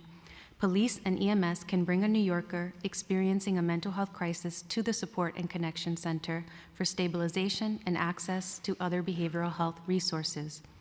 This network has only extended so far and can only serve people already in our system or experiencing an acute crisis. It leaves out thousands of people, but with the right attention and investment, we can expand our network to meet people in need right where they are. For many of them, that means in public spaces. We have successfully provided New Yorkers primary care with our mobile medical vans. We are eager to apply this same strategy to expand access to behavioral health care. That is, almost done. That is why we are requesting a $200,000 investment from the City Council to initiate the city's first ever mobile behavioral health van. We believe this is a critical evolution in mental health intervention. It'll allow people in need of services to receive care right where they are. Seeing a behavioral health van parked in a strategic location, stepping right off the sidewalk, receiving a session with a mental health professional, and being prescribed treatment, even including medication, right on the spot. This can reach so many people who slip through the cracks of the support system, and continued investment in these proven programs and supportive models that PRI offers is critical addressing the city's ongoing mental health crisis, and we're really grateful for the Council's continued partnership. I'm available to answer any questions you might have. Good afternoon, Deputy Speaker Ayala and members of the committee. My name is Christina Abatista, and I'm the Policy Analyst at Urban Pathways, a nonprofit homeless services and supportive housing provider serving around 2,500 single adults each year. Thank you for the opportunity to testify today. Nonprofits contracted by the city to provide essential services to our residents most in need are not being paid on time. The fiscal year 2026 budget must take action to resolve payment issues for contracted nonprofits. The lack of normalcy with payments from the city makes it challenging to pay staff, vendors, and run programs for the people we serve. Alongside procedural inefficiencies, short staffing within city agencies also contributes to delays in payment. To remedy this, the City Council must require interest be paid on late payments under city contracts with nonprofits through Introduction 514, drastically reform its procurement and payment process with additional staff, updated technology, and a streamlined process that eliminates burdens and barriers, ensure the fiscal year 2026 budget includes sufficient funding to restore and expand staffing at DHS, DSS, and MOCs to eliminate pervasive contracting and reimbursement delays to nonprofit providers. We urge the City Council to reduce barriers in the administration of city FEPs to expedite placement in permanent housing. Concrete timelines and guidelines, increased accountability and responsiveness, and streamlined processes are essential in addressing the persistent barriers within the administration of city FEPs. To combat these barriers, the City Council must expedite city FEPs applications by committing to a 15-day maximum turnaround from finding an apartment to approval, which mirrors the private sector application timeline, to ensure that voucher holders can retain permanent housing prospects, and require the creation of an accessible voucher holder checklist that clearly communicates all the necessary paperwork to the recipient to decrease the chances of incomplete or incorrect applications. Thank you for your time, and there's more information in my written testimony. Good afternoon, Chair Ayala and the members of the Committee on General Welfare. Thank you for the opportunity to provide testimony on the critical importance of homelessness prevention. My name is Annie Terizzi, and I'm the Director of Strategic Partnerships at the Partnership to End Homelessness, a homelessness prevention organization nonprofit. Today, New York City faces a homelessness crisis of unprecedented scale. More than 4,000 New Yorkers are experiencing street homelessness, and nearly 85,000 people are in the municipal shelter system. Meanwhile, approximately 800,000 people, including 1 in 5 city children, are in rental arrears and at risk of experiencing homelessness, representing 90% of the city's homelessness narrative. Despite this overwhelming need, prevention receives only a small portion of public spending on homelessness. While the average rent arrears per household is approximately $3,500, the cost to shelter a family is roughly $100,000. Addressing the rental arrears citywide would cost under $1.2 billion, a fraction of what the city has spent on emergency shelter expansion. If prevention were prioritized, thousands of New Yorkers could have stayed housed, and the shelter system would have been better equipped to respond to emergencies.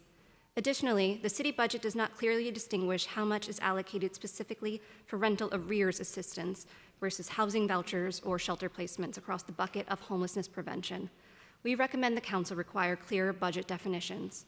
To effectively address homelessness, we must invest in solutions that prevent it. We urge the Council to prioritize prevention funding in this year's budget. Prevention is the most cost-effective and humanitarian way to address homelessness, keeping more New Yorkers in their homes, strengthening communities, and improving the well-being of the city. Thank you for your time and consideration. Thank you. I have a question for Judith.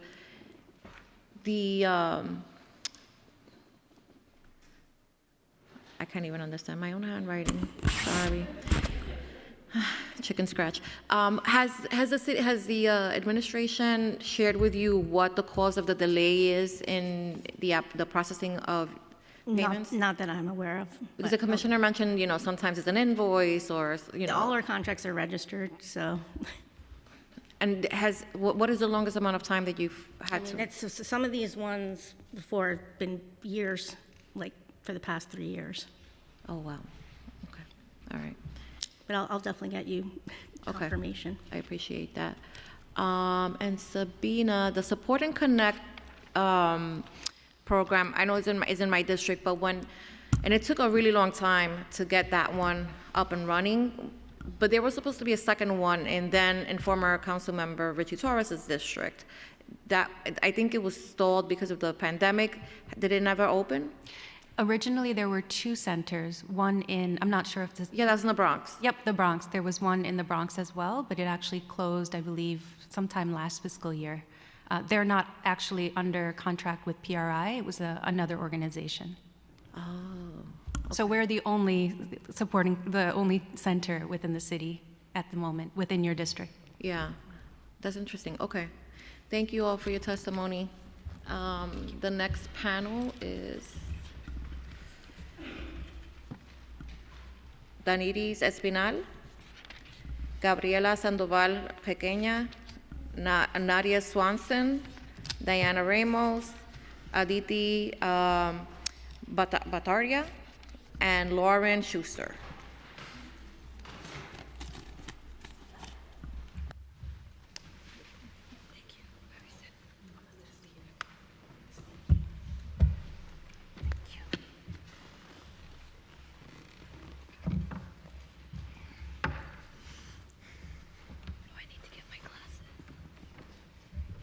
Yeah, you may begin. Hello. Thank you, Chair Ayala, for holding this important hearing today. My name is Nadia Swanson. My pronouns are they, them. I'm the Director of TA and Advocacy at the Ali Fournet Center, the world's largest and most comprehensive program serving LGBTQ unhoused youth. We serve about 2,200 youth a year. In 2024, we welcomed 351 new youth, a quarter of which came from outside of the U.S., and 20% did not have legal citizenship. The mayor's plan for asylum seekers, released in March 2023, left 16 to 24-year-olds completely out and took away the critical access DYCD programs rely on within DHS. Our programs are heavily underfunded. We rely heavily on referring youth to DHS, especially March's House, while they wait an average of 6 months to be placed in our housing programs. This allows them to have the capacity to work with their care teams for permanent housing. Our wait lists have doubled in 2024, and this will only become more dire of a situation as we have a large increase of trans youth coming to New York City from other states to seek safety and services, with no additional financial support, and now the transphobic violence of our federal government, we have the real threat of losing federal contracts. Trans youth would leave Randall's Island HERC because they didn't feel safe, and the 2 new trans-Pacific hotel sites don't meet the full need.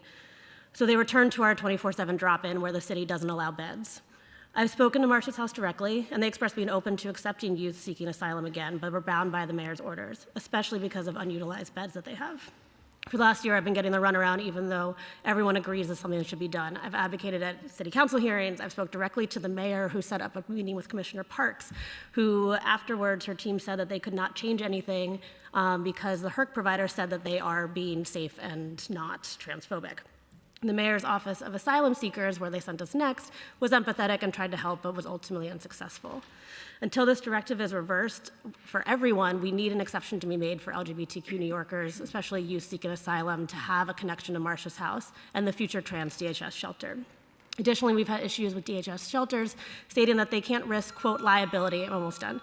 For example, one DHS shelter denied a trans man to a men's shelter because of, quote, liability, and another denied a trans man who uses a cane because the shelter is not ADA compliant, even though the youth stated that they can use stairs. Thank you for our testimony, and I can answer any questions.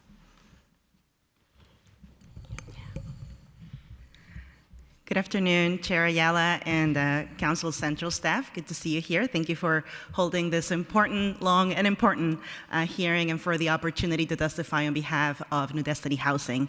My name is Gabriela Sandoval Requena, and I am the Director of Policy and Communications at New Destiny. New Destiny is the only organization in New York that is focused 100% on permanent housing solutions for domestic violence survivors. We implemented the first federally funded rapid rehousing program for survivors in New York City, and we also operate the largest stock of supportive housing for domestic violence survivors in New York. We're also a co-convener of the Family Homelessness Coalition. We do this work because domestic violence is the #1 cause of family homelessness in New York City. In fact, domestic violence pushes double the number of families into shelter than evictions. And access to safe and affordable homes often determines whether survivors leave their abuser and stay alive. The federal government is threatening to cut federal funding for the U.S. Department of Housing and Urban Development, or HUD, which provides critical programs for survivors and New Yorkers in general. Since 2018, New Destiny has received HUD funding to help hundreds of survivors find a safe, affordable home, and in many cases, we also provide temporary rental assistance to them for up to 2 years. But our program and hundreds of others like it in New York City are at risk of disappearing. Additionally, funding for Section 8 is being threatened. So this year, more than ever, we need our city to step up and protect survivors. We're submitting extended testimony, so I'll summarize our two priorities. First is enhancing city FEPS, and second is increasing funding for the city's flexible funding program for domestic violence survivors to $6 million. This initiative was rolled out last year as part of the existing Home Plus program, but due to underfunding, it hasn't had the impact that it should. Thank you, and I'm happy to answer any questions. Good afternoon. Thank you, Chair Ayala and committee, for allowing me to speak on the preliminary budget. My name is Daniris Espinal, a domestic violence survivor and a proud member of New Destiny Survivors Voices Project. Domestic violence affects countless individuals, and one of the most significant barriers to escaping these abusive situations is financial insecurity. Survivors experience psychological warfare through isolation, fears, and threats. They often grapple with the terrifying prospect of homelessness and wondering, what if the shelters are full, where would I go? The shame of lacking resources, navigating a language barrier, or facing immigration issues can paralyze a person who desperately needs to flee an abusive relationship. Alarmingly, 75% of domestic violence-related homicides occur upon separation, making the moment a survivor chooses to leave their abuser the most perilous time of all. Last year, the microgrant program received a mere $1.2 million funding when it should be allocated $6 million to truly meet the needs of survivors. This essential program has provided life-changing services such as housing assistance, case management, safety planning, and counseling. It covers critical living expenses, including rent, food, and children's needs. However, the current funding levels fall short of supporting dedicated program staff, leading to high turnover rates and diminishing the quality of care provided. This instability detrimentally impacts both the implementation of services and the number of survivors that we can assist. The flex funding is designed to be a low barrier for those who have faced unimaginable challenges. Increasing this funding could genuinely save lives, offering hope and security to those striving to break the cycle of abuse. Let us prioritize the resources necessary to empower survivors and foster their healing journey. Thank you. Hi, my name is Diana Ramos. I'm with Safety Net Activists, part of the Safety Net Project. And I'm here to talk about my personal experiences, but also to say how important it is that we fully fund city FEPS, including funding that for the expansion laws that we're fighting to get implemented, because we know these cuts are going to be horrible. Whether or not they're as bad as we think they are, they're still going to impact all of us, impact people on Section 8 and benefits, and people are going to lose their housing. They're going to lose whatever little safety net that they have managed to encompass, which is going to increase evictions and homelessness. And we need, obviously, a lot of funding for city FEPS. I can't give you numbers, everybody else did. But also, we need to make sure DSS is hiring the staff and training them properly to absolutely cover all these increases in applications. That will happen. Not if it happens, it will happen. Not to mention those of us like myself who are currently getting city FEPS and SNAP benefits. I've had issues. I've been here before, and I've talked to you about how I was, for some reason, my SNAP benefits, whatever, wasn't renewed because it was sitting on a supervisor's desk. Not cool. I'm a diabetic. That's not cool. So obviously we need more staffing to not only take care of these influx of applications, but those of us who are renewing, we are not getting answers. I know DSS likes to live in Delulu land and think that their calling in is lessened. It hasn't. I called in 2.5 months ago to ask about my city FEPS, and I waited 5 hours and got hung up on. So, they need to start staffing that better. But thank you for giving me a chance to testify. Good afternoon, Chair Ayala and the members of the General Welfare Committee. My name is Aditi Bhattacharya. I use she and her pronouns. I am the Director of Client Services at the New York City Anti-Violence Project, AVP. For 44 years, AVP has served LGBTQ and HIV-affected adult survivors of violence citywide with counseling, advocacy, and legal support.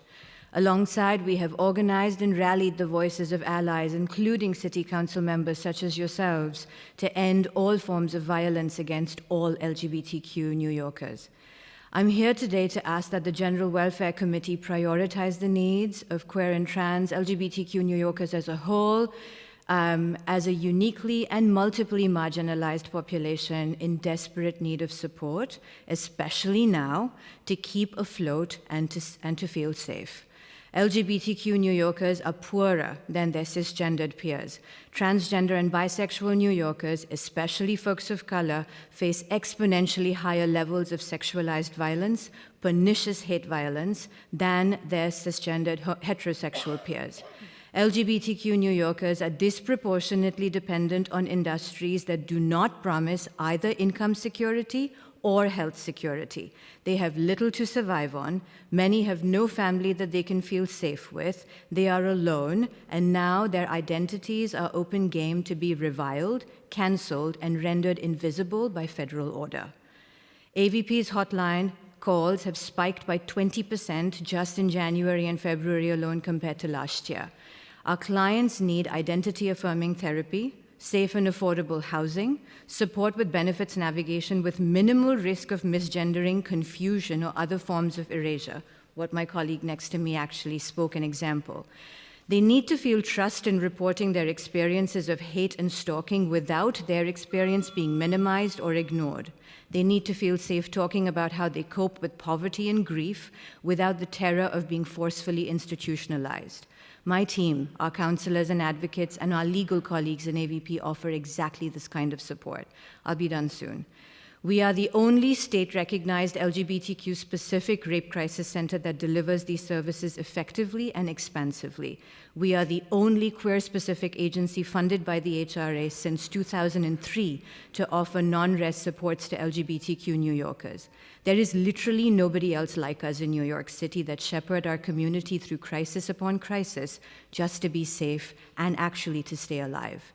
I have personally walked a caller last week. Contacting the hotline, I walked them off the ledge of suicidality because they are afraid to step out and walk their little dog because they get homophobic epithets at them from a neighbor upstairs. It makes their dog bark. And when their dog barks, then the neighbor threatens not only to hurt them, but to kill their dog. They have reported this to the police, and the police have effectively said that they need more identifiable hate violence before they can step in and take any kind of action. These stories are getting worse, and we at AVP are doing everything we can valiantly to protect our survivor siblings in the LGBTQ community. But we need dedicated and dependable city support to sustain our work. I respectfully ask you at the committee to work with us and to promote HRA to support our life-saving work. Thank you so much for your time. Good afternoon, Deputy Speaker Ayala, members of the committee, and staff of the General Welfare Committee for what has become a very, very long day. I am Lauren Schuster, the Vice President of Government Affairs at Urban Resource Institute. I will submit more detailed testimony later on. URI is the largest provider of domestic violence shelter services in the country and a leading provider of temporary housing for families experiencing homelessness.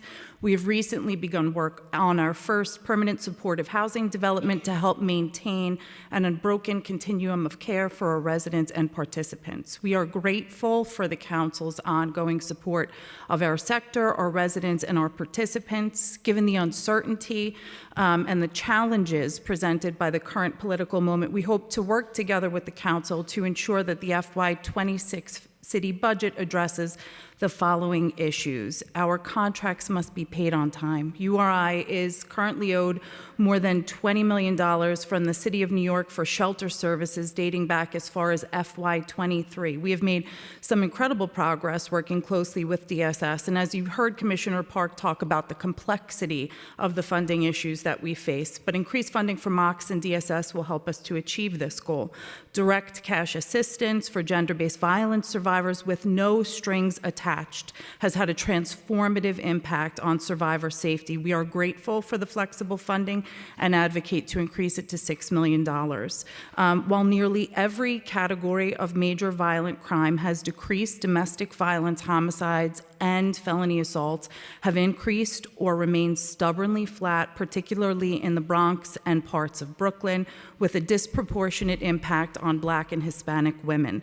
We request the Council's support in securing additional funding for youth and community-based violence prevention and healthy relationship education, investment in programs that help survivors address economic abuse, and for accountability programming for people who have caused harm to help interrupt the cycles of generational violence that continue to fuel community-based violence.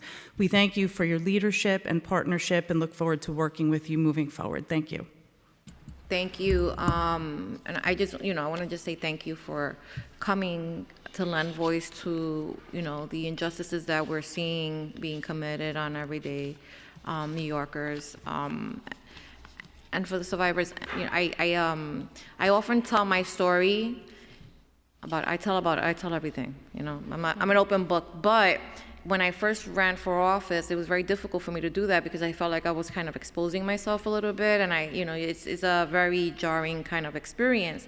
But I remember standing at the train station, and a young woman just randomly running up to me. She was going on the train, and she was like, "Oh my God, it's you!" And I guess she had recognized me from one of the pamphlets. And she says, "I just wanted to thank you because I'm also a domestic violence survivor, and I was really touched by your story, and I'm so happy that you're sharing that publicly." And I think we underestimate how many lives we touch when we share these stories, because we've been conditioned since we were little, right, that these things are very private and they stay in the household.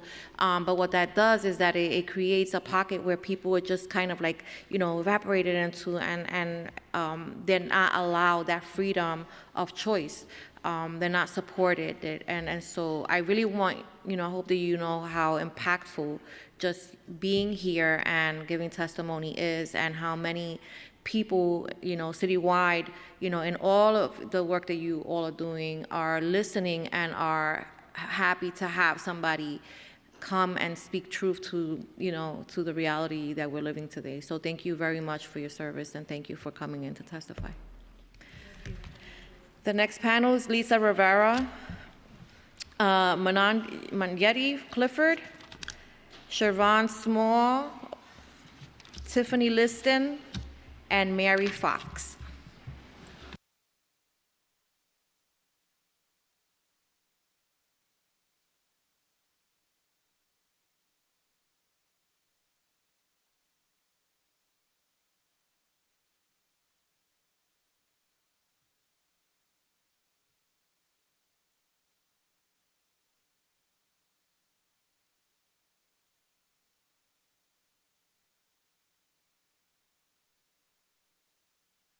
You may begin.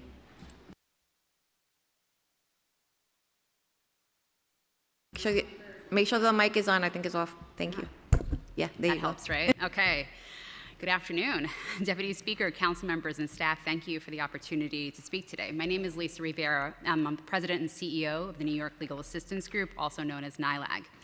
Last year, we worked with approximately 130,000 individuals in pursuit of justice, and as you know, the need in our communities is only growing, both in volume and in urgency. While this hearing is an important opportunity to speak about NYLAG's work regarding the agencies in your purview today, we must also acknowledge the broad web of intersecting budgetary funding needs we see from all aspects of our organization, including, but not limited to, getting paid on time. None of the work that we do with New Yorkers exists in a silo, whether around shelter and benefits or healthcare and housing access. Our clients' interaction with any of the agencies in your purview that we heard from today depend on countless other aspects in their lives and legal needs. For this reason, our testimony is going to include a broader view of our ask to serve New Yorkers in need of our services. On the access to benefit front, we unfortunately have seen little to no progress for our clients applying for public assistance or SNAP benefits. They still encounter problems completing their applications and recertifications because of systems either failing to function or being altogether inaccessible. And processing delays and more frequent wrongful denials still persist. It is a common theme year after year.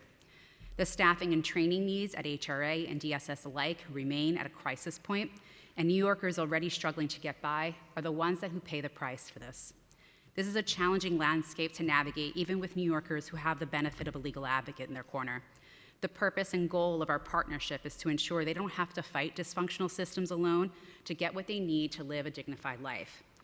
It's not hard to imagine how much more challenging this becomes when someone is also contending with the stress and instability of intimate partner violence, ongoing immigration matters, or low wages. So in addition to drastically improving experiences in New York City's general welfare agencies, we're also imploring you to support our related requests for FY26, which include increased funding for legal services for low-income New Yorkers, legal services for veterans, the Immigrant Health Initiative, Immigrant Opportunities Initiative, low-wage worker support, and legal services for low-income immigrants. Thank you for your time and consideration. I look forward to our continued work together. Thank you. Good afternoon, Chair Ayala and members of the General Welfare Committee. My name is Munoyedi Clifford, and I'm the attorney in charge of the citywide housing practice at the Legal Aid Society. Thank you for the opportunity to testify here with you today. In addition to my remarks, we will be submitting written testimony on behalf of Legal Aid covering the points I discussed. I will also note that the legal services providers, many of whom are seated here, submitted joint testimony covering our concerns about the contracting issues with the city, as well as concerns about the Right to Counsel program. The Legal Aid Society is the largest and oldest provider of free legal services in New York City, offering civil, criminal, and juvenile rights representation to low-income New Yorkers.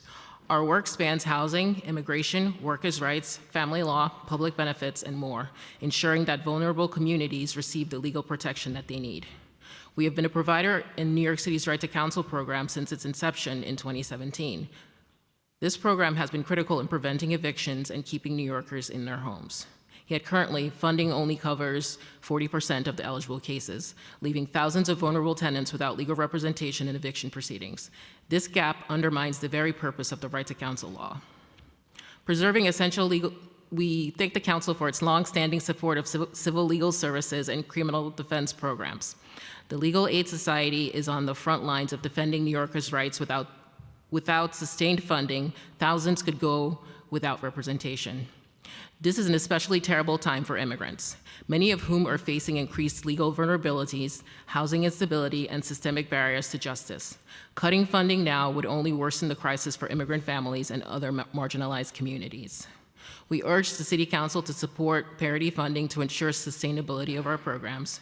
We urge the City Council to support reforms to the contract registration process and payment processes to avoid delays that hinder our ability to serve our clients.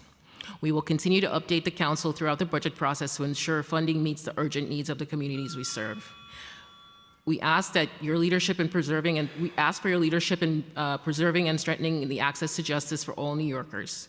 Finally, we appreciate your time and commitment to ensuring that New York City's most vulnerable residents, including tenants and immigrants, continue to have legal protection and advocacy. Thank you.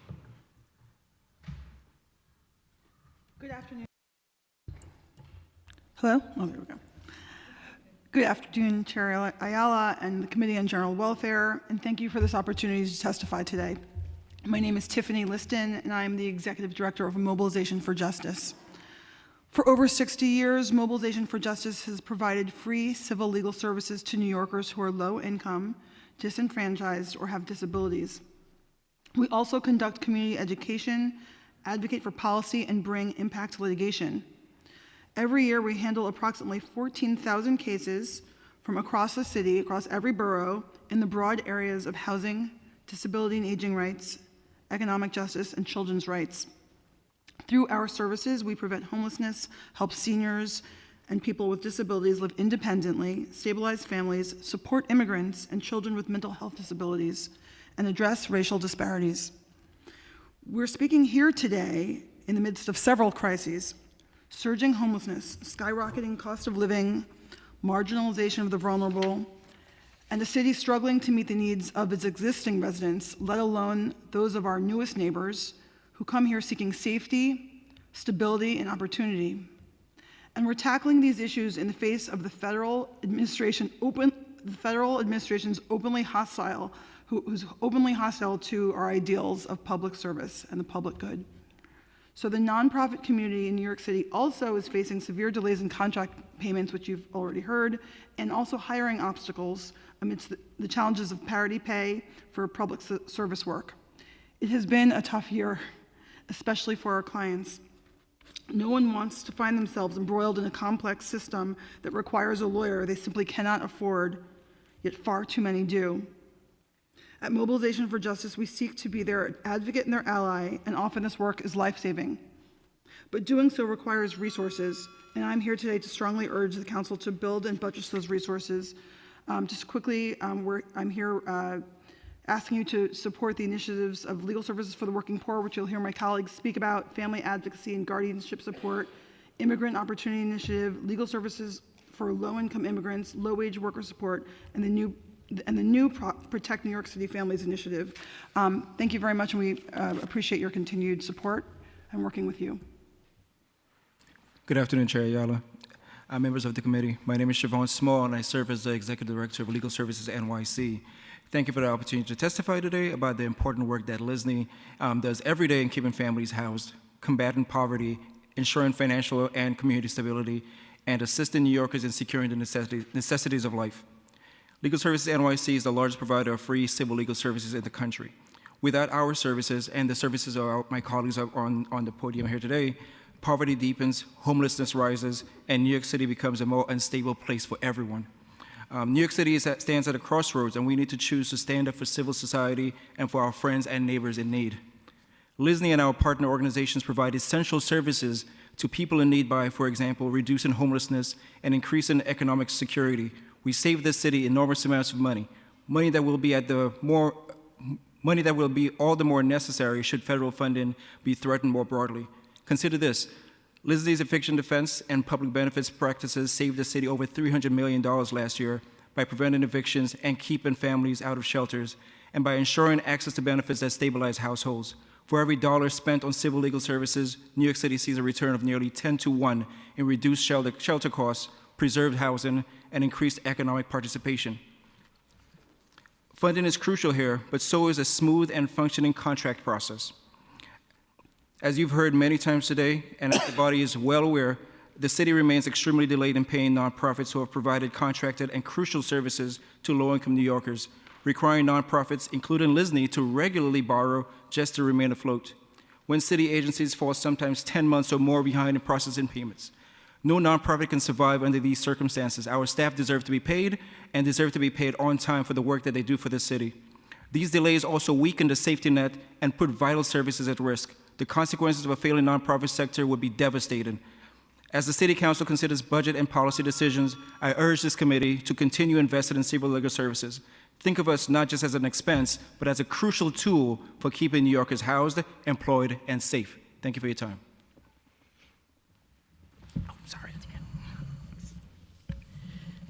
Thank you, Chair Ayala, Committee on General Welfare, and to the City Council for the long-standing support for legal services of the Working Poor Coalition.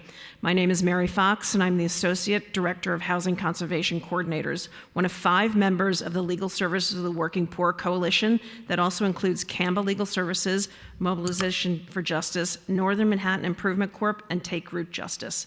The coalition was created with the support of Council nearly 20 years ago to address civil legal needs of working poor whose income is slightly higher than the poorest New Yorkers, thus rendering them ineligible for free legal services from many organizations. Working poor services are critical in allowing working New Yorkers to maintain financial independence and preserving economic stability in communities across the city. In fiscal 25, the initiative was funded at $3.45 million, which each of the 5 coalition members receiving $455,000. In fiscal year 26, Legal Services of the Working Poor Coalition is respectfully requesting $600,000 allocation, which would include a full restoration of the $455,000 allocated in 25. This support will allow us to provide critical legal services and allow providers to deepen their impact in the practice areas of immigration, workers' rights, benefits, and economic justice. Additionally, the impacts of cuts and actions on the federal level significantly threaten the social safety net for the working poor. We continue to see working poor who can barely eat make ends meet, thus have no disposable income to pay for an attorney, and they face catastrophic consequences as a result of their civil legal problems. Common problems include not being paid for their work, freezing of a bank account because of a collection lawsuit they didn't know about, being denied public benefits which they are entitled. Consequences of these legal issues can lead to other problems, including increased risk of eviction. These working New Yorkers can end up spiraling downward into the ranks of the poor if they do not have access to lawyers to assist them. We represent New Yorkers in all 5 boroughs, and we respectfully request funding during these critical times. Thank you. Thank you. Thank you all for your service. I'm very familiar with all of the different organizations, and you guys do really fantastic work. Thank you for your testimony. Thank you. Our next panel is Carrie Ann Pauls, Bill Bryan, Dan Alvarez, and Jack Boyle.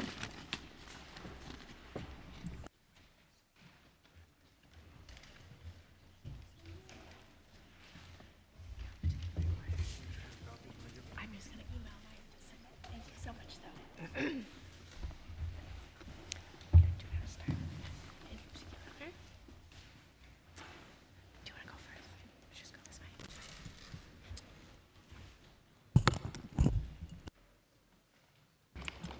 You may begin. Yeah. My name is Jack Boyle, and I work as a staff attorney at the Neighborhood Defender Service of Harlem in our Right to Counsel housing practice. I'm testifying today on behalf of the NDS Staff Union. We have 2 basic asks for the City Council today. First, tell HRA to stop threatening to fire Right to Counsel attorneys and staff. And second, ensure that we're paid at parity with city and state employees. HRA recently moved all providers onto a contract system where we're threatened with significant budget cuts unless we take on more cases every single month than we ever have since Right to Counsel began. HRA now does not give us any credit for the many complicated years-long rollover cases that our attorneys have to litigate to fully protect tenants. And HRA does not account for the substantial advocacy work that is required to get the public benefits that are necessary to resolve a case. And HRA did not provide additional funding to hire more staff to process the higher caseload. Instead, HRA produced a flat demand for a set number of cases that we have to take on every single month, no matter what. As a result, caseloads for our attorneys have exploded over the last year. Many are carrying 30% or more cases than they have in previous years, and we do not have 30% more free time during the workday to complete these assignments. Due in part to the significant delays at HRA with issuing benefits like City FEPs, cases today actually take substantially longer to resolve than they have in the past. HRA has directly threatened several offices with budget cuts, and it was only through extensive advocacy that those cuts were in the end reversed. We understand that we're at risk again of these cuts in June, and as staff who would be affected by these cuts, we implore the Council to advocate with HRA to stop these threats so that we can actually focus on our job, which is defending affordable housing in the community. Second, we're asking that the Council ensure pay parity between legal services workers and city and state employees. Currently, some of our members are so severely underpaid as to income qualify and require our services in housing court to protect their homes. It is psychologically overwhelming for our staff to show up every day to stop evictions when the funders of our work are placing those same staff at direct risk of eviction themselves by failing to pay a living wage. We're paid substantially less and receive fewer benefits than our counterparts who work directly in the city and state governments. There's simply no justification for this gap, and the Council should advocate for it to end. Thank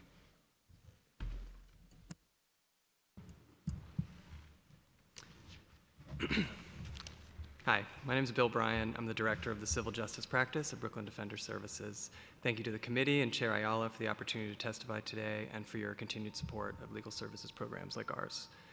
BDS represents more than 23,000 people each year whose lives are impacted by the criminal, family, and immigration legal systems. Our civil practice works to minimize the consequences of this system involvement and provides legal and social work support to ensure our clients keep their jobs, stay in their homes, and acquire essential benefits and services.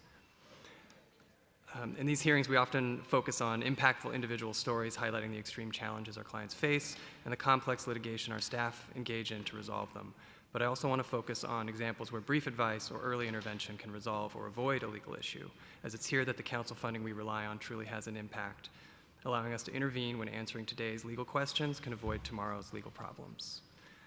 For example, working with clients of our family practice, we routinely avoid public benefits issues and non-payment proceedings for families whose children are temporarily removed from their care by ensuring rental assistance and housing voucher budgets remain unaffected by changes in household size.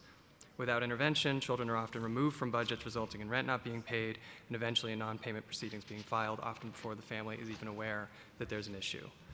So in one version of this story, we have a best case scenario being connected with a housing attorney through a right to counsel program who can hopefully identify the cause of the reduction, work with DSS to get arrears paid, and discontinue the case to avoid eviction. But in another, we can preemptively avoid a need for housing representation by ensuring the family is aware of their right to keep their children on their budget and advocating with HRA to resolve erroneous reductions. So we're grateful to Speaker Adams and the Council for the Speaker's Initiative funding that allows us the flexibility to provide this type of preventative legal assistance, and we ask that this funding be renewed. The written testimony that I'll submit will provide further details on the program initiative and discretionary funding requests that we're making to ensure we can continue to do this work. So we thank the committee for the opportunity today and for your continued support of our clients, their families, and the communities we all represent. Hi, good afternoon. My name is Carrie Ann Pauls, and I'm the Interim Executive Director at Take Root Justice.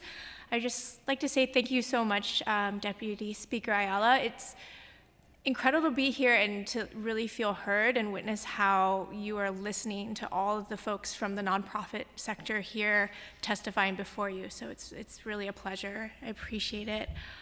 Take Root provides legal participatory research and policy support to strengthen the work of grassroots and community-based groups to dismantle racial, economic, and social oppression. We're proud members of the LEAP Coalition, the Legal Services for the Working Poor Coalition, the SILEC IOI Coalition, and many others across the city. And we are experiencing the same contracting delays as others, and I really want to amplify all that's been said here today around those. I'm also here to raise before the council issues that we'd like to bring up to meet this moment and build on our partnerships to serve members, especially immigrant New Yorkers across the city. First, the council initiatives administered by DSS HRA, such as legal services for the working poor, like my colleague spoke of, and low-wage worker support, need to be enhanced both to meet the increased need for services and to address the ever-rising cost of living and cost of operations for nonprofits. Both initiatives fund essential legal services work for immigrant New Yorkers and communities most at risk during these times of increased oppression coming from the federal administration.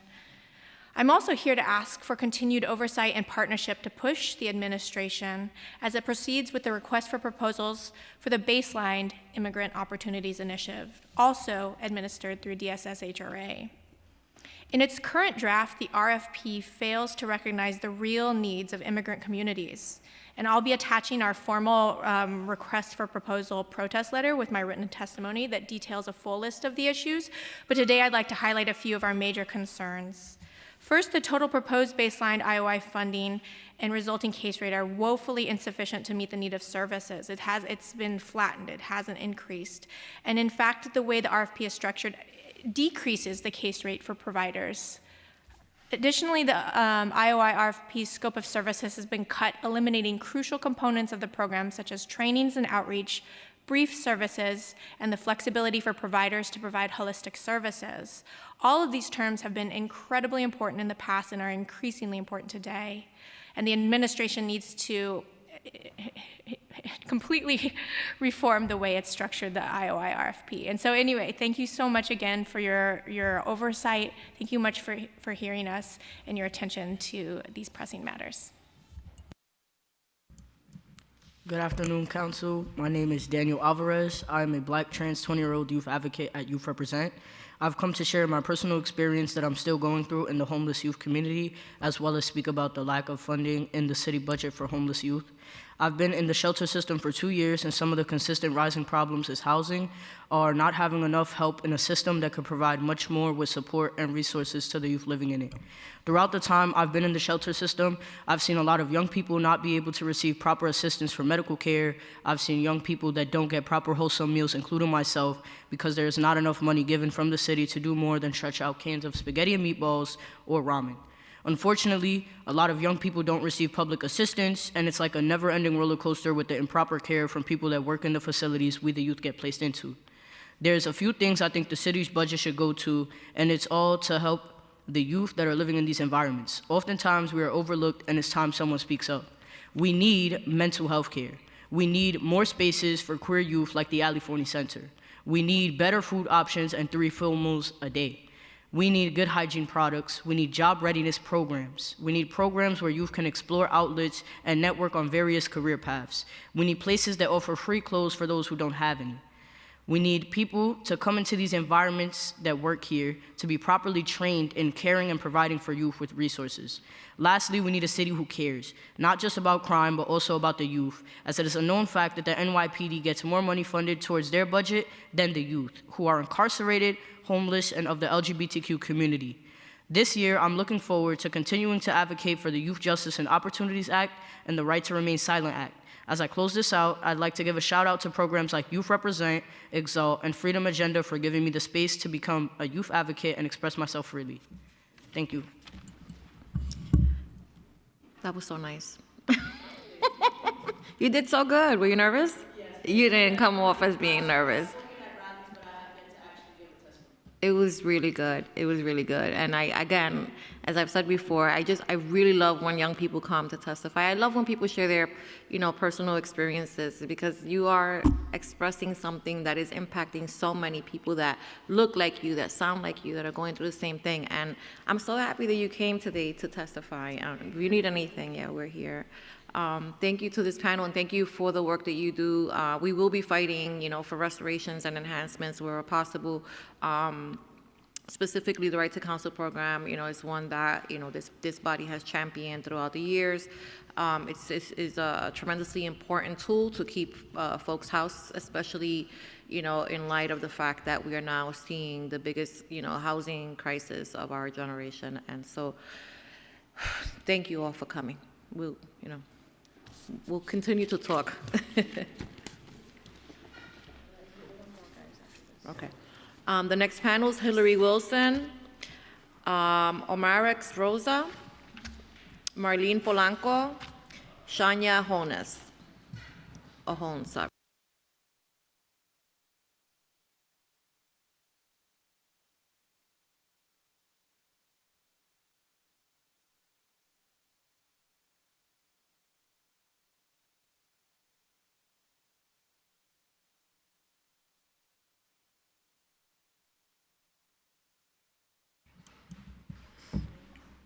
Hold on, I think we're missing somebody. Just want to make sure. Hillary?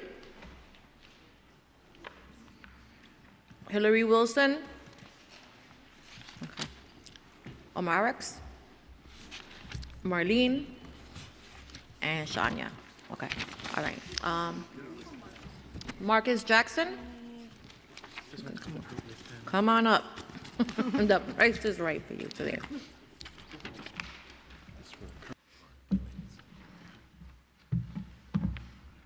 You may begin, whichever corner. Thank you, Chair Ayala and members of the General Welfare Committee for the opportunity to testify. My name is Marlene Polanco, and I am the Infant Toddler Specialist at the Chinese American Planning Council, the nation's largest Asian American social service organization.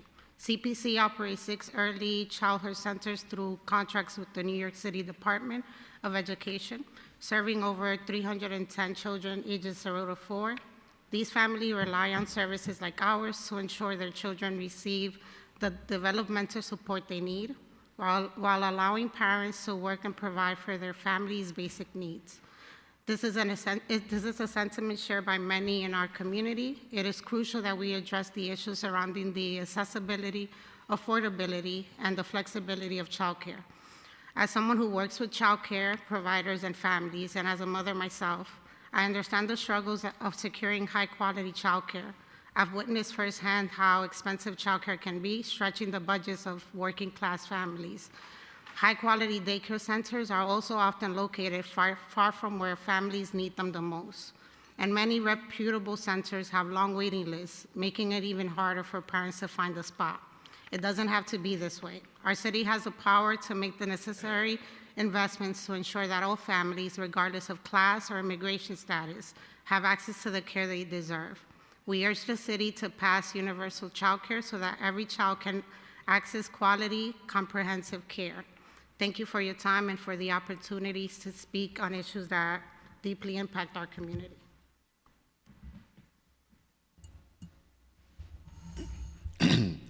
Good afternoon. My name is Marcus Jackson, and I'm testifying on behalf of Encore Community Services. I would like to thank the council for the opportunity to testify today about the urgent need for increased funding to support our city's older adults. Encore provides more than 750,000 meals to New Yorkers annually through our home delivered meals system and our older adult centers. However, the city's current funding only supports a single meal per day. This forces older adults to ration out their one meals, try to make it stretch as long as possible until they receive the next meal the following day. This is even more imperative over the weekends when that one meal has to last now 2 to 3 days, which is just a serious issue. We urge the City Council to increase meal funding to provide 3 meals daily for elderly people in need. Furthermore, the city's reimbursement rates must reflect the actual cost of food in operations, particularly for the weekends. In addition, we have to chronic underfunding, the city's delayed payments to nonprofit providers like Encore are jeopardizing our ability to serve older New Yorkers effectively. The prolonged reimbursement process forces us to make difficult financial decisions, including exploring expensive lines of credit to bridge loans to cover basic operating costs. Outstanding payments to Encore alone total in the millions of dollars, and as you heard earlier today, there are a plethora of other organizations that are also facing similar issues with delayed payments and reimbursement. We strongly urge the council to take action. Accelerating these payments will allow us to focus on our core mission and direct more resources towards direct services as opposed to trying to compensate for the lack that we have.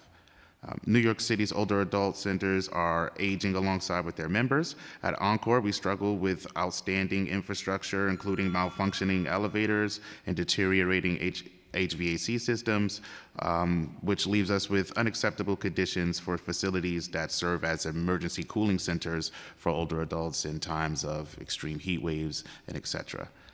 In conclusion, I would just like to add that the older adults that we serve have built this city, and they deserve to age with dignity and security. Increased meal funding, timely city payments, capital investments, and expand case management programs are essential to ensuring their well-being. I wanted to thank the council today for your time and allowing us to share these issues and concerns with you today.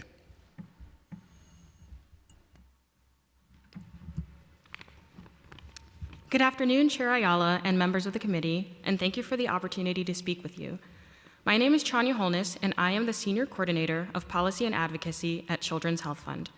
Today, I will be speaking about the importance of continued and increased funding for programming that critically supports schools and parents in ensuring that students are well-positioned to thrive in schools, like our New York City Council-funded program, Healthy and Ready to Learn, or HRL. HRL was developed by Children's Health Fund in 2014 as part of our mission of supporting kids so they can thrive. The program is designed to help schools identify and address health barriers rooted in social, racial, and economic inequities that impact student learning. When students have their health needs met, meaning when they can see the board, hear their teacher, focus on schoolwork, and so on, they are more likely to learn and succeed in school, ultimately translating into a greater likelihood of a productive and happy life. HRL started with a strong focus on screening and responding to these health barriers to learning, and while we continue to address these health barriers, we have evolved to include supporting trauma-sensitive school and home environments to better address the fallout from the COVID-19 pandemic and surrounding social issues like racism and violence. Through our current model, we leverage findings from our flagship school, PS 49 in the Bronx, in Councilwoman Diana Ayala's district, to inform materials and trainings that we conduct with educators, administrators, and parents citywide and through our Resource and Training Center, RTC.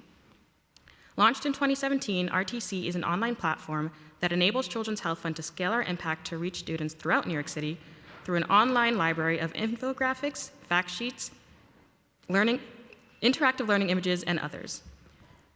Regarding our impact, since 2017, nearly 52,000 users have accessed our RTC. And in fiscal year 2024, the RTC had nearly 8,000 users, and we've reached nearly 2,000 individuals through our workshops and trainings.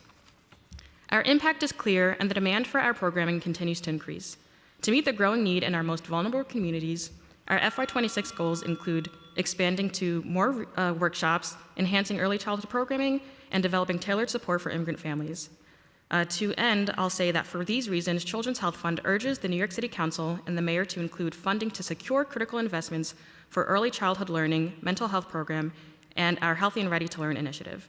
These actions will expand access for thousands more students throughout the city, giving them the best chance in succeeding in school and life. Thank you. Good afternoon, Chair Ayala and esteemed members of the Committee on General Welfare. My name is Omarix Rosa, and I serve as a Director of Housing Justice at the Harlem Community Justice Center, an initiative of the Center for Justice Innovation. Thank you for the opportunity to testify. At the Center for Justice Innovation, we recognize the array of factors that contribute to community safety, from mental health issues, addiction, lack of economic opportunity, or more. Our programs seek to address these issues. Housing plays a critical role in this.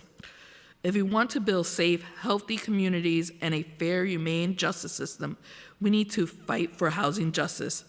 We thank this council for their partnership thus far and look forward to continue progress in the upcoming fiscal year. The center operates 2 housing resource centers, one in Harlem and the other one in Red Hook. Our housing resource centers help tenants, supporting them in documenting and tracking their repair needs, as well as assessing and navigating the court system when needed to hold NYCHA and other landlords accountable. Over the past year, our client volume has increased significantly. Even just being open 3 days a week, last year, we had 3,151 client visits, including working with 181 households on one-shot deals and many more on SNAP and other HRA benefit issues. So many of the people we work with come in wheelchairs or walkers and really cannot make the trip downtown to 111 Center Street. We've actually done over 500 virtual court filings and answers through VCAN, our virtual court access network, in response to that need, and have even been getting accommodations granted for virtual appearances in our space. ACJC is slowly returning to the one-stop shop it once was, and our great partner HRA would be a huge piece of the picture to restore it to that critical support. They have historically been and continue to be a great partner that has helped with the goal of providing community members with safe, stable housing and eviction prevention. One mission at the center that we have is to build community safety. Partnerships with government and other community-based organizations and community members is community safety. Economic justice is community safety. Housing justice is community safety. We have to look at the challenges our communities face in a holistic way. It is impossible to build safety or reduce the use of jail without housing justice. We need to prioritize fundamental needs we cannot achieve lofty ideals such as equity, freedom, healthy, resilient, and thriving communities. Our justice system plays an important role in this, and it is the center's role to make sure that this system is accessible, equitable, and understandable. We look forward to continuing to fight for housing justice in the upcoming fiscal year and appreciate the council's partnership in this effort. Thank you. Thank you. Omarix, what do you anticipate that the site is going to become like operational 5 days a week anytime soon? We are hoping. Your mic. That's something that we are hoping and that we are fighting for. And we're working together with OCA and also with our partner agencies as well. Okay, what is the holdup? There's repair issues that have to be done. Okay, all right, well, yes, but I'll follow up on some of those because I think we funded some. Thank you so much. Thank you. Thank you, guys. Our final in-person panel is Jeremiah Sedona, Dennis, Brian, I don't know, I can't, not, yes, thank you for that, and Sharon Brown.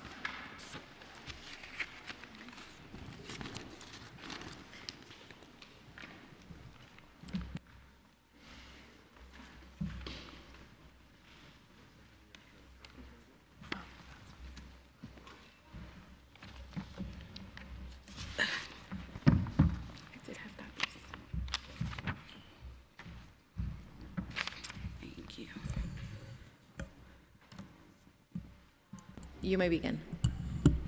Actually, did the opposite. Okay, good afternoon, everyone. I know, long day. Thank you, Council Chair Ayala, and also esteemed committee members. So my name is Dana Dennis. I am a senior organizer at the Riders Alliance. We're a grassroots group made up of subway and bus riders from all across New York City.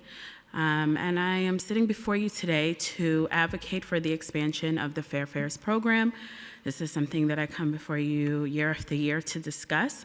The program itself is vital for the well-being of countless New Yorkers, right, who rely on our city's transit system. It's something that I personally have been working on for a decade. It is the most important thing I probably have ever worked on in my life. Fair Fares is a program that I can tangibly see impact my community. I see it across the city. I see it go into the hands of riders, and it changes lives. Being able to have the discount, being able to have access to programs, appointments, school, being able to search for work, it is something that folks feel, and especially when you're living and facing what it feels like in the survival mode, right, in poverty, which unfortunately way too many New Yorkers are facing. We pride ourselves on, being the richest city in the world, but we also need to know that there are many New Yorkers who don't feel that impact. A lot of us are just working 2 and 3 jobs. We have 2 and 3 roommates, and we're barely being able to keep a roof over our heads. So I'm representing those New Yorkers today as I speak to you. And it's pivotal, right? Every year we come to talk about Fair Fares, and it really isn't a program that we have found that the council struggles to support. Often, council members come out and support Fair Fares. Actually, it was in your first year, Councilmember Ayala, as a council member, that you were immediately a champion. And we have seen that with many folks, including the speaker herself, right? Speaker Adams. But we want to encourage everyone, and sorry, I'll wrap it up, one more time to just come out on behalf of this program. We're at 145%. The ask this year, as it has been for the last couple of years, is really to get us to that 200,000 mark.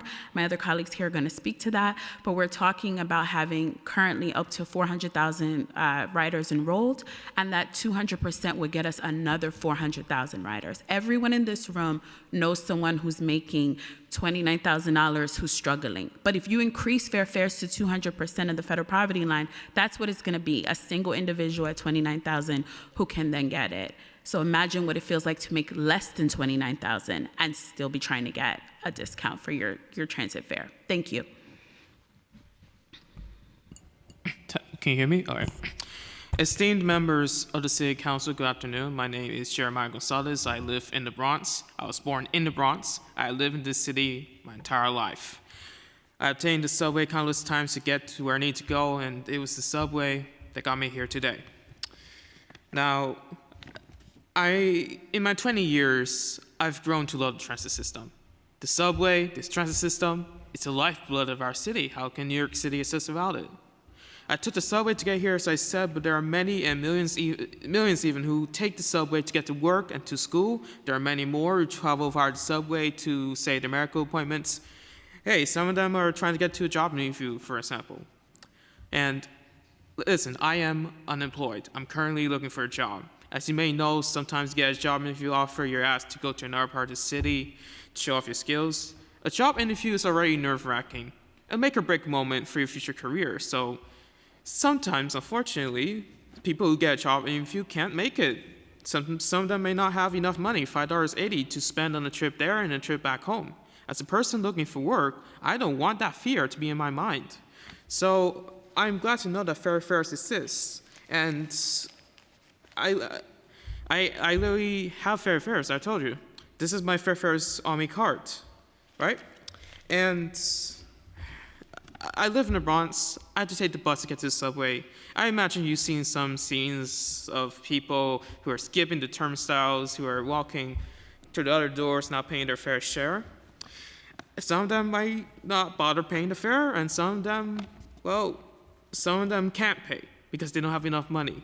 They might not know about fair fares, or maybe they're not even eligible, and that's why I'm here with my fellow colleagues to urge the City Council to, instead of providing fair fares to individuals meaning 145% of the federal poverty limit, increase it to 200% of the FPL, right?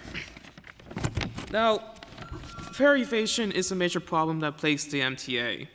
I'm sure you've seen the news about that lately, but you don't solve a problem by cutting off a snake's head, you solve a problem from the roots. And I think the root of the problem is that they won't pay because they can't. I think that fair fares is an excellent way to help reduce that fare evasion. And I hope that you folks will agree with me and with the rest of us on that point. Thank you, esteemed council members. Good afternoon. I'm Brian Fritsch, Associate Director of the Permanent Citizens Advisory Committee to the MTA PCAC. I want to start by sincerely thanking the Council, you, Deputy Speaker, Speaker Adams, for your steadfast commitment to the Fair Fares program. The expansion of fair fares to 145% of the federal poverty level was an important step in the right direction, as was the recent expansion to Omni, but we share your frustration with the slow pace of implementation over this past year. We also believe that at its current level, it's just not enough. The working poor, the backbone of our city, deserve more support from us. PCAC analysis found that expanding fair fares to 200% of FPL would expand eligibility to over 415,000 more residents who are currently struggling. This includes 160,000 regular commuters, including full-time minimum wage employees who are incredibly likely to be transit dependent, but currently earn too much to qualify for fair fares. Deputy Speaker, you asked earlier about the cost of the program. Our colleagues at the Community Service Society estimate that the expansion would cost between $36 and $40 million annually. But at its current rate, New York City is still the least generous of the major U.S. cities offering public transit discounts for low-income residents, despite having one of the highest costs of living and highest poverty rates. Nearly all other cities use 200% as their income limit, and most also offer discounts on their commuter rail systems, which New York City currently does not do. It's time we change that too, so people who live in subway deserts but are close to the Long Island Railroad or Metro North can use fair fares benefits on whichever system is most convenient to them. We want to thank Senator Comrie for leading the charge on this in the Senate. It was recently included in the Senate One House budget last week. They've been great advocates for this as well. Transit is the lifeblood of our city, and equitable access to affordable transportation equals economic mobility and opportunity. Thank you for continuing to champion fair fares. Hello, my name is Sharon Brown. Before I begin, remember Israel, defend Israel, release the hostages, let Yahweh's people go. Okay, I agree with the fair fares, but I believe that we also need to go further than just giving people things that sometimes are considered handouts. Although they need it, we also want to get people into doing things for themselves. We want to fund home ownership. We want people to go from the street directly into houses, not into shelters where they're in there and it's come to a crisis point. So we have a crisis right now in California, New York, everywhere. We see over the years it has come to a critical point. What has been done has not been working. We need to do something different. If you tell people they are sick, mental health tells people you are ill. The Bible says you are well. The people who follow the Bible direction do well. The people you tell they can't do something, they don't do it. Fund home ownership, fund vehicle ownership, fund businesses for the homeless, not programs telling them they're messed up, but programs that engage their talents and skills. If we want things to get better and not just sit and complain about what's going wrong, tell people, what are your skills? Let's find out those and let's make it a business. Let's fund business ownership training. If the person has the talent, the skill, but doesn't know how to handle the business side, they can get training for that. We can get them directly on the business training. Instead of just on the job training, we need to do something new, on business or in business training, and fund buying business clubs and fund buying stocks and bonds, and get for the last thing I'll say, fund the veterans and military housing. They should not be homeless. Pay them as if they were on duty when they were on the street. Thank you so much, Sharon. It's nice to see you. Thank you all for your testimony today. If we have inadvertently missed someone that had the intentions of testifying, who we did not get to, you have an opportunity to go to the Sergeant at Arms and fill out a form. Seeing none, then we will move to the online portion of this hearing. Thank you. You're welcome.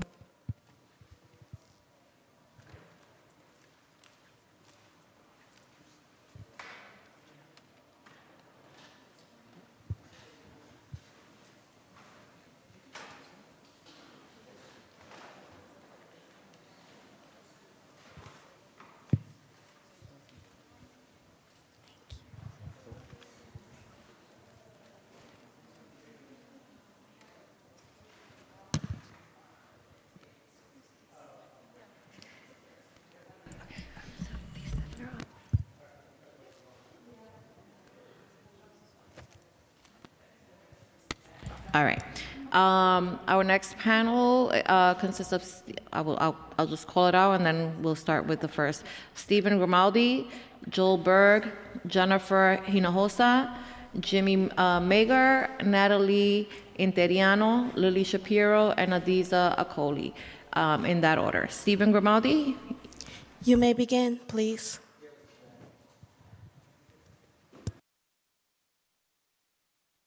Hold on, Steve, you're muted. Okay, can you hear me? Yes. Great.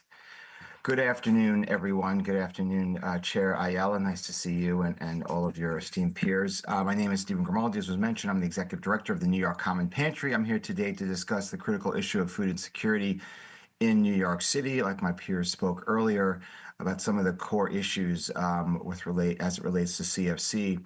And federal cuts. The statistics in our city speak for themselves. 1.3 million households, nearly 3 million people in New York City are struggling to make ends meet, according to the True Cost of Living report.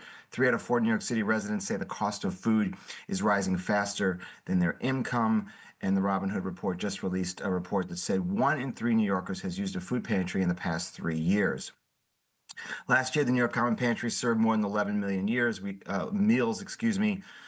We assisted nearly 730,000 guests, and we expanded our mobile programs. We now have 350 partners across the city. Of those, over 280 are food distribution sites. We and organizations like us and those in the roundtable battle daily to feed the millions of New Yorkers who are food insecure and struggling, but we cannot do it alone. We are grateful for the City Council and it has funded crucial food security initiatives in the past, but now your expanded support is more urgent than before. Just in the last 2 weeks, with the recent Department of Agriculture termination of the Local Food Purchase Assistant Cooperative Agreement, the end of the EFSP, which is a program we have been funded for over 20 years, has taken away over $2 million in support in the coming year for the New York Common Pantry alone. Potential cuts to the Farm Bill appropriations that cover safety net programs such as SNAP, WIC, and CSFP. The City Council must fill the funding gap to support the organizations feeding food insecure New York City residents. Thank you. Your time has expired. You can wrap up. This begins with providing food pantries with direct support to provide healthy, nutritious food with proper staffing and operations. The proposed 2026 funding for the Community Food Connection is $20.9 million. This is woefully inadequate to feed the high volume of hungry neighbors in need. For example, if CSFP gets cut, 36,000 seniors who now receive food through this program will need to come to food pantries, increasing their burden. We respectively request that the baseline funding for CFC be increased to $100 million. Finally, we appeal to the mayor and the city council to provide this much needed funding that will allow us to continue meeting this intractable and growing need throughout the city. Thank you for your time and consideration. Thank you. Joel Berg? You may begin. Thank you, Madam Chair. It's late in the day, so I'll be brief about 3 points. One, first of all, thanks for your incredible leadership continuing on these issues, but I hope we don't normalize just how crazy the testimony's been over and over and over again about payments that have been late years. Millions of dollars owed to struggling nonprofits. The federal government, as evil as it's been lately, when you're in their system, they pay the next day. You electronically bill. Let's not normalize this. Bunch of mayors have promised to fix this. A bunch of comptrollers have threatened to promise to fix this. Can we just make people's pay as government employees contingent upon them paying nonprofits? They wouldn't go 2 or 3 years without being paid. We shouldn't. So let's not normalize this too. I hope everyone understands that the safety net is still by far the most important thing in terms of fighting hunger. The food bank and City Harvest and pantries and kitchens do incredible work filling in the gaps, but I hope we understand that the federal safety net programs equal 17 times the dollar amount of food distributed by every charity in New York in America. So number one, it's good that HRA's had some progress on time delivery of benefits, but it should be 100%. The 30-day requirement for processing benefits goes back to 1977, before email, before web. It is just insane that we continue not to give people benefits within the 30 days required by federal law. And lastly, I hope the council continues to fund the New York City Benefits Initiative and the request from Hunger Free America and others to fund SNAP and WIC and summer EBT outreach. Every dollar we spend of city funds helps fill $60 worth of groceries into grocery carts. So it continues to be the single most cost-effective way the council can help us fight hunger. Thank you. Thank you. Jennifer Hinojosa?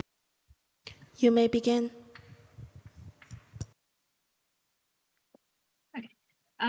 Thank you, Chairperson Ayala, and to all the members of the General Welfare Committee for the opportunity to submit this written testimony. My name is Jennifer Hinojosa. I'm a policy analyst at the Community Service Society, a long-time nonprofit dedicated to improving the lives of low-income New Yorkers through research, advocacy, and direct services.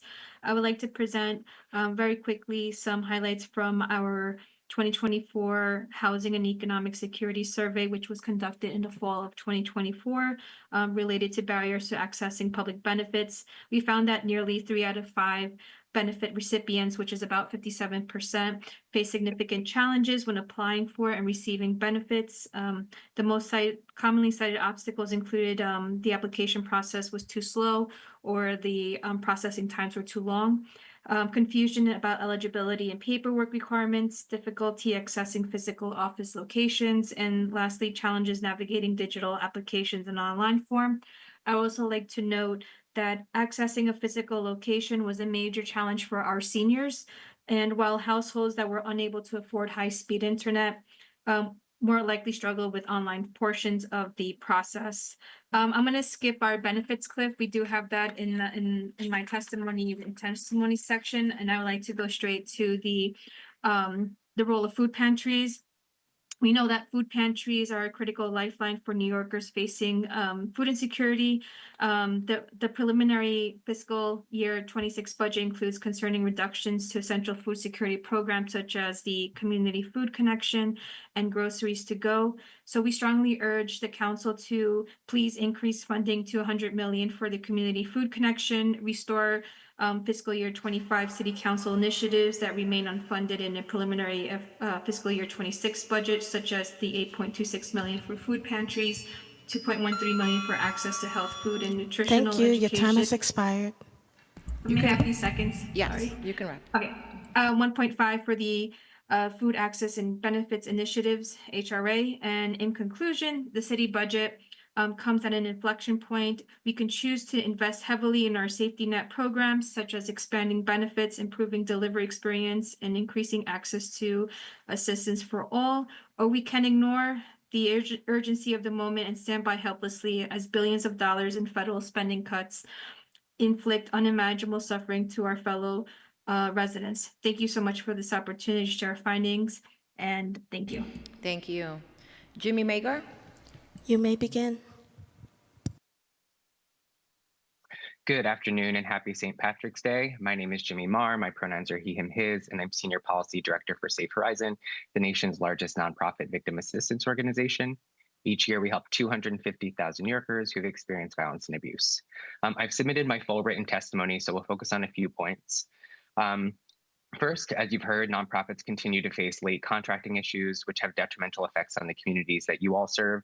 The city must hold each agency accountable to pay invoices on time. Additionally, MOX needs to be adequately funded. Given the mounting concerns emanating from Washington, we must get the city's house in order.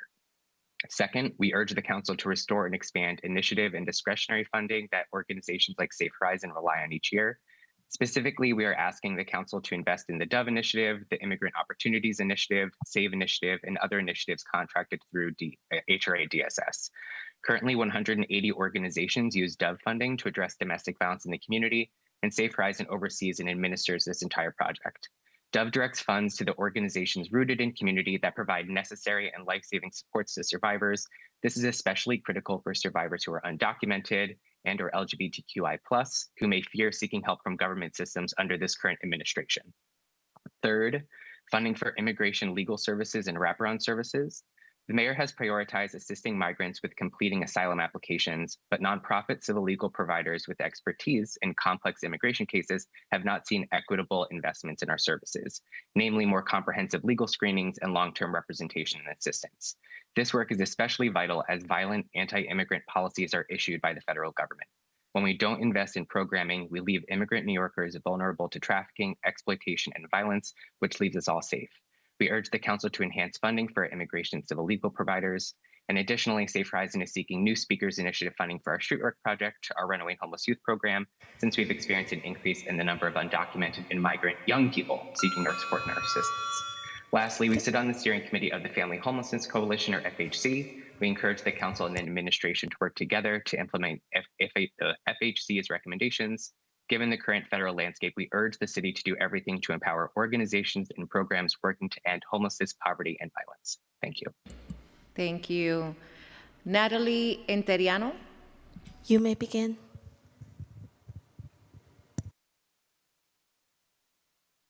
There you go.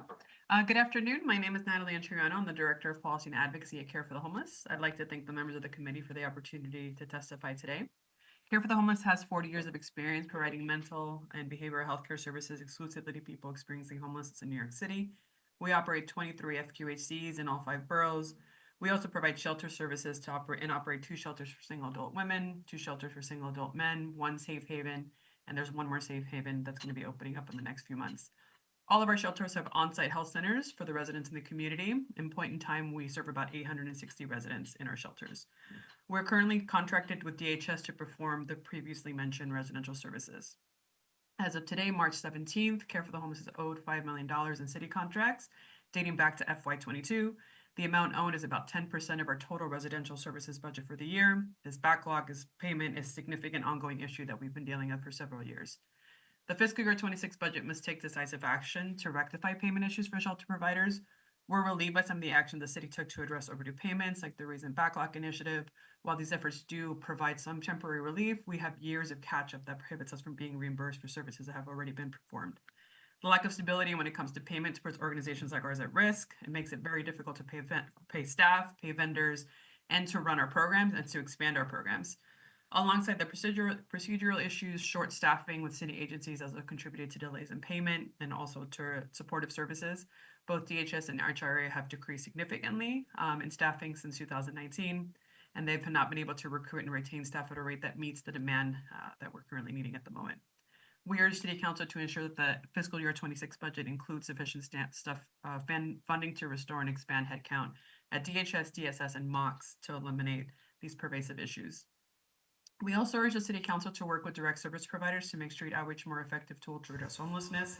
Our written testimony will include some detailed recommendations that we need enhanced collaboration and data integration, expansions in housing and shelter options, improvements to supportive housing, and a better coordinated mental health emergency response system.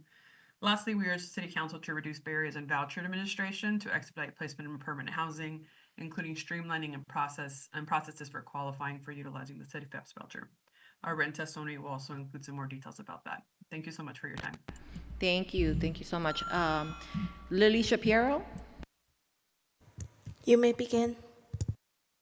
Thank you. Good afternoon, Deputy Speaker and members of the committee. My name is Lily Shapiro, and I am Policy Counsel in the Fortune Society's David Rothenberg Center for Public Policy. Thank you for the opportunity to submit written testimony and testify today about the need for greater investments in and access to supportive housing through the passage of Intro 1100 and increased funding for the Justice Involved Supportive Housing Program. Fortune serves over 13,000 individuals annually, and every night we house over 800 people in our emergency, transitional, and permanent supportive housing. And we have seen firsthand how comprehensive community-based interventions change lives, break cycles of incarceration, and create safer communities. And we all know that supportive housing is a proven solution to homelessness, mental health challenges, and justice system involvement. But thousands of New Yorkers who are on Rikers for lack of housing, leaving Rikers, and returning home from prison each year are blocked from accessing the city's largest supportive housing program, NYC 1515, due to restrictive eligibility requirements. It unnecessarily follows the federal definition of chronic homelessness, which disqualifies people who have been incarcerated for more than 90 days by resetting their homelessness status. And we must do better because 33% of people entering our jails are unhoused at the time of admission.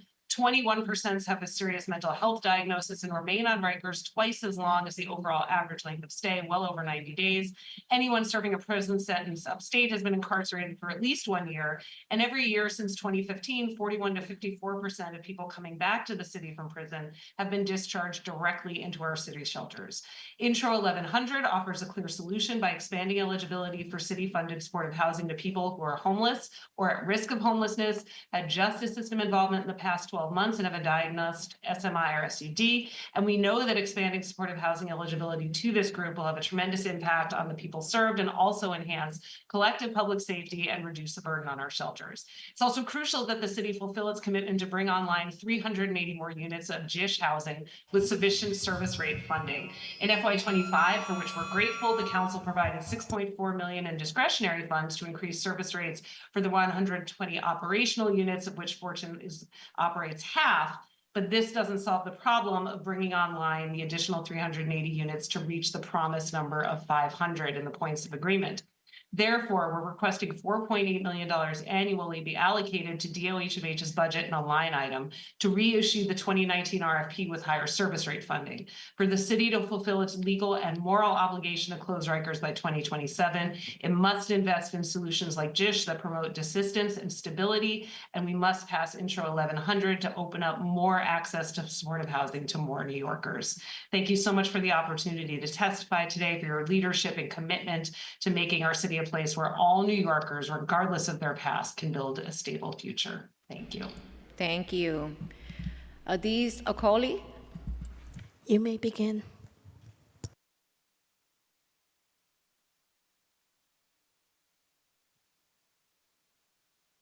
Hi, everyone. My name is Adeze Okoli.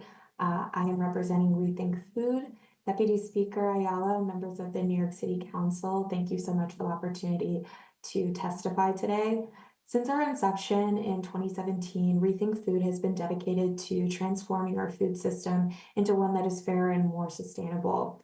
Our goal is simple yet very profound, ensuring that every New Yorker has access to dignified, nutritious meals that reflect their cultural backgrounds. Despite there being enough food available, it often fails to reach those who need it most. In Rethink, we step in to bridge this gap, using every philanthropic dollar that we receive to build sustainable programs that make everyday life more affordable. Through our network of restaurants and our sustainable community kitchen, Rethink Food has already delivered more than 30 million high-quality meals that celebrate diversity and the various cultures of our city. We've also injected over $135 million into local economies, supported 230 community-based organizations, and partnered with over 145 local restaurants. Our approach hinges on partnerships, not just between nonprofits and restaurants, but also between the New York City Council, mayoral administration, and agencies. I applaud the Council's advocacy efforts to secure funding and support city agency budgets, crucial in meeting the rising food demand in shelters. I urge further enhancement of initiatives like food pantries funding and access to healthy food programs, which expands SNAP benefits usage and nutritional education. Commissioner Park's leadership at DHS in particular has been instrumental. Thanks to our collaboration with City Hall, Rethink Food has provided nearly 18 million meals to migrant shelters and is expanding to include programs like Women in Need WIN New York City. As federal funding faces potential cuts, I implore the Council and administration to safeguard DHS and HRA funding for SNAP and essential food assistance programs. Let's continue to invest in innovative programs, technology, and staffing to enrich menu choices for shelter guests. Thank you so much for your time and attention to these critical issues, and together we can create a more equitable and nourishing future for all New Yorkers. Thank you. Thank you. Christopher Leon Johnson. You may begin. Hello, Chair Ayala. My name is Christopher Leon Johnson. Currently, right now, and I'm gonna put it back. I'm in your boss's district, Adrian's district, doing business in the district. Get a big expressway, but around here, I'm put it back. I know I can't show the screen like that. Around here, there'd be a lot of good migrants in the city of New York, be selling fruits, mangoes, and all stuff like that in the city, and they need to be protected under this Trump administration. And I know the city council is doing their best to protect these guys and gals. They sell the stuff on the Bemic Expressway, but it's cold out right now, so they're not out here, but they be out here a lot, especially in the summertime. So the city council need to start protecting them. At the same time, since this is the general welfare, Center for Welfare and Social Services, I'm calling on the city council to protect the funding for the street vendor project to make sure that these guys and gals get the services that they need while the speaker is running for mayor. And at the same time, we need to make sure that the resources get protected too. With the Worker Justice Project, their funding need to be protected too. At the same time, the city council need to put money into these two nonprofits to make sure that these guys and gals who are good migrants trying to survive in the city, trying to do the right thing in the city, they're not committing crimes. Of course, riding an e-bike on the street is a crime. Could be seen as on a sidewalk, could be seen as a crime, or selling mangoes on in a plaza can be seen as a crime, but it's not a violent crime. Let's make that clear.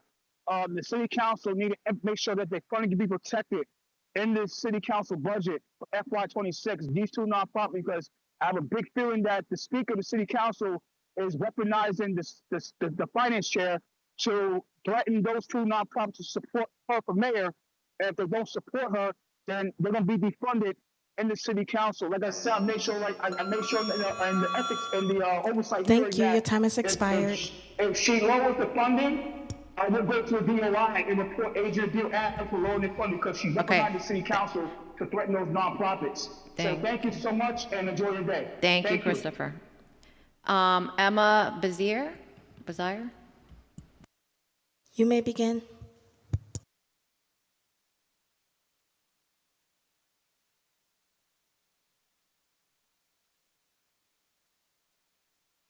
Okay. Jeanette Estima. You may begin.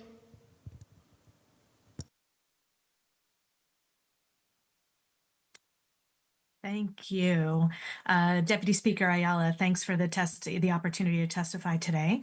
My name is Jeanette Estima, and I'm the Director of Policy and Advocacy for City Meals on Wheels. We're grateful to the Council for its support of our Emergency Meals Program, which provides food to homebound older New Yorkers during local and citywide emergencies. In FY24, with your support, City Meals delivered nearly 273,000 emergency meals across all 5 boroughs. But there is an underlying persistent emergency experienced by home-delivered meals recipients, 60% of whom are food insecure, despite the one meal they receive. It is simply not enough, and their access to food is very limited due to mobility challenges and financial barriers, with 65% of them living on $15,000 a year or less. The city's home delivered meals program is a critical part of its anti-hunger infrastructure, but it's not enough to truly address food insecurity. This will require expanding the program and the creation of new programs that bring food directly to homebound older adults. And that's why City Meals has piloted several new programs that provide more food in new ways. The Breakfast Box is essentially a second meal program, currently serving 2,000 people across the city, which we hope to double next year. And our mobile grocery program brings monthly bags of food directly to homebound older adults. You mentioned earlier the lack of food pantries in the Bronx and the lack of a food infrastructure in that area. And, this is one of the reasons why these pilot programs are so critical, as they are able to do what currently the infrastructure is not there to do. So we respectfully request a renewal of the $500,000 that we received for emergency meals last year, and we ask for an additional $200,000 to support these innovative pilot programs. And finally, we urge the Council to pass Intro 770, which would require the city's home delivered meals program to provide one meal 365 days a year, estimated to cost about $20.7 million. Thank you. Thank you. Jason Cinciaro. You may begin. Hello, Deputy Speaker Ayala and committee members. Thank you so much for sticking with us on this long day. I'm Jason Cinciaro, VP of Policy from GMHC, Gay Men's Health Crisis, founded in 1982 as the world's first HIV and AIDS services organization. It's been a long day, so I'll get straight to the 2 points that I have.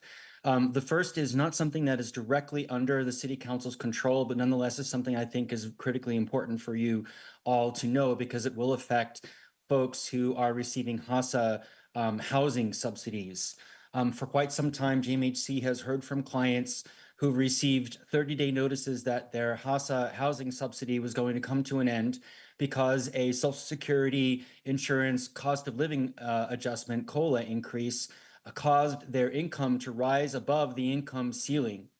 This has been happening more frequently because of the increases in SSI COLAs that came due to higher inflation. We have been working with the Ending the Epidemic Coalition to advocate for Albany to include in the forthcoming budget HIV housing for New York, which would not only expand a 30% rent cap to people living with HIV outside of New York City, but would also address this core problem by raising the income ceiling to receive HASA housing subsidies to 200% of the FPL. GMHC individually actually thinks it should be 250% of the FPL. Unfortunately, the HIV housing for New York policy only made it into the Senate one-house bill, and we have significant concerns that it will yet again not end up in the final budget, which means we will have even more clients who lose their housing subsidy and subsequently their housing. Anything that the council can do to help advocate that the HIV housing for New York policy be included in the final New York state budget, we certainly would appreciate. The second is related to the threats from the federal government. I just want to share that the 400 or so supportive housing units that GMHC provides are all paid for through HOPWA pass-through funds through HUD COC in New York City. So should HUD be cut and HOPWA be cut, many of our clients in housing could potentially lose that housing. And of course, you've heard already about the proposed cuts to SNAP benefits, which would also be devastating to our clients. We look forward to continuing working with you to address these issues and welcome any questions you may have. Thanks again so much for your support. Thank you so much. We are making one final call for Zoom registrants who have not yet spoken. Amy Blumzak. You may begin.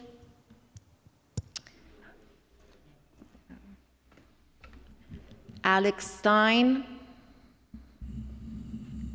Debbie Priya Chatterjee. Matthew Joskwiak. Brent Gallenberger. Alexina Cather. Okay. If we have inadvertently missed anyone who would like to testify virtually, please use the raise hand function in Zoom and I will call on you in the order of hands raised. Okay. Seeing no one else, I would like to know that written testimony, which will be reviewed in full by committee staff, may be submitted to the record up to 72 hours after the close of the hearing by emailing it to testimony@council.nyc.gov. And with that, this hearing is concluded.